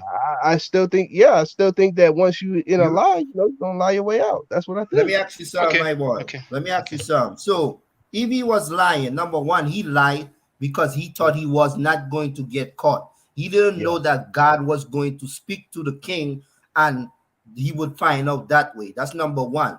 Number two, yeah, if he lied, he would just say, "That's my sister." He wouldn't break it down into detail that that's his half sister. That's the reason he was allowed to marry her. That's why he's trying to make an excuse. That's his half sister, but yet is his wife. So he's separating his mother and his father child. You see what I'm saying? To show yeah, that is not his full blooded sister. So therefore, she became his wife. I mean, like for somebody to go into detail, I mean, if it wasn't at the spot at the moment, I don't know why somebody would contradict that lie so perfectly. So, you know what I mean? For him to look right in the audience eyes. Because if he had just say, "That's my sister, but yet she's my wife," it would even look worse. He had to tell you that's his half sister. I don't yeah. think that's a lie, bro. Whatever the guy, like you said, the guy thought these people wasn't with God and he was scared. So he made up a story because, like you said, in Europe, they look to sleep with your wife first at the first meeting. So maybe that's his opinion and he made up a lie. And obviously the king asked him why would he even do that. So it just showed that he didn't have any experience that these people do these things or that they knew God or not. He assumed. But go ahead. Okay, so for the sake of not arguing, because I really don't, I really I've read that passage a few times. I'm gonna go back and familiarize myself with it some more, and maybe I might see what y'all are saying. So I'm gonna do that on my part, right? Um, but so what are we saying, that incest? Are we saying incest is in the Bible? Because we have that with Lot. So is No, that what y'all trying to to say? be honest with you, to real, I don't even remember why we went to that passage No, you, because you had I brought heard up you show so many versions. But yeah, But to you I had go, brought honestly, up maybe somebody else Zoriak. remembers. he I don't didn't even sound remember like why that. we I went I there I, in the I first place. remember. I Okay, remember you brought why up did you do that then? you brought up to Zoriak, or I think it's to Zoriak or the Hebrew Israelites, and you were saying that they point out incest Are you saying that there's Well, okay. No, I'm sorry to interrupt you, brother, but yeah, Tazariak said that she was not yeah, Sarah was not Abraham's sister. She was not right. Abraham's half sister, and I stated that in the Bible. He clearly said, she is my half sister. You know what I'm saying? So, I mean, but this guy he lies all the time. I mean, so. Yeah. Yeah. But But you know anyway, what? That's the problem I have with So people, you hold know, on, like hold on. This is what I'm trying to get. Are y'all saying that Jesus, according to the narrative, was a product of incest? well, brother, I mean, if you want to call it Jesus. incest, you can call it incest, Because but y'all uh, know who Sarah is. she's the wife of Abraham. Yeah, but who's she the grandmother of? Of who? No, please don't tell me she's the grandmother of Jesus, brother. Please don't tell me that. No, I think is she not the grandmother of Ruth? But Brother, you know, I think Listen, I what's listen, hope what's you listen, got listen. Hold on, hold on, reference hold in on, hold on, Bible. hold on, hold on, hold on. Abraham, if he existed, it would be around 2000 BC, We know he and Yeah. never did. Jesus is first century, so it's a bit Not difficult. grandmother like in the literal sense. Like she could be his great great great. I don't know, but grandmother is just how I'm Yeah, we see generalizing. what Well, lineage, well, I'm not lineage. well, saying that he's the next in line. No, I'm well. saying like yeah, There's another thing. It's even uh, a bit more strange than half brother and half sister, and that is Lot. yeah, Lot had sex with his daughters because he was drunk. He didn't realize, that what was going yeah. down. So I don't know if I made a mistake, but he had sex with his daughters. He did. Hmm. So 2 nights in a row, if I'm not mistaken. But they Yeah. got him drunk and they made it do what Yeah. he do. So Blaming the women again. don't people descend from that? The Jesus and them, they don't descend from Lot. No. Okay, well, okay, well, we What have about Abraham and Sarah. what about But Yeah. Adam and Eve? yeah. Now here. Well, Barfunk wrote that Jews and Muslims believe that. But you know what? I'm a bit curious. Hmm. So I just want to have a look about Lot. So I put Lot, and I'm gonna put Bible, and it's gonna come Hey, up. I just hope everybody know we speaking on base of allegories. Oh, I'm going by the text. I'm just going Nah, by the that's what I That's text. always my say point. according to the yeah, I'm narrative. just But I going by know the y'all don't. text. I They know y'all all don't believe that. allegories. Yeah, There's I no know y'all don't people believe that. fact to prove none of these stories are real or authentic. Yeah, I know that. I appreciate y'all willing to dialogue according to the But yeah, narrative it's all and love, my entertain boy. You know what I'm it. Yeah. saying? We got Nah, people I in hear our y'all family dialogue. that's in these religions, so it ain't no biggie. But we just gonna be honest about what the text say, though. We ain't Yeah. going But to Hey, my interpret name it. is too real. Like, if you show me something and it's real, I'm not going to sit here and argue with you just to be right, man. Yeah, I mean, if I don't know, I don't Yeah, know. If you're right, you're right. I don't really. It's history, or mythology or whatever you want to call it. but let me just ask a question. This story, right, essentially comes down to somebody this wife was taken by who? Amalek. Abimelech, Right. the king of Gerar. And it was Abraham's wife before, right? Oh yes, yes. Yeah. And okay. So but in my mind, the first thing that popped in my head is that, well, why wouldn't any of this be true if you could actually, in the same book, under the same practice, in the same, how could I say, customs, um, you could just grab a woman and make her your wife? I mean, if you could just grab a woman and make her your wife, why wouldn't you just give her up too? That's what popped in my head, but I don't know. Maybe I'm missing something. No, but we know that's in the Bible, Deuteronomy, chapter 22, verse 28. If somebody Yeah. sees a virgin that is not pledged to somebody, then if he grabs her, basically rapes her, has sex with her forcefully, all he has to do, if they are caught, is to give 50 shekels to the father. But then he will have to marry her, and he cannot divorce her. So that's in the Bible, and I I, think Two Real knows just about to that. show you, yeah, I do. Just to show you that I'm not being biased. Like, I'm saying that you do have incest with the story of Lot. So I don't see why, if I'm reading the story, of course, if I'm reading it, I'm not gonna sit here and be like, oh, there's no incest when I already know there's incest with Lot. So I'm not reading the story to justify that there was no incest. There is incest in the Bible. And There's there's incest in also an there's existing incest. Hold on, reality. but there's incest in Egypt. So There's you know, incest in every there's, country in the world too. yeah, I mean, the royal families in Egypt, they took their own daughters, sometimes as wives. Well, I don't know about the daughters, but he said that they would take their sisters now. Ramesses II took his own daughter as his wife. Right. I never heard that, but who I knows, hope But I want to see the text for that. yeah, if you can give us some reference You for could, that. you could But look the up. thing Because is that, people like to yeah, do that about Kemet, to yeah, they involve like to do Kemet that, but like every other religion. But who knows? yeah, so There may be a text somewhere that you can No, direct us to. they do. But the thing is that with ancient Egypt, the rulers will get their sisters because of the matrilineal concept. But some people argue that they did not get busy together. But let's say okay, they used to what do that. But hold on. There's a difference between incest and rape. The Bible allows rape. In Kemet, it does not allow rape. let me ask you one more question, Shaka. So Does the yeah, word okay, fine. hold on? Does the word Mhm. incest even exist in ancient time, Metaneta? Or Because even if the word did not exist, that is what we call incest. If yeah, you that exactly. That's yeah, what yeah, we call it. Say that again. That's what we call it. yeah, But yeah, yeah, anyway, yeah. and Yeah. people had to teach us that's not right or whatever the case may be. So I can't speak for people thousands of years ago, their mentality, their thought process. So people like to put themselves in these story shoes, and some of it we don't even know if it's actually existed, because a lot of them are fairy tales. So I mean, it's like it's just weird, that how people try to put themselves in these times, in these people's shoes, in these people's languages, and act like they know exactly what was going on, or their lifestyle or their understanding of liberty. Anything we don't know, bro.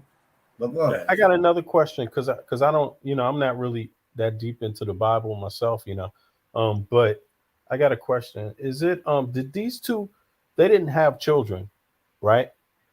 Abraham and Sarah, they didn't have children, right?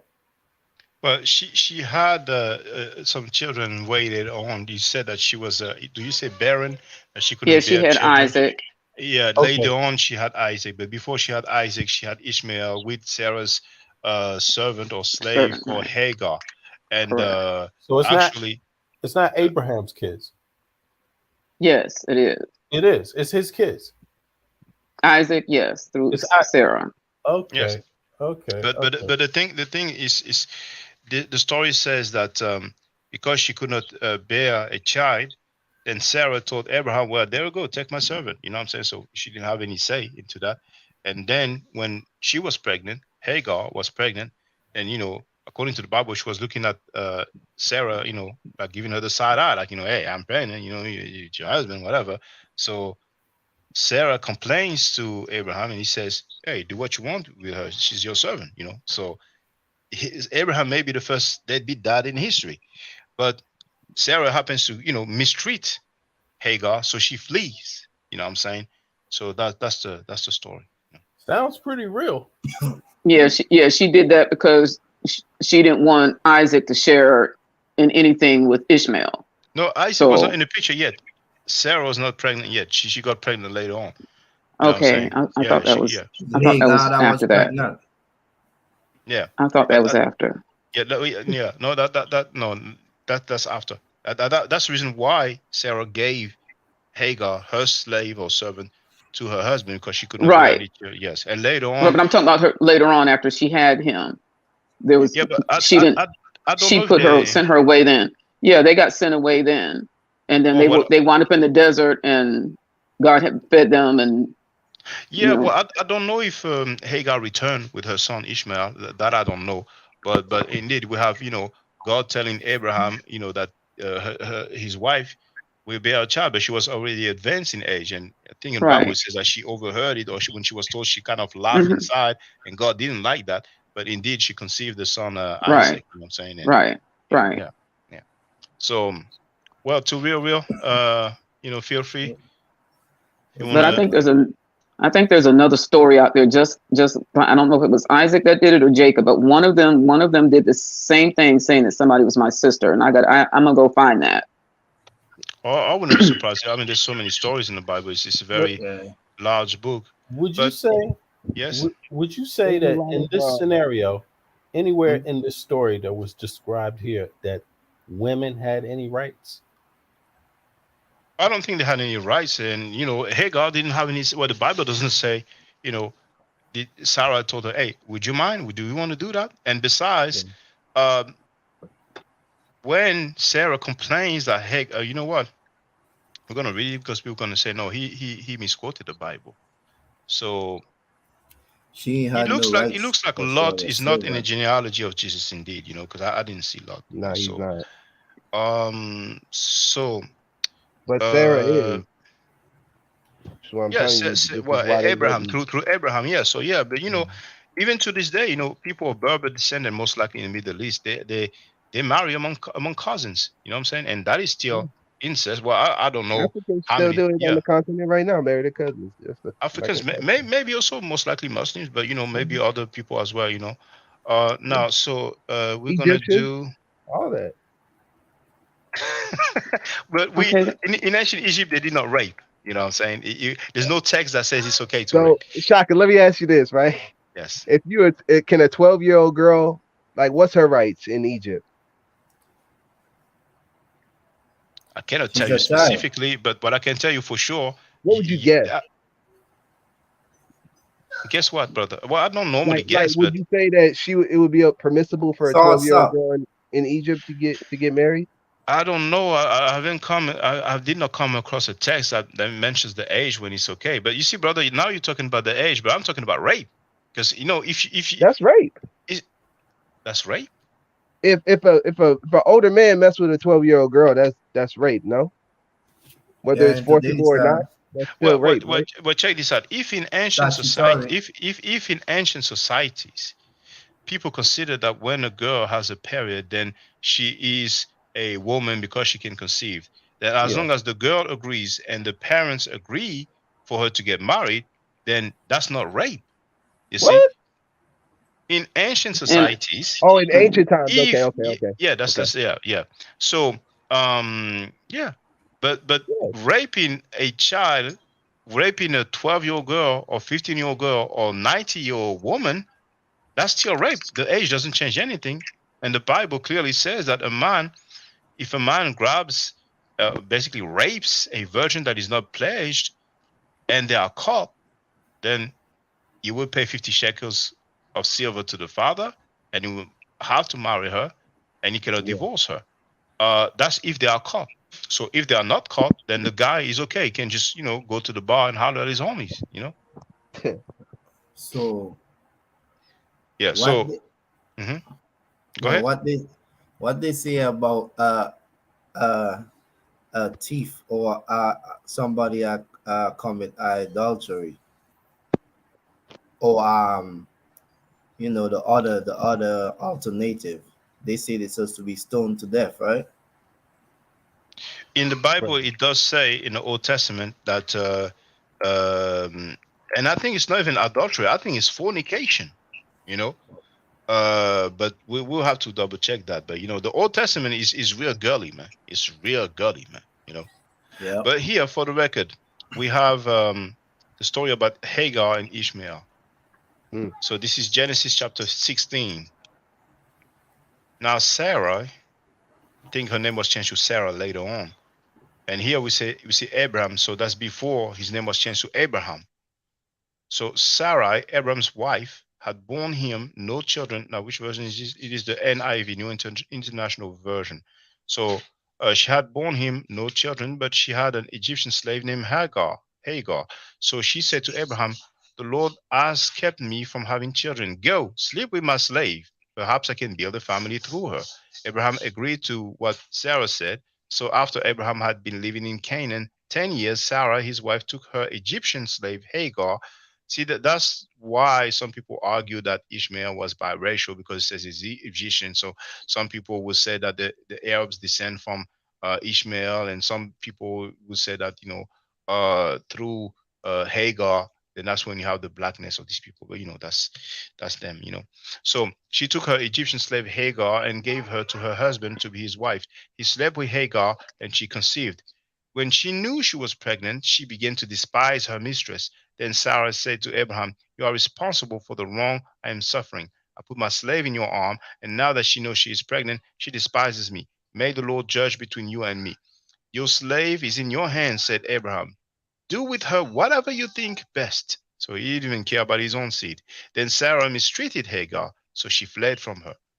The angel of the Lord found Hagar near a spring in the desert, and it was the spring that is beside the road to Shur. And he said, Hagar, slave of Sarai, where have you come from, and where are you going? So anyway, that's just a story, about what happened.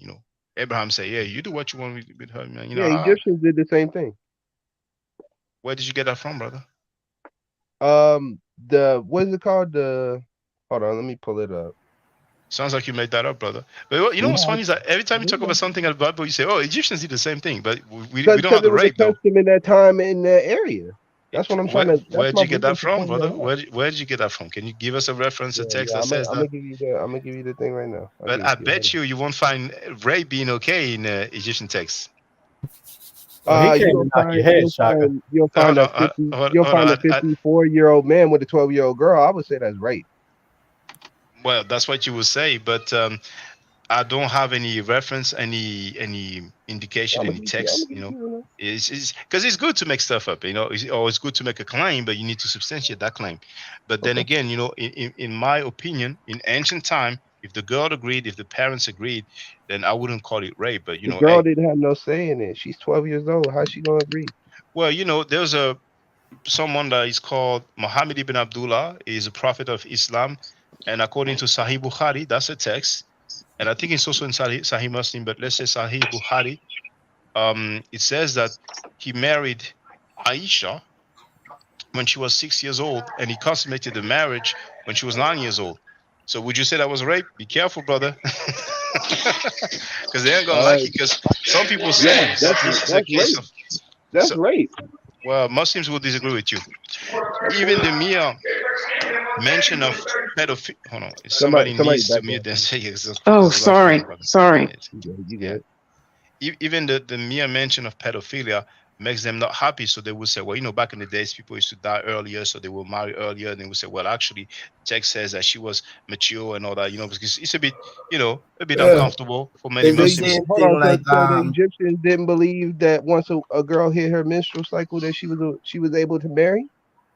Brother, if you can if you give me have the some text. text No, or reference, I'm asking you. I'm not to asking my you. not to my knowledge, Okay.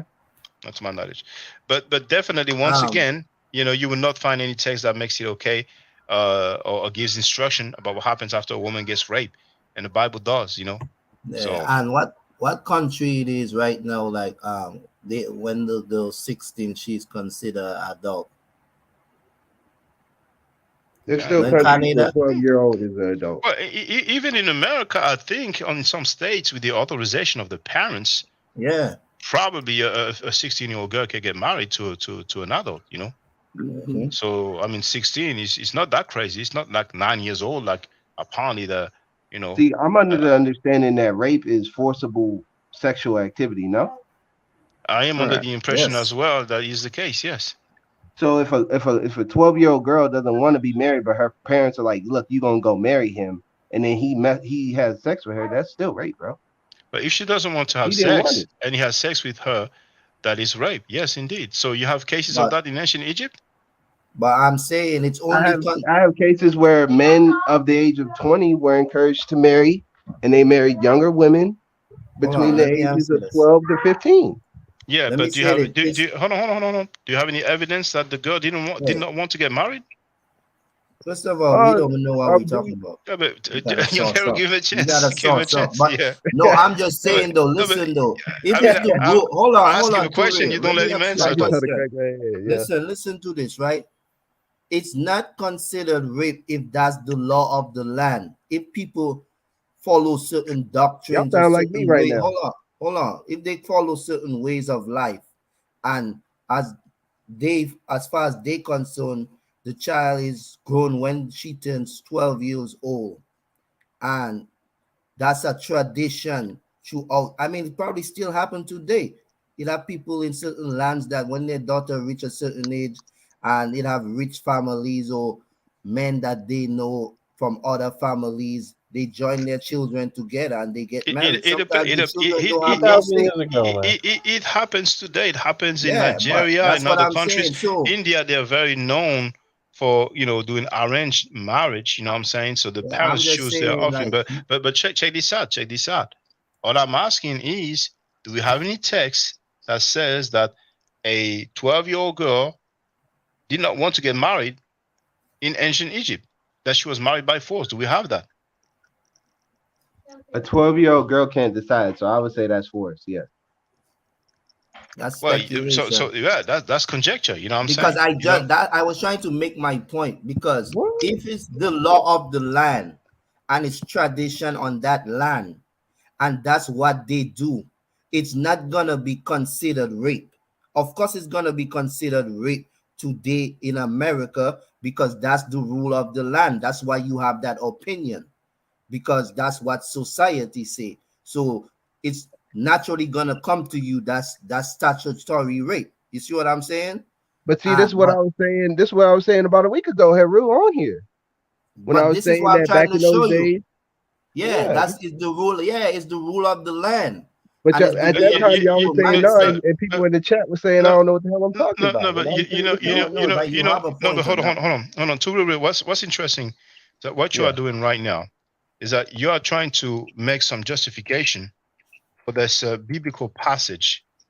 It says that if a man rapes a virgin. I don't think he putting the two Mm. together, Shaka. Oh He no, can't do that's that. why he's saying No, that. I'm It's not. I'm obvious. not. But go ahead.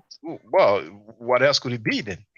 I'm not. Because I'm actually you not you talking about that passage, but we can talk about that one. I yeah, wasn't talking about that. but the thing I'm gonna put your favorite version, which is the King James version of the Yeah. Bible. Yeah. You know what I'm saying? So the things that on one hand you have parents who agree for marriage. Now, what you talked about, so as far as I'm concerned, sounds like you made that up because you have not provided any source whatsoever. On what? A What do you want to source for? So I can put it in the 12-year-old chat. girl getting married to an adult in ancient Egypt. Okay. So And she that's refused. the first thing. Then the second thing, whether she agreed or not, you just conclude that she cannot agree. Like you are in the girl's head. I'm not in the girl's head. If we don't have any text, it's just conjecture. But here, if a girl is very young and she gets married, then most likely the parents agree, which is different to a woman walking in the street minding her business. Then a dude be like, "Hey man, I want to hit that." So when we go to Deuteronomy chapter 22, verse 28, it says, "If a man find a damsel that is a virgin, which is not betrothed, and lay hold on her, and lie with her, and they be found, then the man that lay with her shall give unto the damsel's father 50 shekels of silver, and she shall be his wife, because he had humbled her, and he may not put her away all his days." Yeah. So it specifically says what happens if a man rapes a virgin that is not pledged, and they are found. Yeah. So if they are not found, Nothing the guy happened. can just go home and he's cool. And then Yeah. tomorrow morning, if he still feel horny, he can catch another virgin that is not pledged and do the same thing. And he can do that from the beginning of the month to the end of the month, or he can do that all year round, or 10 years straight, or all his lifetime until he dies. So he may rape like 300 women in his lifetime, and he will enter paradise. Yeah. Yeah. That's And crazy. that's okay with you because it's in the scriptures. He won't enter paradise, but he'll be judged at judgment day. That's what'll Yeah, happen to him. but here, He won't be judged on this earth, no. Because he got okay, away with it. I get it, but he could but be. hold on, but check this out. We all gonna be judged. He even says that. No, but check this out. Now we talked about the eventuality, the case. Let's say the case where they are not found. Now, if they are found, then the man will Pays the pay shepherd. 50. Yeah, exactly. So in this case, will he go to heaven or not? I would say probably so, according to that. Okay, Yeah. okay. So if he rapes and pay 50 shekels of silver, then he's good. So basically, we haven't been told how many wives is the limit. So he can rape But Shaka, 50. Hold on, he can rape 50 women and pay the 50 shekels of silvers to 50 different fathers, and you go to heaven. How So he did he can be a get him going serial to rapist heaven out of that? because it is legal. Because we have the instruction of what happened. It doesn't say Yeah, but it's anywhere only that is. legal because of man. No, but I'm going by the text. That's the text that these religious people follow. You see, so Yeah. according to their text, it is okay. Nowhere does he say it's not okay. Nowhere does he say it's a sin. See, I mean, this is in the Bible, true. It is. But you know, like I said, this is not God talking. This is men coming up with their solution to so who how That's is they what handle talking? I'm it. saying. Who is talking there? Whoever is Whoever scribing this wrote it. down, it ain't God. Well, So God never hold spit on, in the hold on. book, anyways, The, man. So the, then, the, the, the Bible is not the word of God. The Bible is godly ordained by It's man. It's written by inspired. man. Now, Inspired. now, Yeah. now. Okay. So Yeah. don't you follow? Don't you follow the Bible, brother? Yes, sir. Okay. Who is the author of the Torah? Would be Moses, right? All right. So Moses is the author of the Torah. That's the law, right? So the law is not the Yeah. word of God. It's the law of God that came through Moses. Yeah. Okay. So it's the law of A God. lot of that a lot of that stuff comes out of Egypt as well. No, So no. yeah. But okay. But you just said that the Torah is the law of God. Maybe not the word of God, but it is the Yeah. law of God, right? Yeah. Yeah. Okay. So we just read the law of God. If you want to see it that way, Shaka, I'm not. That's not what I'm saying, That's though, the man. only way to see it, my boy. You're the one No, making these no, claims. no, no. It's not. If I'm inspired, you know how many books were inspired by people say that they were godly ordained. That's my Yeah, but point no, right but no, there. but you see, brother, to real. Right now, you are in agreement that this book here, Deuteronomy, it is part of the Torah, right? So the author is Moses. You see, and Moses is a very well respected prophet for Jewish people. You know what I'm saying? Yeah, So you said yourself, this is the law of God. So we just the law read of what Moses. the law Yeah. of God say. So like what Facts. Frank wrote, if he pays his 50 shekels, he served this His sins are penis. wiped He's out. well, I don't even agree when he said his sin is wiped. Sorry, because there's no mention of sin here. Yeah. This act here is not sinful. Right. So it doesn't even consider as a It's sin. man. I just But see when it's a sin, they let you know when it's a sin in the Haroon. There's book. no one is a sin, Haroon, bruh. You just said that it's the law of the land. Now you trying to say it's the word of God. It's the law of the land that they came up with, man. But brother, you brother, just said it, they brother. were No, no, inspired They by. put. no, Hold no. on. Now I haven't said nothing, man. I just been Okay, go falling ahead, back. go Let ahead. me ask you this: Did man not put what they wanted in the Bible and take out what they wanted to take out? So now you want to tell us that the law of God is not actually the law of God, that it was corrupted by man's hand, right? Did man not put in there what they wanted to put in and take out what they want to take out? Well, Yeah, you tell because they me. wrote the book. You tell me. Exactly. You tell me. That's my point. So okay now. Hey, c'est quoi ton problème là? And these So are you? Hold on, these hold on. stories come from oral traditions that are older. Now, So, okay. You living here? I get your point. So basically, to real. but Just like yeah, go ahead, hold on. man. Just like Go ahead. earlier, you told us that Arrête, Miro, tu fais trop de bruit là. Just like earlier, you were telling us that Abraham was lying. Yes, Now, sir. are you telling us that the book of Deuteronomy is not the word of God? It's not the law of God? It was the law inspired by God, yeah. But that passage in there, I would love to see what God said that if you go and rape a woman to give him 50 shekels. Like, no, Brother, God didn't say that. it's written in the book of Deuteronomy, Yeah, chapter there's a lot 22, of verse stuff written 28. in there that wasn't written by God. No, but but how do you okay, know so which one is and okay. isn't? Yeah. Because it Everything. says when it is and when it isn't. It Okay, says when it Everything, is and when man. it It's a isn't. man that wrote it. okay. To real. Which book of the Bible has been written by God? Yeah. No, not written, but the words of God. You get what I'm Inspired. saying?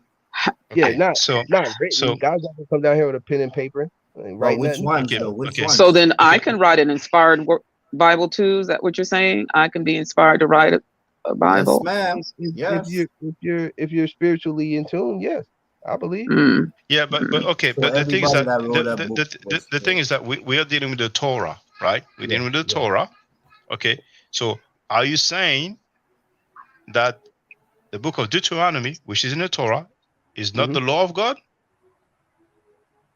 Some parts maybe. I would have to go through and look at which part.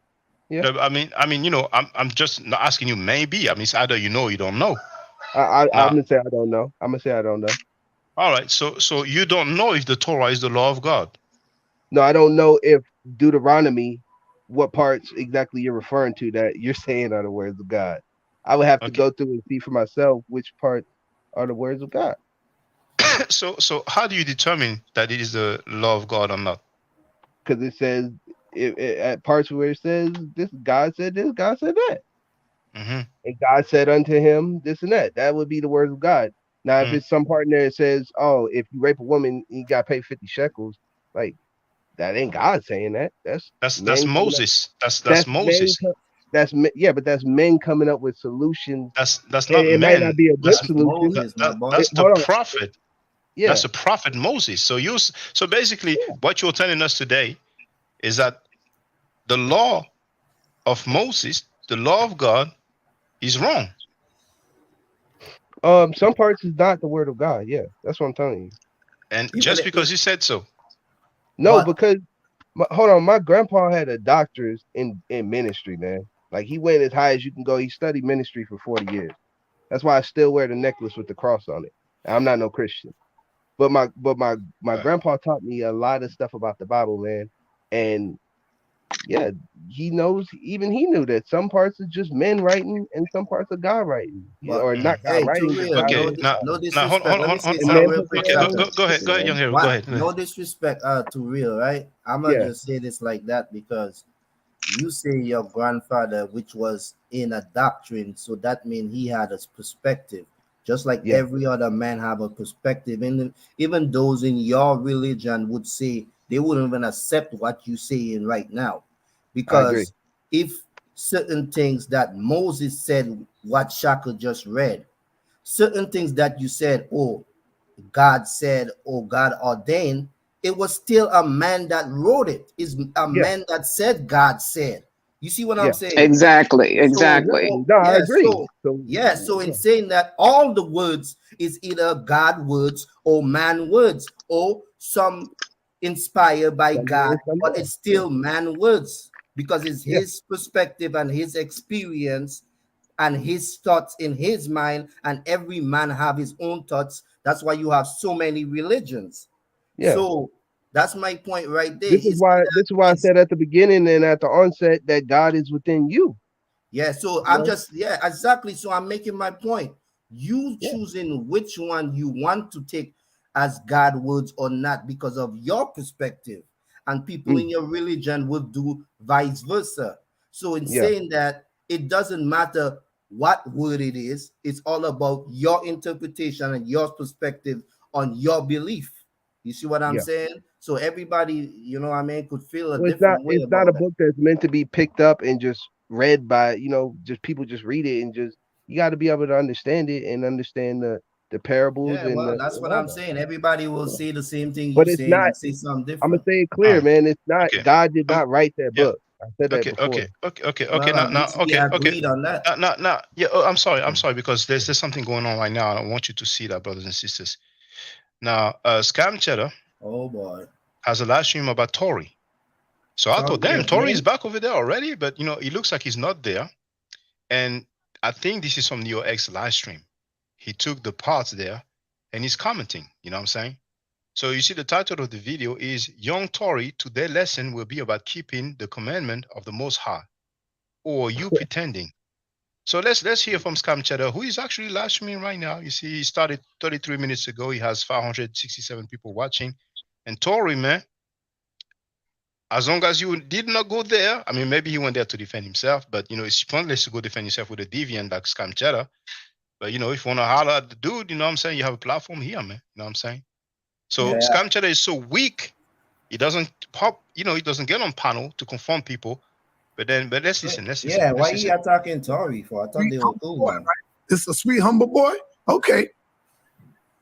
He goes, he's very disrespectful. He's talking about me now.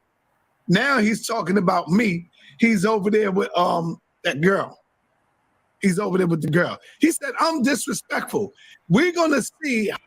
You notice he doesn't want to tell the name of the girl because he knows that if people are going to check what Sister Neo's ex says, they're going to see that he's defending the convicted child molester Malachi York. They're going to see that he wants to invite Nature Boy, who allows his son to play with his penis. Nature Boy, who has sex with his lady in front of children. You see? So on other people's channels, yeah, he say people's name. It's the same with me. He comes in the nickname because he knows very well that if people, just go to my panel and see what I'm saying, they're going to see that he is a deviant. You know what I'm saying? So now he's putting his frustration on the young brother Tory. You're such a punk, sir. And if you want to come here, sir, and be a man, we can have that grown man talk, but you're still a punk to me no matter what, because you Tell him leave the allow child alone. molesters, you allow child molesters on your panel and you defend them publicly like Malachi York for 10 minutes straight. You're a real sucker. Yeah, let him play before he Sanetta, you are a punk, you are a sucker, you are a sissy, Frank Gary, you are a real low individual. How much I am disrespectful versus him. Yeah, I'm glad Cube see that. See? Because we all took a liking to this little nigga, to this little dude. He says, Cube is a wicked nigga. No, he not. Cube just say stuff that make people think, and when now, brothers and sisters, the guy is very disrespectful. Sanetta just said we all took a liking to this little ninja. Now I want you to hear what he said. Shaka, don't. He might delete it, so don't take too long. Oh, it doesn't matter, man. I heard enough. It's important. It's only 1 minute 10 seconds.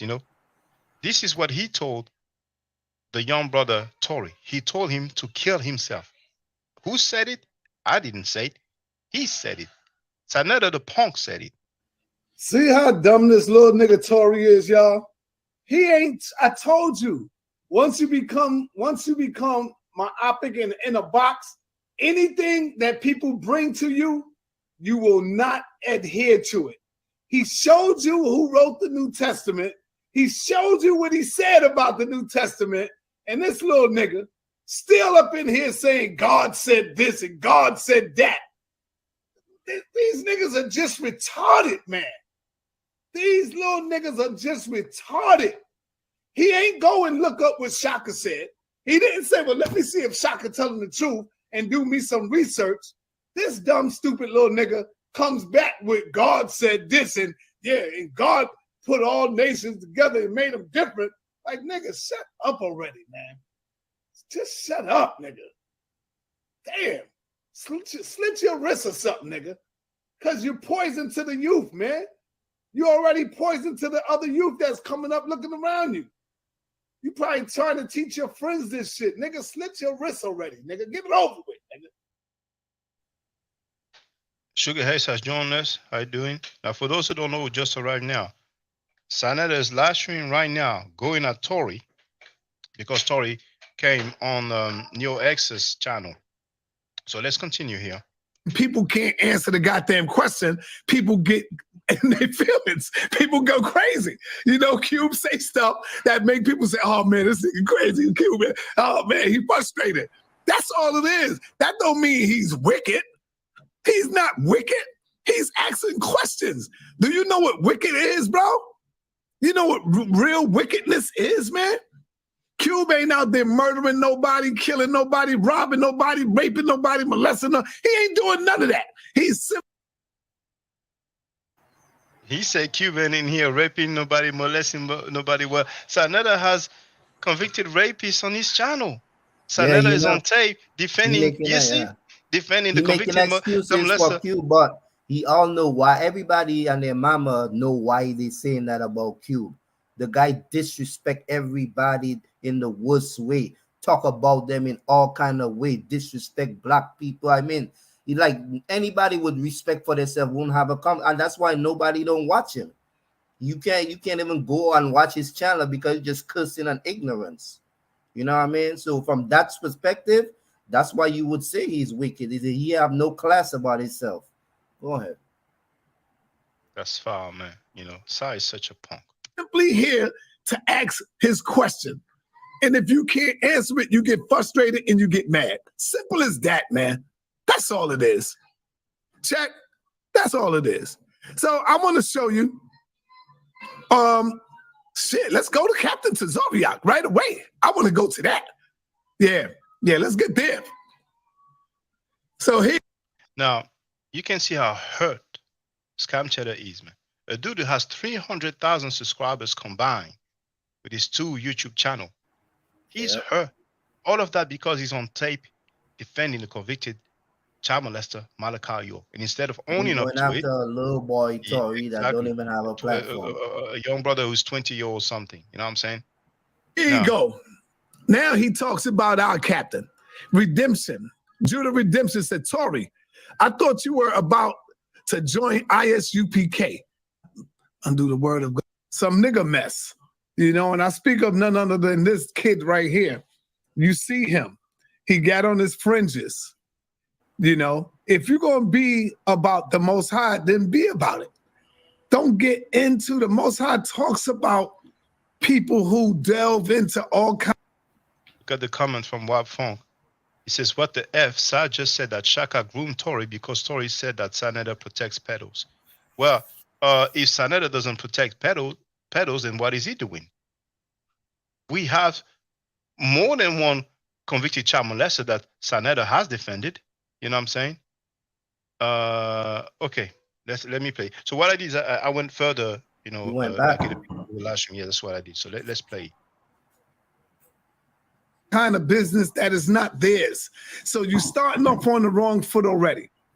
Keep the commandments. Do you know the commandments, young Tory? And it's not so much for young Tory because a lot of these dudes doing that. And this is where he's picking off at. This is where he's going off at. Why do you think we don't believe in their God? Why do you think it's so hard for us to accept their God when they acting just like the nigga on the corner? Check. Come on, talk black to me, family, because this is a reality check for these little niggas, right? Because they're not being taught really by their head. He's out there just wandering around, don't know where to go, don't know what to do, don't know who to be. 1 minute you're a Muslim, next week you're a Hebrew Israelite. 1 minute you change your name, the next minute you had like 5 names already, you know? So the mighty Hebrew has 7 aliases. It's for the record. It's in the court summary. Hey, which is what I want to know, brother. If you're going to be about something, be about it for real. I'm going to show you, and I tried to tell y'all. Y'all kept saying, oh, you know, he's a young kid. No, he's not. He's 20 plus years old. He's a grown man. He's a young adult. Asante in Africa is 21. They young. See?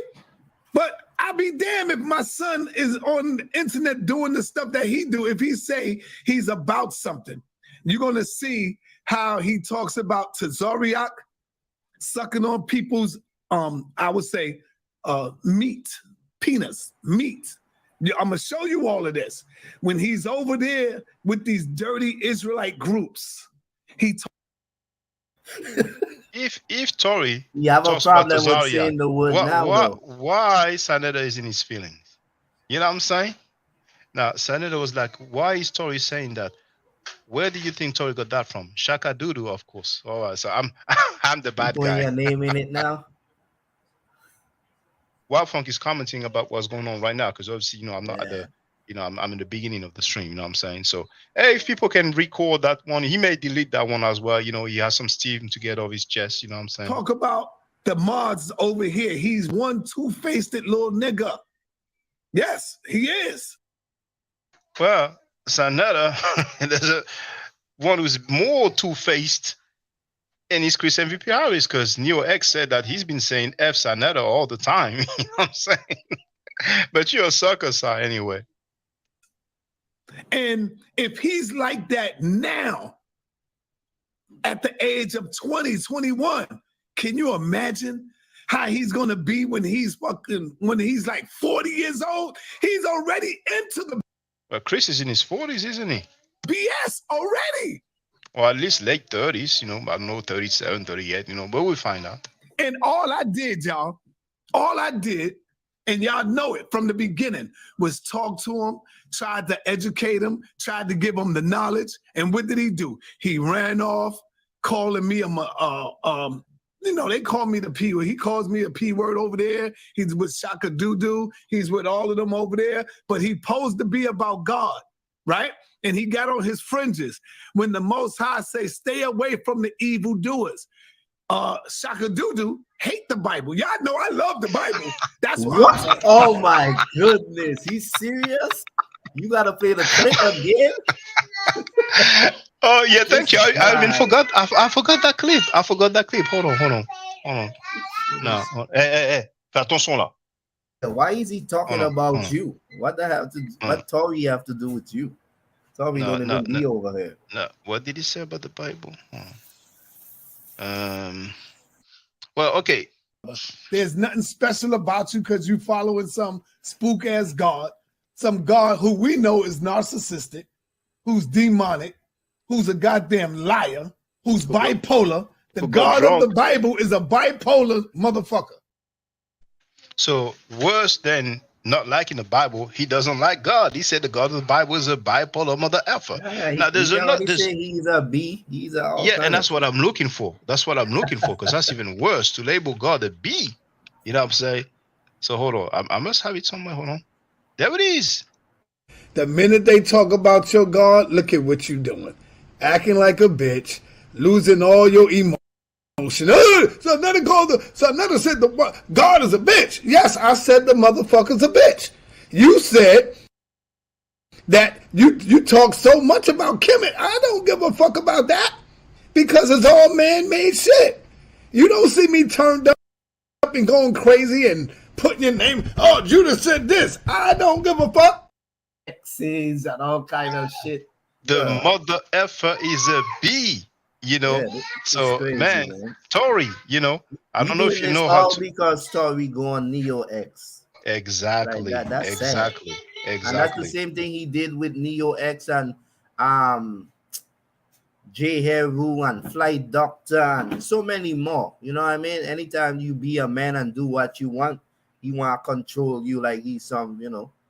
Yeah, like he's your daddy or something. You know what I'm saying? And for those who don't know what the brother Young Heru just said about J Heru, you know what I'm saying? He told J Heru you can't serve two masters, man. Hold on, if I put jealous, hold on. And don't I have it anymore? Oh, maybe I deleted them, you know, because that's what I be talking about, bro. They be talking like they trying to sympathize and they don't want this thing to keep going on, but they the ones that keep it going. You know what I'm saying? Yeah, you know, Young Heru, I'm glad you said that. You went on his panel. Did I go? Oh, you went on his panel? Exactly. You know? So I mean, yeah, of course, Tory had some words for Sar. Yes, indeed, but Sar told him to commit suicide. So you know, you have to be a man and take it, man. It's one of the worst things. Tory everything in the book too. So. Yeah. Oh, there it is. There it is. Now check this out. Hold on for 1 minute. Yeah. Yo, peace, Jay. I'm sorry, brother, but I can't fuck with you. You fuck with that clown. You be over there with that clown. So, you can't serve two masters, bro. Peace. Oh man. Yo. He put J Heru, J Heru on the panel just to tell him, man, you know, I don't mess with you. You know what I'm saying? You know, and here you see that was jealous, sir. Now look at paranoid, sir. Or you could say AD. Today, historians use the term CE. Okay. What you mean when you say so you do know the scriptures had already been written. Brother. Hey, hold on for 1 minute. Hold on for 1 minute. Apostle. Was you talking about me the other day on Frenchie channel, talking crazy about me? Frenchie? Who's Frenchie? The nigga from France. Who is that? I don't know. I'm just asking. No, yeah. I don't know nobody from France channel. In there saying you was talking crazy. What are you talking about? Nothing. Just let it go. Never mind. You didn't do it. All right, go ahead, Jabari. So what I'm trying to explain to you. All right. So Wafong wrote that, you know, Saneda is dissing Tory for his YouTube activities, and we've been able to listen to Sacheta's vocal cord. There are none. Actually, let me put my hand. Yeah. Now, Tory, man, if you know how to edit video, take these jewels, you know what I'm saying, and do your thing. And as a matter of fact, see, what people can do is just create an account, a Google account, a Gmail account, or any other server, and then create a YouTube account and give it any name you want. You can give it Scam Cheddar. You can give it, anti-child molesters, you know what I'm saying? Anti-deviants, or Filthy Frankie. I heard he has a new nickname. He calls himself Filthy Frank or Filthy Frankie, you know what I'm saying? Before he deleted the stream. And upload, any videos of your choice. You know what I'm saying? Just to let the people know that, you have that channel over there. Beware, man, because they're cool with convicted child molesters, convicted rapists, This is a fact. It's not slander. It's not an accusation. It's not an allegation. This is a fact. We have seen more than one convicted rapist on that channel. You know what I'm saying? And we have seen him defending Malachi York. But anyway, let's continue. From the Bible. Check. I don't have to follow it the way you follow it. God damn it. I love teaching in the goddamn Bible to show stuff. So I'm the real teacher here because I take the time out to show you. Hold on.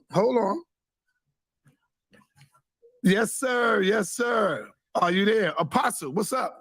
No, I'll just let you know we set. All right, I'm live. We're set for what time, Apostle?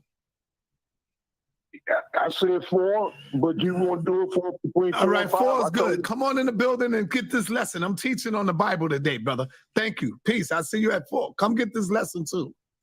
So the lesson is really not just for Tory, but Tory did strike this shit because I got research. I got a research team out there. I don't be looking for this stuff. My research team sends me folders and say, yo, Tsar, take a look at this. And so I take a look at it and I'm like, oh, wow. But everybody was talking about how innocent this kid is and he is the best. I'm going to show y'all. I'm going to show you how innocent he is in a minute. I would love to get Tazariak on here and let him see this because y'all know, if y'all know Tazariak, he ain't do nothing but show this young kid love, all kind of stuff. But he can't stand on his own, man. Tazariak on here, because we got to show you who these little snakes growing up to be. He got the Star of David on. Chris is a snake, man. What's up, sir? Hey, yo, I think you need to tune in. I don't need you to come in, but tune in right now. I'm doing a class on the Bible. Okay. All right, no sir. Yeah, come on in. How old was the victim, though? How old was the victim, though? No, I don't want you to come in, Tazariak. My bad. Damn. I was saying, how old is the victim? This guy always needs backup, man. So apparently he's going to expose Tory? No, he looked like he going into the Bible, but he went on a long rant with different texts about Tory and this and that. But Tory was just stating facts about Tazariak, meat riding, whack on it, and he got exposed, which he do. Everybody saw it. We've seen that. Sanetta was doing it the same thing. Yes, Mr. Whack on it. You know, he was calling like a little boy. Yes, Mr. Whack on it. You were meat riding him too. I mean, anything that Tory texts about ain't nothing worse than Sanetta already said or done. And I'm glad you said that because people saw how WAC 100 disrespected both Sanetta and Tazariak, you see. And Tazariak, he didn't even want to debate Chris. He barely wanted to debate anybody. He was real grandstanding. But when they looked so bad, when they got humiliated by WAC 100, then all of a sudden, Tazariak was ready to debate everybody and their mama. You know what I'm saying? So, but anyway, let's continue. But look, go ahead. Though, he talking about Tory, leave this and leave that and start over, like leave his belief, right? But why does he have all these people, even Captain Tazariak, which is his friend, who follow all these beliefs? He ain't telling them doesn't make any sense. He doesn't tell. This is just this dude is real. The only reason he like your book, dog, because he could make money off it, and he tell you that already. He be on demon time. He don't care about the book. No, he lying, talking about he loved the book. We know why you love the book. No, he doesn't love the book. He said God is a B. He said the God of the Bible is a bipolar mother effer. Yeah. Anyway, let's continue, man.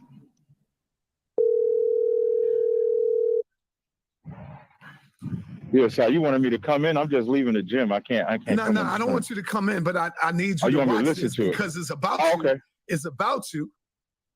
Okay. All right, peace, brother. All right, peace. The nigga So, snitching before he do. Wow. we all seen the young brother when he came in, and we all took a liking to him. We all learned the Bible or learned the scripture. Some stupid people. So the first thing that the police officers need to learn is the goddamn law. Just like every police, they got to be, ready for them. This is all a chess game when they come at you. Well, I'd rather remain silent. The law. So they pulled me over one time and they came to me and said, license and registration. I said, for what, officer? Did I do anything wrong? No, this is a checkpoint. I said, well, I'd rather remain silent. And they kept coming over. Do you have this? Am I under arrest, officer? No, you're not. Am I detained, officer? No, you're not. May I go, officer? And they see, once you get to know it, go ahead. And they start telling me to go. I'm gone. Because they knew I knew what the hell I was talking about. Check. Y'all got to know this, man. That's against the law, all that check stuff and checkpoints and all of that. No. Now, if it's something really going on, like a man just shot up a whole thing, that's it. Because what you say gonna get.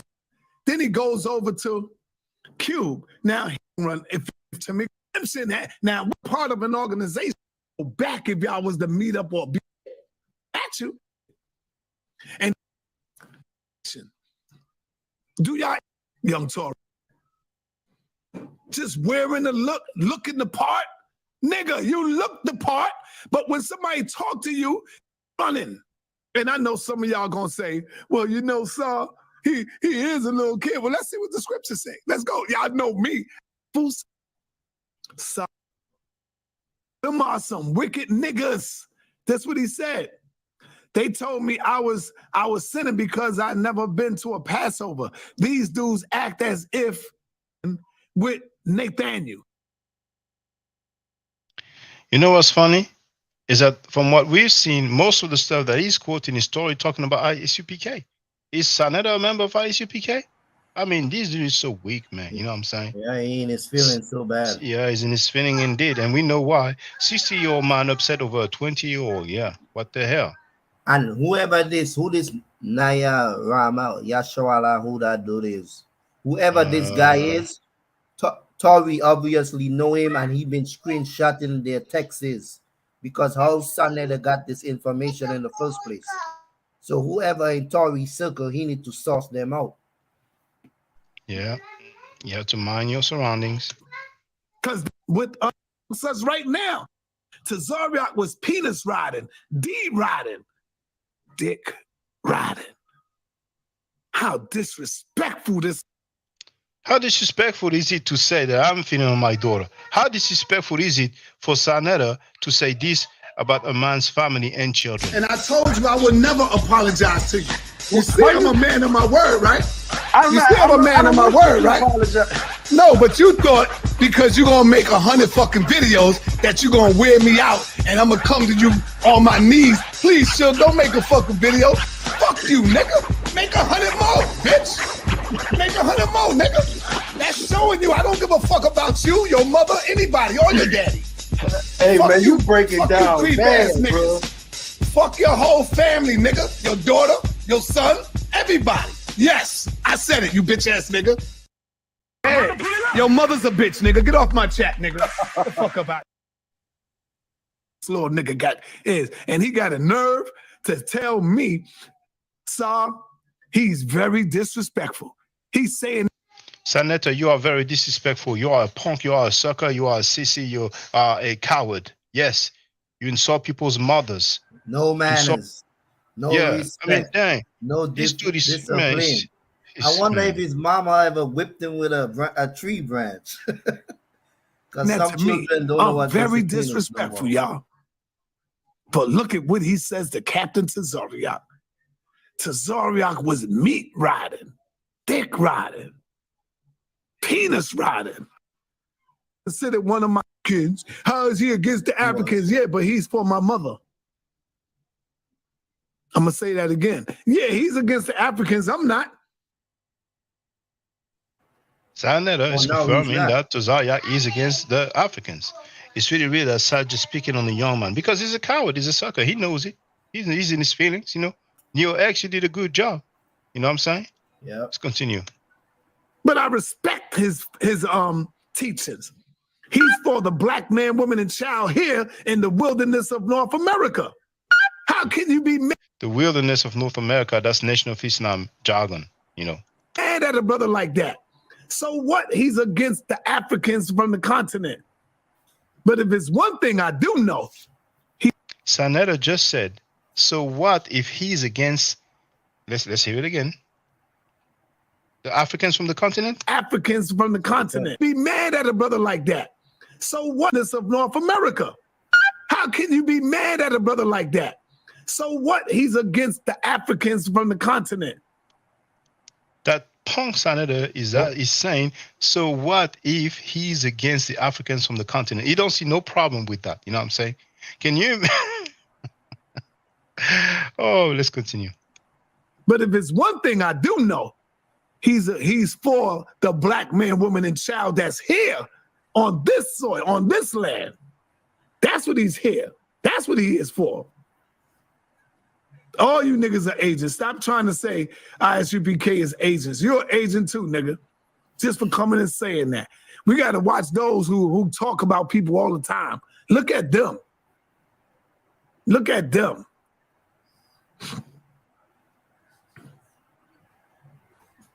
Let's continue. Let's go on. Tazariak was meat, ride, and whack 100. Damn, Tori. Right, Quana. Told you. I knew it. I knew Quana was in his ear. Right, Quana. These dudes are way too emotional. Oh, Tori. You listening to people who hate these brothers. This is one group hating on another group, hating on another group, hating on another group. And guess what? Now you have put your little monkey raggedy ass in the equation. Now you are just another nigga hating on another group. So now you joined in. You didn't separate yourself from nobody. You joined in. And now, guess what? You are just another lost nigga hating on another Israelite group who you claim that the Most High is the Lord. That the Most High is your Lord and your shepherd. You shall not want. The scripture says he came unto his own, but his own received him not. The light shined onto the darkness, but the darkness comprehended it not. Tazariak comes onto his own, bro. Then the brothers that you're talking about, he come to his own. It's up to you. You received him not. The light shined onto the darkness. The knowledge shining onto the dumb, deaf, and blind. But you comprehend it not, bro. Come on, Tori, man. Get up out of this bullshit before you can. Start all over, man. We love you, man. We're not going to give up on you. We love you, brother. But you got to stop doing what you're doing. Go in the cave somewhere. Every time Loaded Lux get ready for a battle, Loaded Lux go underground. You don't see him. If you got a battle coming up next month, you ain't going to see Loaded Lux until that day. He's underground. Doing what? Studying, writing, getting it in, going to do research, getting in that build. Go underground, bro. Stay off YouTube for a minute. Get your head right. Learn the scriptures that you post. Learn the goddamn commandments, nigga. Learn the commandments. Check. Learn the commandments, man. Let's go. Tazariak is a coward and a fool. Look at this little nigga go. No respect for the elders. You don't know every which I command you. Ambassador, sure. You don't mean Yeah, he went into this Bible thing now with whoever on the platform. And that's Deuteronomy. Mm-hmm. Hey, to me, man, what do you think about what you're seeing or hearing? Have you See, heard of this? Have you seen it? well, This I guy didn't seems to see be friends with Tory. the screenshots. I didn't see that. Oh man, you got to go back over it. You can't speak on it Well, then. no. I didn't mean like I saw the. I've been watching the video. That's why I came on. But I'm just like I'm getting to a point where I'm getting a little shocked. You know, Yeah. like man, this YouTube stuff is like getting a little too deep for my brother, man. Like, No, for That's why Saneda, you I got fool. on too, because we have 100 Tories in the world right now. If they cut on Sonetta's channel and they're curious about themselves, the question is, who do you go to? We have so many teachers. Like Sonetta, Jesus Christ. Kyle Ash. They doctrine it, and I'm on that argument. So, All right. Okay. So anyway, now, Yeah. just for the record, every now and then, I may have a look to see if there's somebody else. But hold on, I don't have it there. Just for the record, so people can see. Here.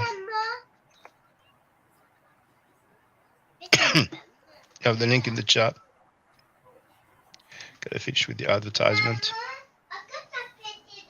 This dude is such a sucker. Saneda is such a sucker.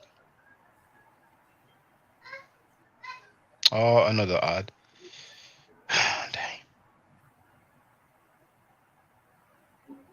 Rude and disrespectful, I'm going to let you call it and I will kick him out. If he does. If he doesn't, we'll have a nice build. Should I let him in or should I not? I'm going to let you call it, Priest. Another one.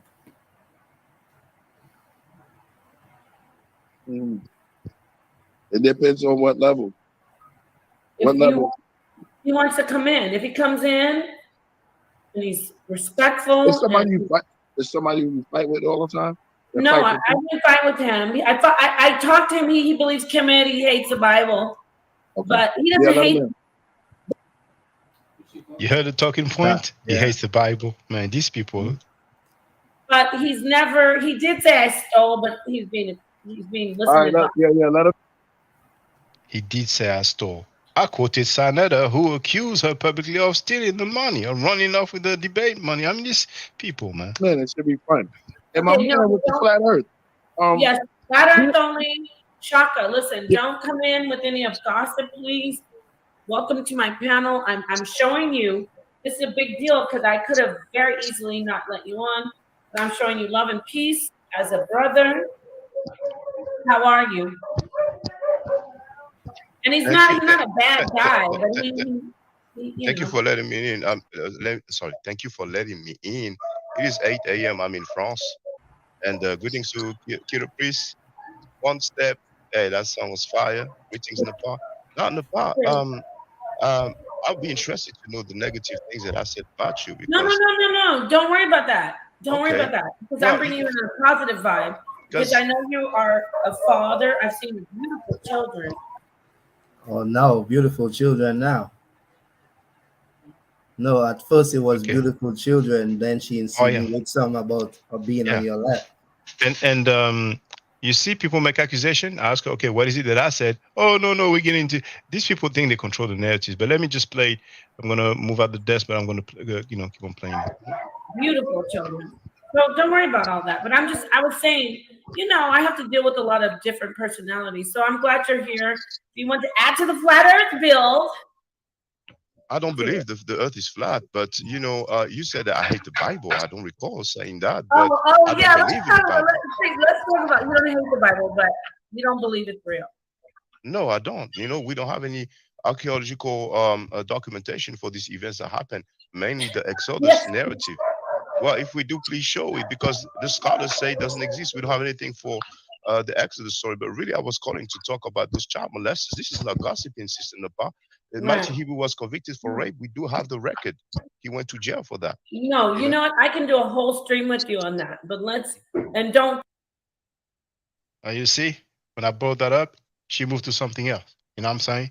But she's on tape. She interviewed the dude. You know, he's still online. I think I won't, but I don't want to do that on this bill. Yes, we're 100% fine with that. But let's get back to the Bible saying there's no archaeological resources or references. There 100% is. We have the book of Numbers. So you can see how dumb she is. Since when the book of Numbers is an archaeological document? Since when? Man. Balaam, and we have Well, if you don't mind, can I ask Killer Priest about the march regarding hip hop, because Killer Priest is a hip hop artist that is known. Of course, and go I don't. ahead. Yeah, Killer Priest. I don't know if you are aware, and also Killer Priest is a Wu-Tang affiliate as well. There's Layla Wills. Maybe you've heard of her, Brother Killer Priest. She has a protest against child molesters because of Africa Bambaataa. He was accused of molesting several boys, and there's a court case. He avoided the issue, so he may be found guilty by default. And the march, the protest. Hold on, the protest is March 27. See, I saw she wanted to stop me. I said, hold on, sister, pas de protest is on March 27. And I'm trying, and once again, she's not letting me, addressing that. Further, I don't want to talk about child molestation right now. I know. I want you to join us. Wait, we're 100% on a full track for it. Shaka, if you want to work with me, and if you'd like to join Chuck Morgan and everyone else, that's fine.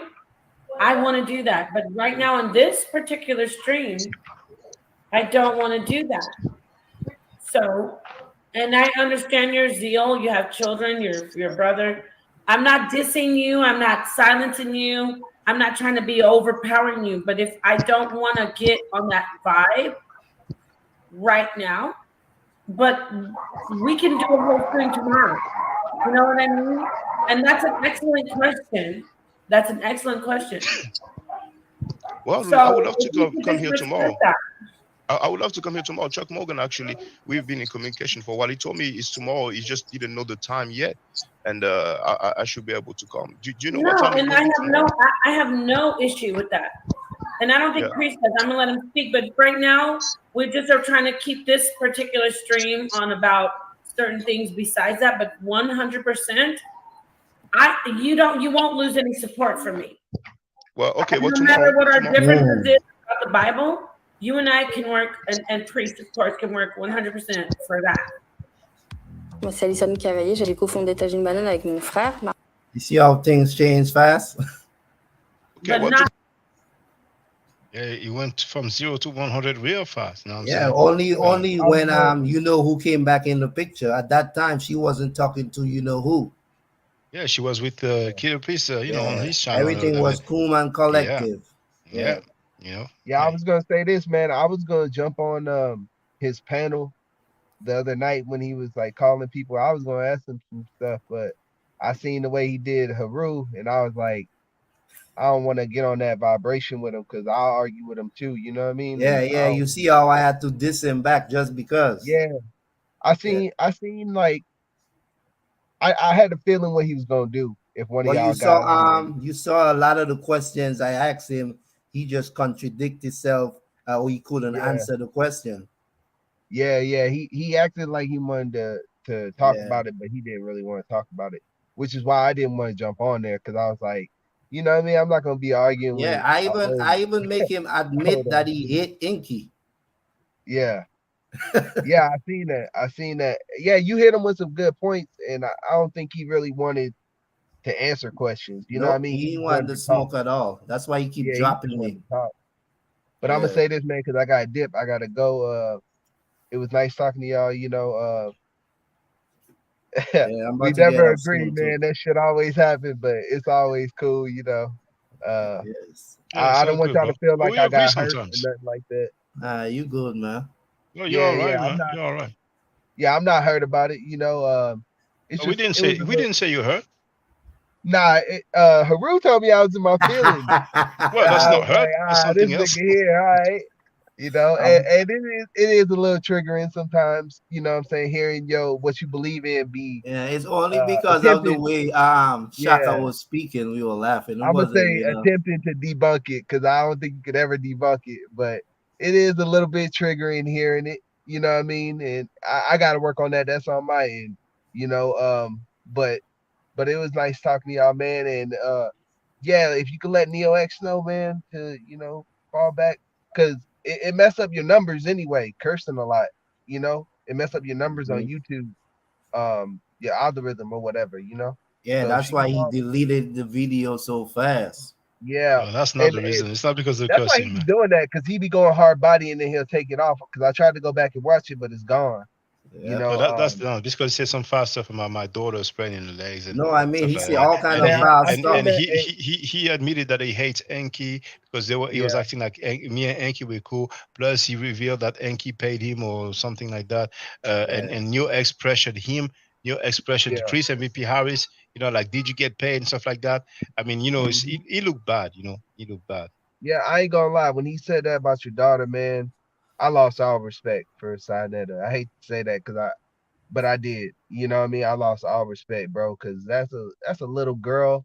And somebody tried to play me like that when I had my son. One time I had my son sitting on my leg and I was like patting his leg.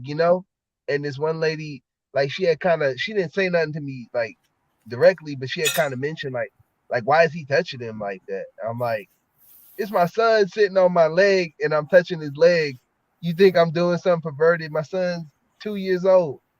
You know what I Yeah, mean? And it's that's like sick, you know. it's Yeah. They like, are dude, come on, sick. man. They are This is sick. somebody's But then kid. when you're not there for your children, you're a deadbeat father. You I you think just I can't think win. his kids would care more about seeing him online talking crap about somebody. But I don't think they want to see that either. You know what I mean? Him online talking about, oh, you got your daughter spread eagle. Like, come on, bro. Oh And yeah, you a yeah, old yeah, yeah. But he, you a like he old nigga said, too. like Like he you told supposed to be. Shaka, who gonna stop him? Jabari, Baba Heru, this Oh yeah, one, he Hey, that said one. there ain't yeah. So if he there ain't don't have nobody that can respect stop for his own elders or people in his circle, who do he have it. respect for? Yeah, there ain't nobody that can stop him. But if she can fall back on that, man, because I do be watching with my son. He don't be watching with me, but he be in the room and I be having y'all on the speaker sometimes. But I know when to turn it off when it's some stuff. But she be coming out the blue with it. I'm like, damn, Dio. So, I know she's going hard body and she's mad and they did disrespect her. Sinetta did disrespect the shit out of Neo by calling her a bull dagger. I seen all that. That is, come on, bro. Like, for real. And the reason he did it was just because he didn't like, what she's saying. Like, come on. Like, I don't like what y'all saying, but I'm not out here calling y'all no names. We need to get past that as black Yeah, but people. we ain't talking about people's children and Nah, mouth. y'all not. Y'all Yeah, not. so It's really them. He's the one doing it, so you can't get mad that people come back and have something to say about what you saying. Because if you say something, hey, I got AIDS, you can't be mad that a nigga play a video where you saying you got AIDS. How you gonna get mad about? You should never said it. And that's why some of these niggas need to get offline and it's time to hang it up, Si. You get you getting up there and you forgetting what you're saying and I noticed one thing, Shaka, and I hope it don't happen to you, nigga, because you get old too. But as you get older, you get a little bit more disrespectful, man. And it's like it's more easier to be disrespectful. I don't think that happened to you because you more like no, no, Jabari. I agree You're with more what you're laid back. saying, but I don't think it's getting more disrespectful. Like the older you get, the less you care about what people think Right, about you, the less That's how right, validation it's you're looking supposed for. to Like be. Yeah. yeah, you right. lived your That life. You're that's like, what I man, mean. I know what's right and wrong. If you don't like it, you know what I'm saying? It is what it is. Yeah. You get stuck That's in what your I'm ways. saying. There's no excuse for these older men and women that's in their 60s, that's grandmother. They're supposed to be on that level. Like I said, some people will never learn. You know what I mean? And Yeah, you can't consider elder if they dumb as a rock. yeah. It, ju- And I was it, gonna say that. Now I'm out, man. Like I all was right. gonna jump on that panel. Don't even get me wrong. I was. I was like, I don't even have no dog in this fight, and I was gonna hop on there and ask, like, man, you the one really tripping, but I know he's not mature enough to have a good dialogue. If he is, then he should reach out to do that. But you got to be sincere. Don't invite people and then soon as Haru came in there and said something, he want to mute him and throw him in the back. Like, Yeah. you know what I mean? If The I truth invite you hurts, on, my I'm gonna boy. The truth hurts. yeah. But Haru did come in there like he kind of tried to be cool and tried to be mature about it. And then once it went left, he was like, "Fuck it." So I feel you on that, you know. Hold But on. When young Haru left, what did Sanada say? No, I he don't said remember.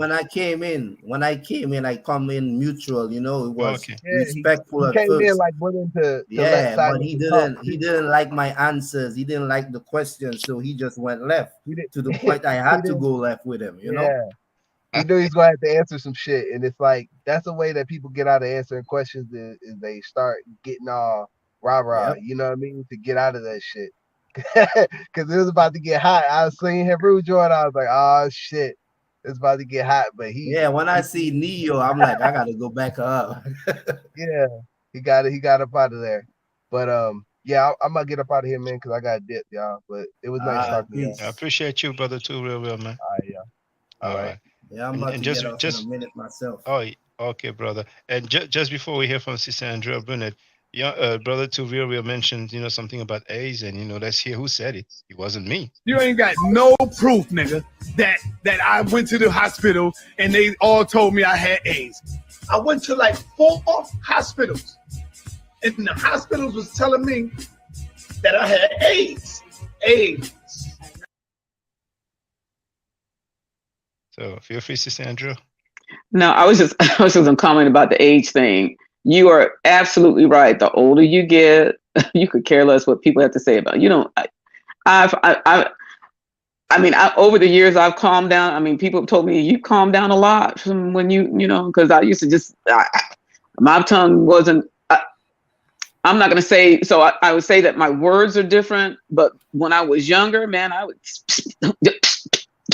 Now that I'm more, when I talk, I'm just more direct, and because I don't have time for all the, trying to get nice words to that's what I noticed that changed for me over time. When you're younger, you try to fit in, you try to see what's going on and all that kind of stuff. You're trying to figure it out, and then you turn 30, and it's like, oh gosh, kind of wakes you up a little bit. Like I'm a third of what I could be, if I reach 90. Right. And then when you hit 40, it kind of, ooh, good Lord, what the heck is just happening?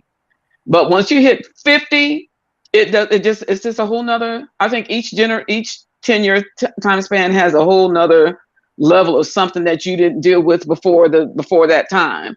And now that I'm 60, it's like, I'm at the point where, I'm just going to say it, and it is what it is. I don't feel like I've forgotten anything that I said, I mean, my kids might remind me of something here every now and then, but I really do try to pay attention, because it does, it does affect you, if you don't remember what you said, because, so to me, if you don't remember, it's because you lied about it, because, you should be able to recall some of the stuff you said back in the day. And like, that is so obvious, you said what you said, and now you're going to come back and say, prove it, but you said what you said. That's not hard to forget that part. Right. But, at the end of the day, I'm like, I don't have time for, I just don't have time for all that nonsense anymore. I just don't.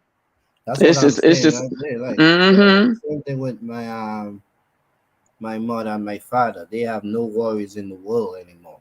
And especially my mother, she doesn't let nothing bother her, because she done been through so much. You know what I mean? It's levels to it. It's just like when your car broke down, you don't get up after you had so many cars. You don't get mad at the situation, because you already know the possibility of this going bad or this going wrong. And it's the same thing with life. You already expect these humans to say this or act this way, whether it's good or bad. You already seen it all, so you know what to expect. And you know that you getting your feelings involved in the situation doesn't make it any better. So yeah, because I remember when I was younger, I used to tell, especially to certain people, I would tell them, you kiss my black ass. I probably wouldn't say that too much these days, but back in the day, I didn't care. It's like, stop, especially if it was of another hue of people. No, you ain't gonna say that. No, I mean, I remember being 20 years old and telling that to a manager. I mean, I'm 20. And I'm like, you know, then I did it again to a coworker, and you know, then they tried to write me up and all that stuff, and I just had to tell them, hey, look, I didn't threaten her. That's just how you guys interpret it. I told her to leave me the fuck alone, leave me alone, because I'm not bothering you. Leave me the fuck alone. And I was like, oh, you threatened her? No, I didn't. I said it. I would have said, if I threatened her, you better leave me the f alone, or else. That's a threat.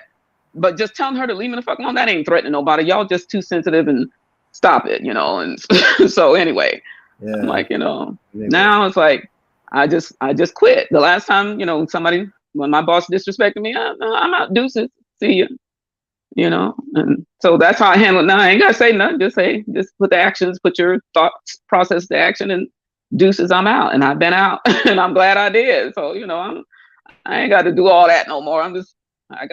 There's easier ways to do it now, and so I'm good.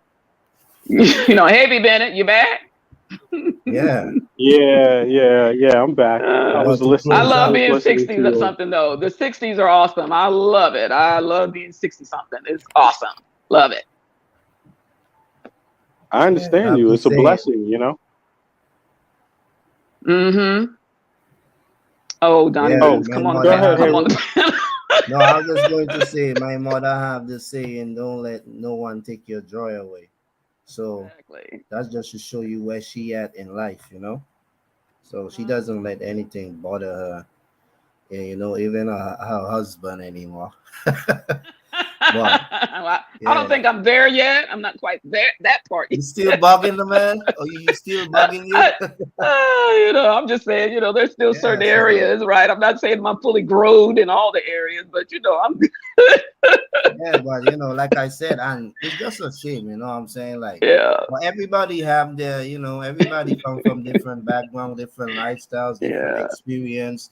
I already know the unexpected is expected with humans, so you can expect everybody to have compassion or comprehension and understanding. And some of them do, but they refuse to comply, you know. Right. And so, and he's one of them who do. That's, you see, he know every kind of teacher from every kind of religion, right? So he knows better. He's in the territory. Oh, study the 10 commandments. So so you know it, huh? But yet you don't follow none of them. And you even tell us, because you don't follow none of them, that means you could do and say anything you want to say. But yet you feel like you have right to speak on people who do follow these rules. And if they make a mistake, 1, 2, you have the right to judge them. Yet you don't follow none of them, and you do everything opposite to that. But yet somebody says to have respect for you and standards. Like, it doesn't make sense. It don't add up, bro. So in saying that, if you don't do these things and you don't have no right to even speak on it. You know what I mean? Like, it's pathetic, if you ask me. You talking to a young 20-some-year-old man who's trying to do better. You 60 years old, you know all these doctrines, and you still decide you ain't messing with none of them because you want to do whatever you want to do. You know, it's sickening, man. But hey, to each their own. Go ahead, Bennett, do your thing. Yeah. I'm listening to you, Andrea and Heru and Shaka also, bro. But I feel you, Andrea. I mean, you know, you only have so much energy to apply towards certain things, you know, and if you want to live a long lasting life, you have to choose the things that matter and the things that don't. Exactly. And hopefully, if you have any intelligence and you're learning throughout your life, you learn how to deal with even the things you have to deal with in a better way. You know, you get better at it. And judging Sarnetter, it doesn't seem like he's learned much in a long time. You know, he will say things like, he will resort to things like talking about people's mamas in a reactionary way.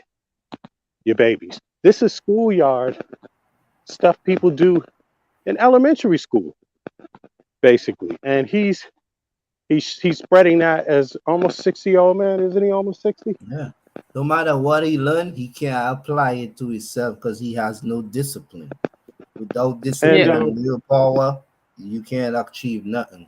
Go ahead. And here's the thing. He had a beautiful. This is, I think, the worst part. because he looks to me like he's in panic mode and been in panic mode for a minute. It's like he had a beautiful platform.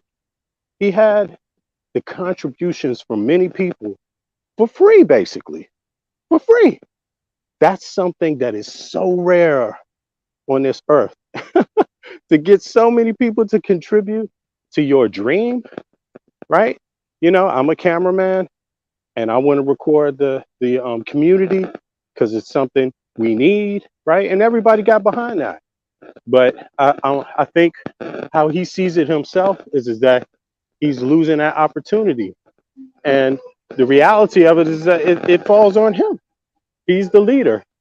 You know, there's a lot of things I could say structurally, you know, when I look at that platform, you know, but there's no need to go into it because people that know about organization and business and things like that, they could obviously see those things. You know, no one man, you can't pull the wagon yourself, you know, Exactly. and he to do that you have to have good people behind you that you trust, but are also competent, you know, and competent, really competent in what they do, professional in what they do. So the difference for that would have been if he got competent professional people behind him, which he doesn't, which is totally his fault. It speaks to his own competence. But if he did, he probably have $1 million platform just on YouTube.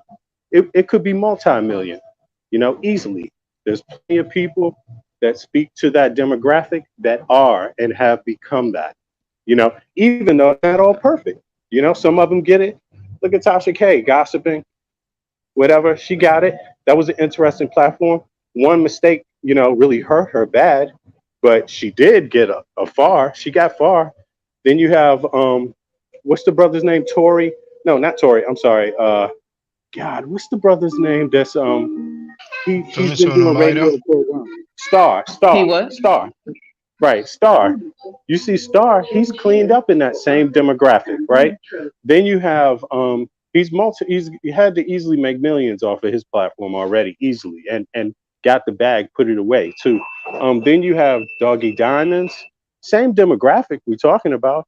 Um, you know, he these are all cats that come out of New York or got their name out of New York. And even Tazariak goes over to Doggy Diamonds sometimes, you know. So there's some kind of shared demographic they have. But Doggy Diamonds, he's living well. He's living decent, a good life, and he's not in panic mode every day. He's not.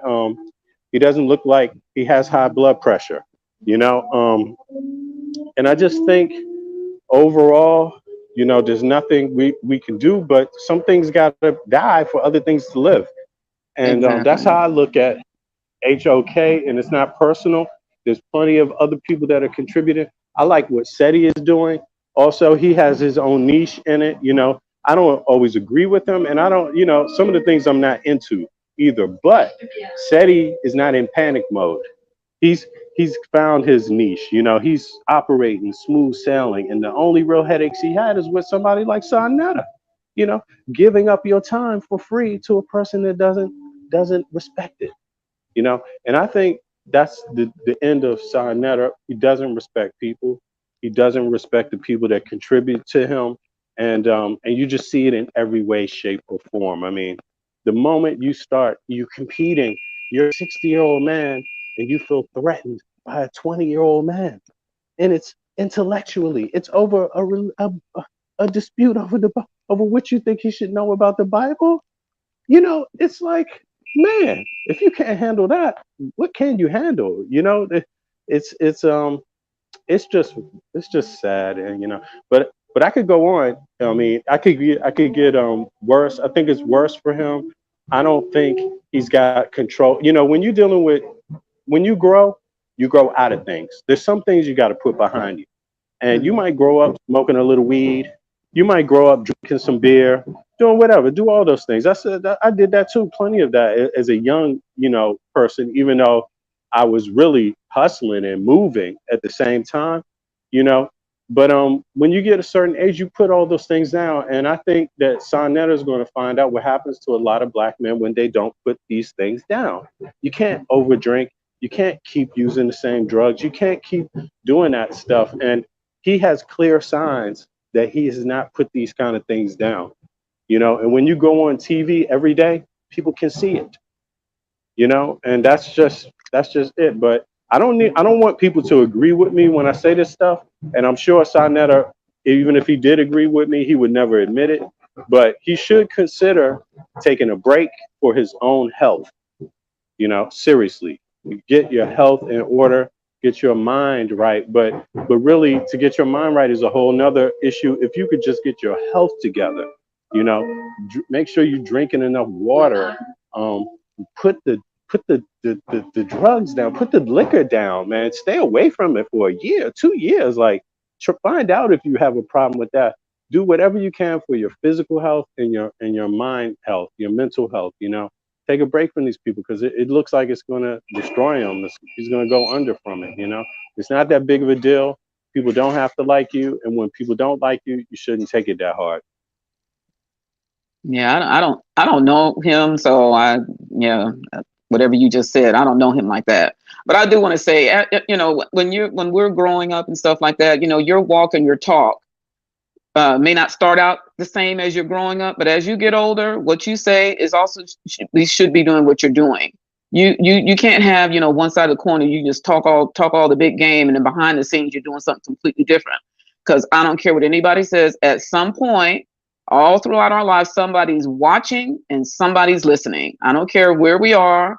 So we can't just keep thinking that we can just talk something and then behind the scenes do something else, because it just doesn't work that way. You know, you know, we're going to go by any kind of scripture that says what's done in the darkness be brought to light and all that stuff. All that stuff is really true because somebody is watching. And it doesn't, I mean, especially now we got cameras everywhere. You got audio. I mean, it's just everywhere. We don't have that kind of freedom like we used to have back in the day, right? It seemed like we had that anyway, where you could be doing something behind the scenes and nobody would know about it. It's not like that anymore. It's too much out there, too much information, too much technology. And you know, you better be walking what you're talking and talking what you're walking. You can't, you know, be on the sleight of hand no more. This ain't no magic trick where you can just pull the wool over people, you know, somebody's eyes. It's not like that anymore. And so if you're not willing to do, you know, that's when all this other stuff starts happening. And then you get all caught up, you know, we feel like we're being disrespected and all that kind of stuff. No, well, it's not. You know, it's your stuff, it's your actions, it's your words that are coming back. And that's anybody, that's me, anybody. It's what we're doing and what we're saying that at some point comes back to haunt you. So it's just best to have them both lined up, walking that walk and talking that talk. They both should be the same. And that's just my take on it after living 60 plus years. So You know, when you get challenged, you really find out who a person is when you're challenged by somebody else, you know? And you know, you could really see that Sonetta has decided that other people talking about him, you know, and criticizing him means a lot to him, like deeply. It means almost everything, you know, because a person that had a platform with that many followers, if you knew what to do with it, you wouldn't even have that issue. You wouldn't even be worried about what somebody's saying about you, people criticizing you, because people can't be you, you know. But apparently, there must be something real going on. There must be something real to what a lot of people are saying about him, and I don't see him pulling himself out of it. I just don't see it. You know, but I mean, hey, you know, hoorah! You know, the pressure's building up. There's a trial coming up. Maybe he was summoned. Maybe somebody close to him was summoned. Maybe he was interrogated by a lawyer, you know, on either part, the defense or, you know, the other side, the victim side or the accuser side, the plaintiffs, let's say. But hey, I never seen in my life before. Sorry, where there's a rape case and we'll have somebody years prior who actually spoke about that same person, saying, "Yeah, I know this, I know that, girls voting, whatever, whatever." You know, with all logic, that person will be asked some questions. So, would it be at the trial? Would it be behind the scene, or would it be somebody close to the dude? But one thing for sure, I have never in my life seen somebody defending a convicted rapist of children, a child molester who raped boys and girls as young as 5 years old. I've never seen in my life somebody defending such an individual for 10 minutes straight as a grown, functioning, mature individual, as an adult. And Senator is on tape defending the convicted child molester Malachi York. And he has no integrity.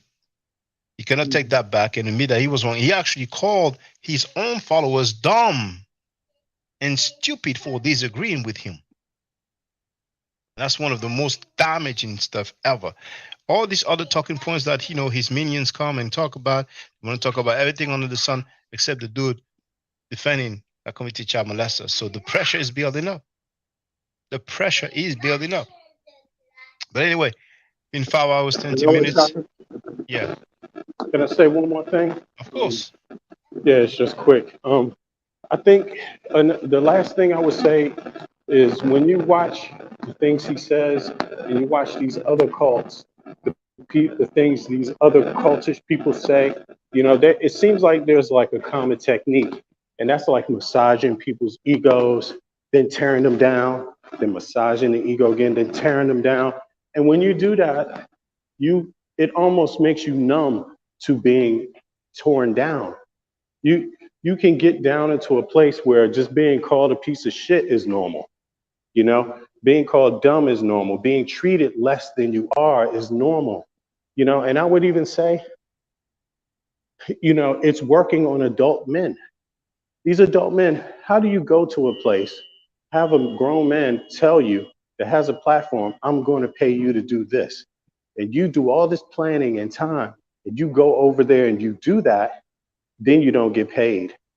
Then you get ridiculed after, and you still go back.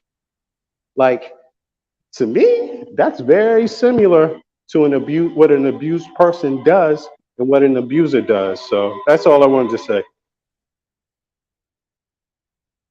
That's what's up. So remember, brothers and sisters. Oh, what time is it again? Let me see. 3 a.m. So it should be 9 p.m. EST, if I'm not mistaken. New York time, but just double check. Whenever you hit that link, it will tell you, when it will be. For me, it will be 3 a.m. So I won't be able to make it because I work tomorrow morning. But yeah, in 6 hours from now, 9 p.m. EST New York time, Sister Neo X will be live. She will address the Chris Snakes dude. She wants to know if he was paid for his debate because she has stated publicly that he didn't get paid, that he contacted her and complained about not being paid. Now I know he contacted me, ready to go in on side, but he knows why, so yeah, so you can support the sister. I hope that Tori will get a chance to go over there and it's just messed up what Saad did, and I think he's still live now. It's just real low. I mean, what else? How low can he go at that point?